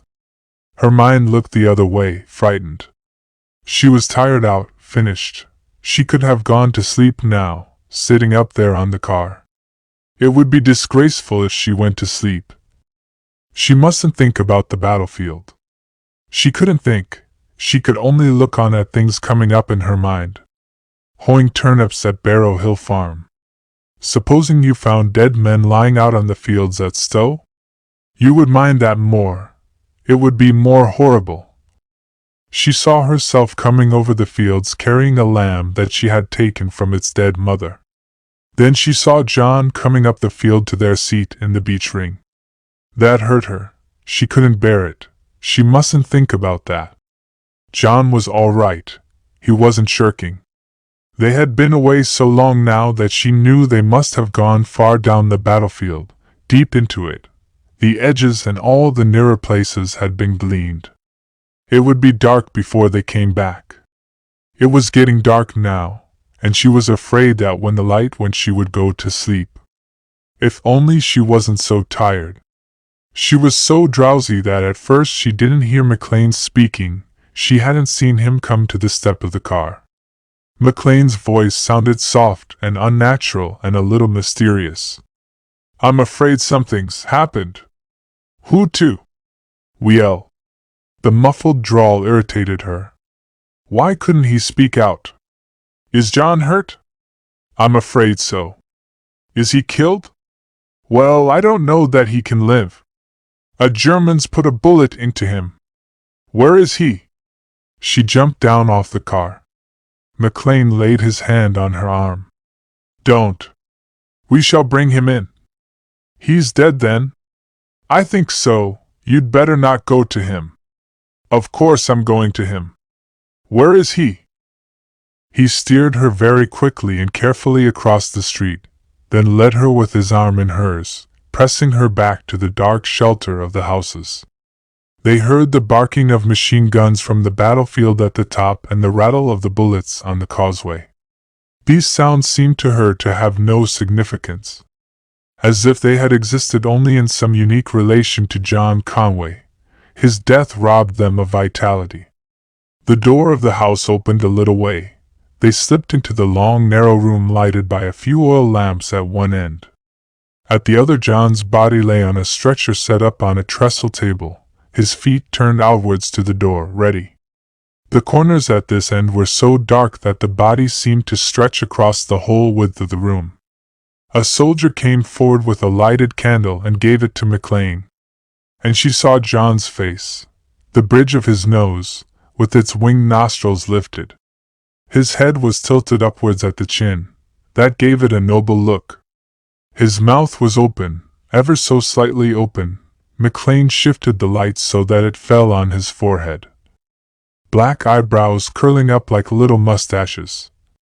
The half-dropped eyelids guarded the dead eyes. She thought of how he used to dream. All his dream was in his dead face. His dead face was cold and beautiful like his dream. As she looked at him, her breast closed down on her heart as though it would never lift again. Her breath shuddered there under her tightened throat. She could feel McLean's hand pressing heavily on her shoulder. She had no strength to shake it off. She was even glad of it. She felt small and weak and afraid. Afraid, not of the beautiful thing that lay there, but of something terrible and secret that it hid, something that any minute she would have to know about. Where was he hit? In the back. She trembled and McLean's hand pressed closer. The bullet passed clean through his heart. He didn't suffer. He was getting in Germans? I don't quite know. McLean measured his words out one by one. What he was doing. Sutton was with him. He knows. Where is Billy? Over there. Do you want him? Not yet. A soldier brought a chair for her. She sat down with her back to the trestle table. At the lighted end of the room she saw Sutton stooping over a young Belgian captain, buttoning his tunic under the sling he had adjusted. The captain's face showed pure and handsome, like a girl's, like a young nun's, bound round and chin-wrapped in the white bandages.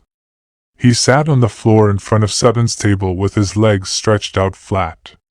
His back was propped against the thigh of a Belgian soldier seated on an upturned barrel. Her hurt eyes saw them very plain and with detail in the light of Sutton's lamp.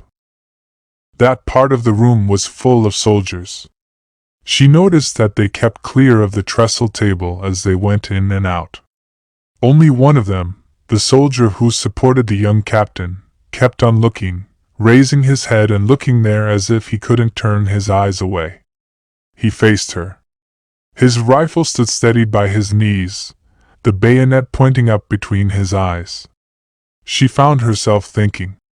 It was Sutton's back that made her think. John must have been stooping over the German like that. John's wound was in his back. But if he was stooping, it couldn't have come that way. The bullet would have gone through his chest. Perhaps he had turned to pick up his stretcher. Billy was there. He would tell her how it had happened. She thought, no, I've had enough. I shall give it up. I won't ask him. But she knew that she would ask him. Once started, having gone so far, flash by flash and step by step, she couldn't give it up. She would go on, even now, till her knowledge was complete. Then she was aware again of the soldier's eyes. They were very large and bright and black in his smooth boy's face. He had a small innocent boy's mouth that seemed to move, restless and fascinated, like his eyes. Presently she saw that he was looking at her, that his eyes returned to her again and again, as if he were aware of some connection between her and the thing that fascinated him, as if he were somehow connected. He was listening to her now as Sutton spoke to her. "We must get him away quick." "Yes. Do let's get him away." Sutton shook his head. He was thinking of the wounded captain. "We can't yet. I'll come back for him. Then I'll wait with him here." "Oh no, I can't leave him. It isn't safe. The place may be taken. I won't leave him." Sutton hesitated. "I won't, Billy. McLean, she says she won't leave him." "Then," McLean said, "we must take him now. We'll have to make room somehow. To make room for him, somehow." Sutton and the soldier carried the captain out, and came back for John's body. The Belgian sprang forward with eager, subservient alacrity to put himself at the head of the stretcher, but Sutton thrust him aside. The Belgian shrugged his shoulders and picked up his rifle with an air of exaggerated unconcern.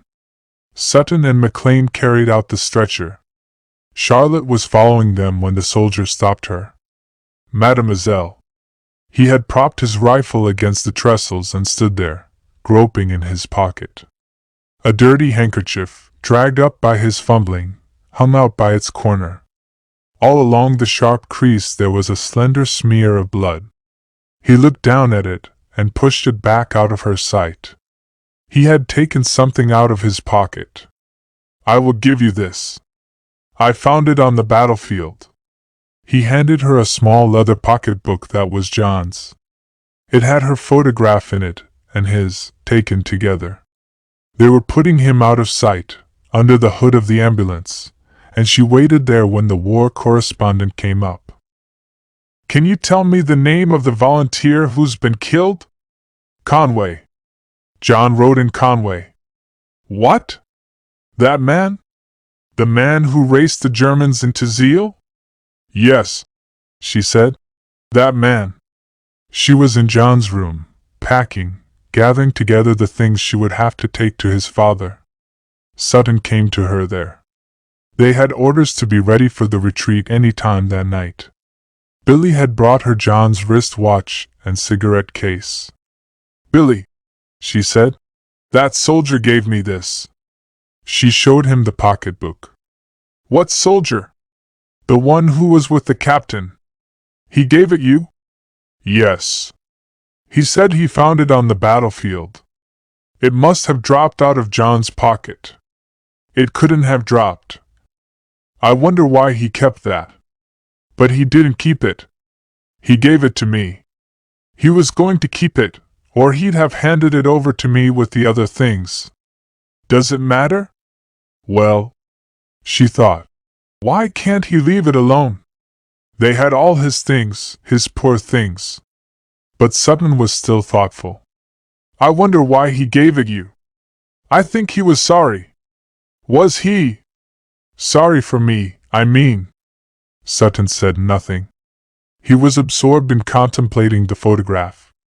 They had been taken standing by the hurdle of the sheepfold, she with the young lamb in her arms and John looking down at her. "That was taken at Barrow Hill Farm," she said, "where we were together. He looked just like that." "Oh, Billy, do you think the past's really past? Isn't there some way he could go on being what he was?" "I don't know, Charlie, I don't know. Why couldn't he have stayed there? Then he'd always have been like that. We should never have known." "You're not going to be unhappy about him?" "No, I think I'm glad. It's a sort of relief.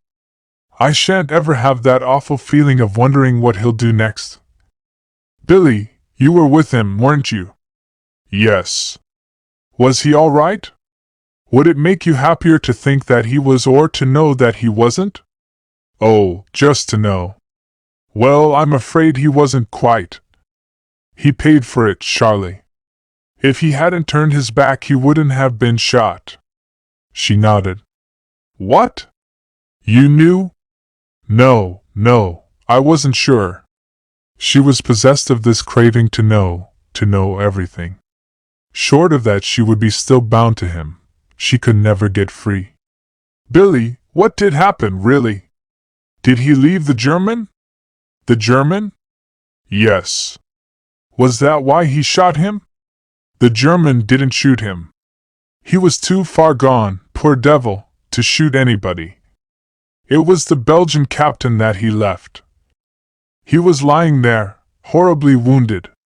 His servant was with him. They were calling out to Conway. Calling to him? Yes.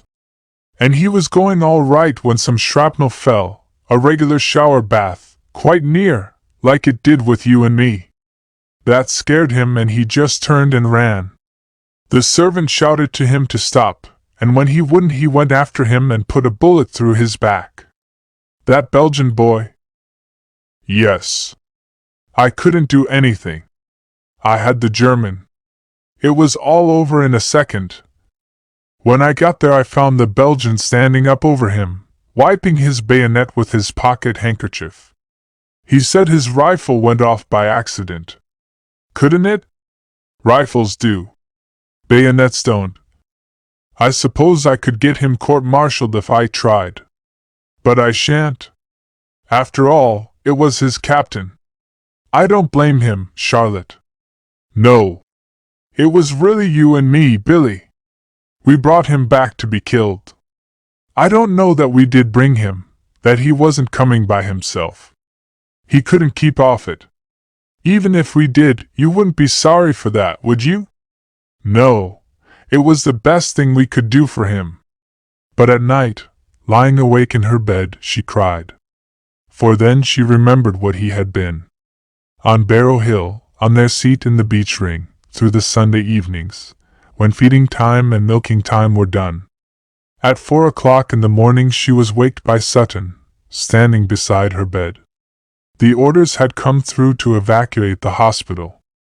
3 hours later the ambulances had joined the great retreat. 16.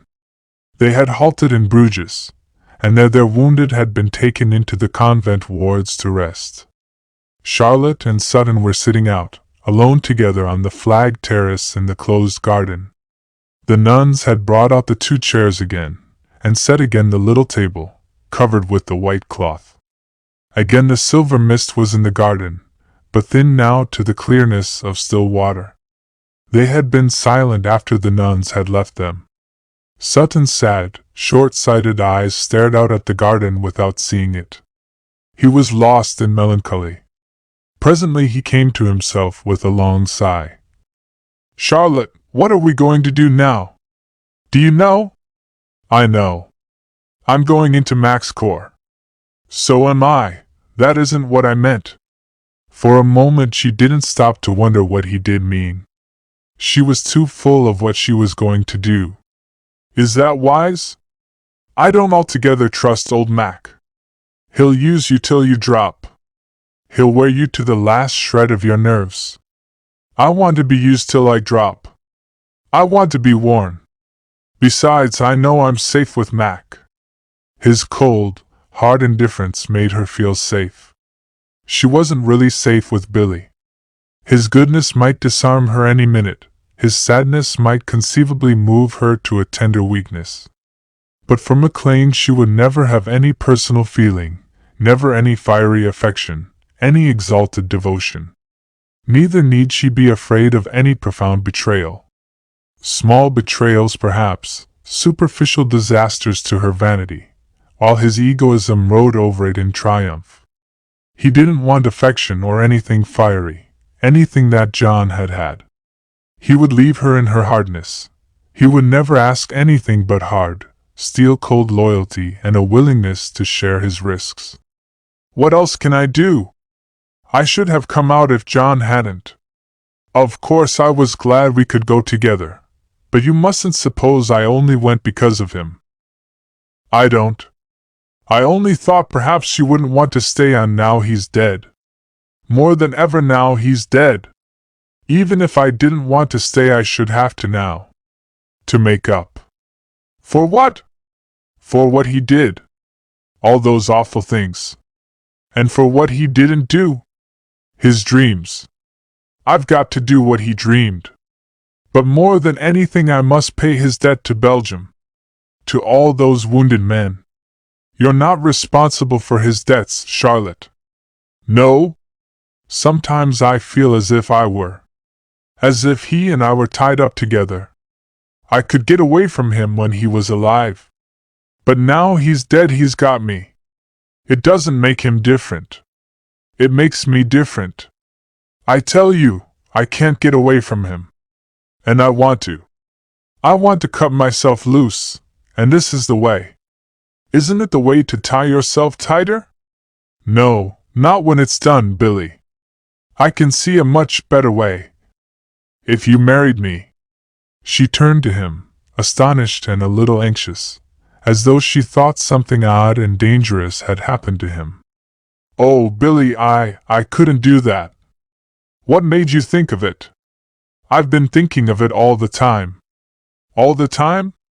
Well, most of the time, anyhow. But I've loved you all the time. You know I loved you. That was why I stuck to Conway. I couldn't leave you to him. I wouldn't even leave you to McLean. I didn't know. I should have thought it was pretty obvious. It wasn't.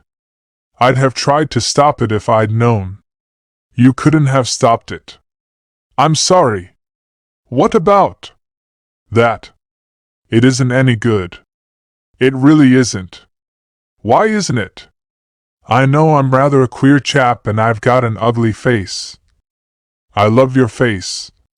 She loved it, with its composure and its candor, its slightly flattened features laid back, its little surprised mustache, its short-sighted eyes and its sadness.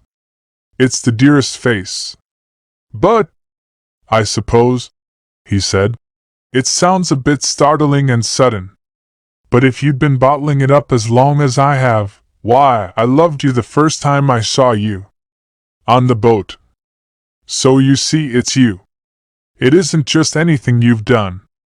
If you knew what I have done, my dear. If you only knew. You wouldn't want to marry me. She would have to tell him. That would put him off. That would stop him. If she had loved him, she would have had to tell him, as she had told John. I'm going to tell you. She wondered whether he had really listened. A queer smile played about his mouth. He looked as if he had been thinking of something else all the time. What are you smiling at? You're supposing that would make any difference. Doesn't it? Not a bit. Not a little bit. Besides, I knew it. Who told you? The only other person who knew about it, I suppose, Conway. He betrayed me? He betrayed you. Is there any vile thing he didn't do? And it was as it had been before. The nuns came out again, bringing the great cups of hot black coffee, coming and going gently. Only this time she couldn't drink. It's awful of us, she said, to talk about him this way when he's dead. He isn't dead as long as he makes you feel like that. As long as he keeps you from me. A long pause. And then, Billy, he wasn't my lover. I know that, he said fiercely. He took good care to tell me. I brought it all on myself. I ought to have given him up instead of hanging on to him that way. Platonic love, it's all wrong. People aren't really made like that. It was every bit as bad as going to Gibson Herbert. Worse. That was honest. This was all lying. Lying about myself. Lying about him. Lying about love. Then, he said, you don't really know what it is. I know John's sort. And I know Gibson's sort.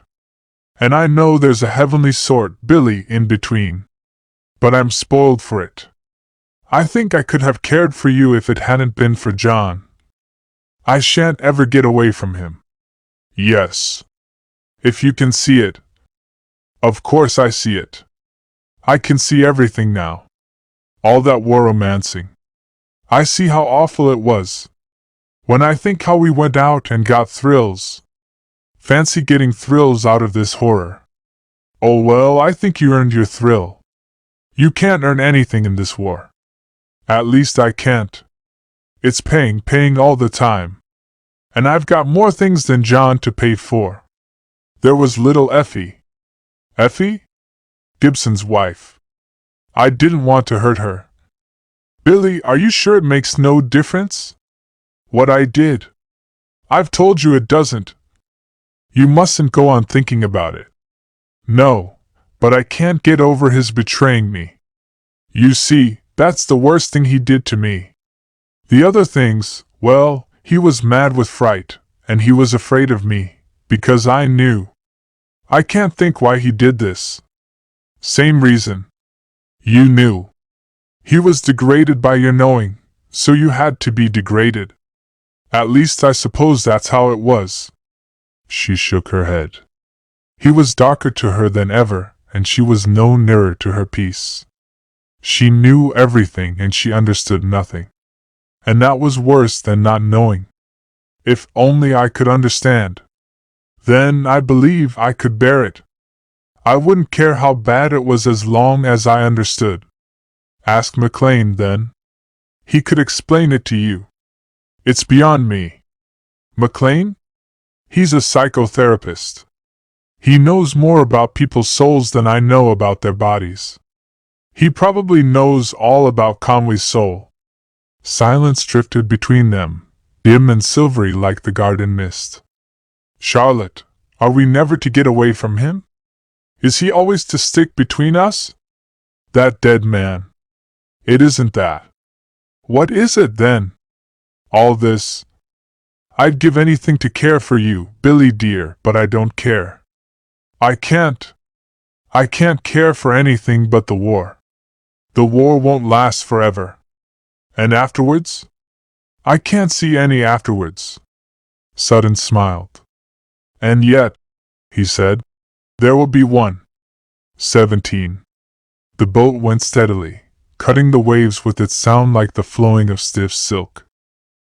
Charlotte and Sutton and McLean, stranded at Dunkirk on their way to England, had been taken on board the naval transport Victoria. They were the only passengers besides some young soldiers, and these had left them a clear space on the deck. Charlotte was sitting by herself under the lee of a cabin when McLean came to her there. He was straddling and rubbing his hands. Something had pleased him. I knew, he said, that some day I should get you 3. And that I should get those ambulances. She couldn't tell whether he meant that he always got what he wanted or that he had foreseen John Conway's fate, which would ultimately give it him. The ambulances, yes. You always wanted them. Not more than I wanted you and Sutton. He seemed aware of her secret antagonism, yet without resentment, waiting till it had died down before he spoke again. He was sitting beside her now. What are you going to do about Conway? Nothing. Except lie about him to his father. That's all right as long as you don't lie about him to yourself. I've lied about him to other people. Never to myself. I was in love with him, if that's what you mean. But he finished that. What's finished is finished. I haven't a scrap of feeling for him left. Are you quite sure? Quite. I'm not even sorry he's dead. You've forgiven him? I'm not always sure about that. But I'm trying to forget him. McLean looked away. Do you ever dream about him, Charlotte? Never. Not now. I used to. I dreamed about him once 3 nights running. He looked at her sharply. Could you tell me what you dreamed? She told him her 3 dreams. You don't suppose they meant anything? She said. I do. They meant that part of you was kicking. It knew all the time what he was like and was trying to warn you. To keep me off him? To keep you off him. I see. The middle one was funny. It happened the day we were in Bruges. But I can't make out the first one with that awful woman in it. You may have been dreaming something out of his past. Something he remembered. Well, anyhow, I don't understand the last one. I do. But I dreamed he wanted me. Frightfully. And he didn't. He did. He wanted you, frightfully, all the time. He went to pieces if you weren't there. Don't you know why he took you out with him everywhere? Because if he hadn't, he couldn't have driven half a mile out of Ghent. That's one of the things I'm trying to forget. It's one of the things you should try to remember. He grasped her arm. And Charlotte, look here. I want you to forgive him. For your own sake. She stiffened under his touch, his look, his voice of firm, intimate authority. His insincerity repelled her. Why should you? You don't care about him. You don't care about me. If I was blown to bits tomorrow, you wouldn't care. He laughed his mirthless, assenting laugh. You don't care about people at all. You only care about their diseases and their minds and things. I think I care a little about the wounded. You don't really. Not about them. You care about getting in more of them and quicker than any other field ambulance on the front. I can't think why you're bothering about me now. That's why. If I'm to get in more wounded, I can't have anybody in my corps who isn't fit. I'm fit. What's the matter with me? Not much. Your body's all right. And your mind was all right till Conway upset it. Now it's unbalanced. Unbalanced? Just the least little bit. There's a fight going on in it between your feeling for Conway and your knowledge of him. I've told you I haven't any feeling. Your memory of your feeling then. Same thing.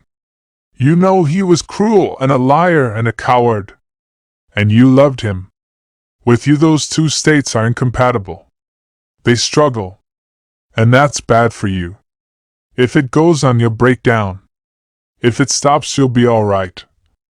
The way to stop it is to know the truth about Conway.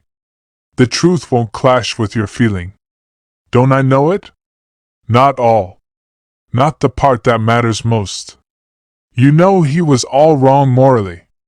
You don't know why. Conway was an out-and-out degenerate. He couldn't help that. He suffered from some physical disability. It went through everything.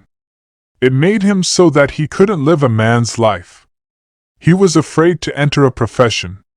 He was afraid of women. He wasn't afraid of me. Not in the beginning. Because he felt your strength. You're very strong, Charlotte. You gave him your strength. And he could feel passion, mind you, though he couldn't act it. I suppose he could feel courage, too, only somehow he couldn't make it work. Have you got it clear? She nodded. So clear that it seemed to her he was talking about a thing she had known once and had forgotten. All the time she had known John's secret. She knew what would come next, McLean's voice saying, "Well then, think," and his excited gestures, bobbing forward suddenly from the hips. He went on. The balance had to be righted somehow. His whole life must have been a struggle to right it. Unconscious, of course.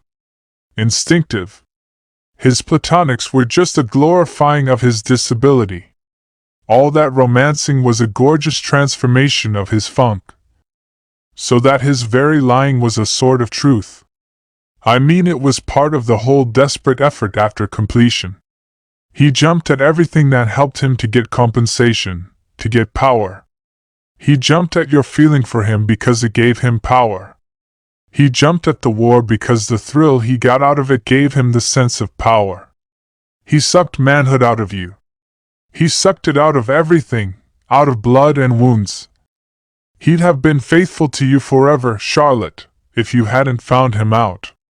That upset all his delicate adjustments. The war upset him.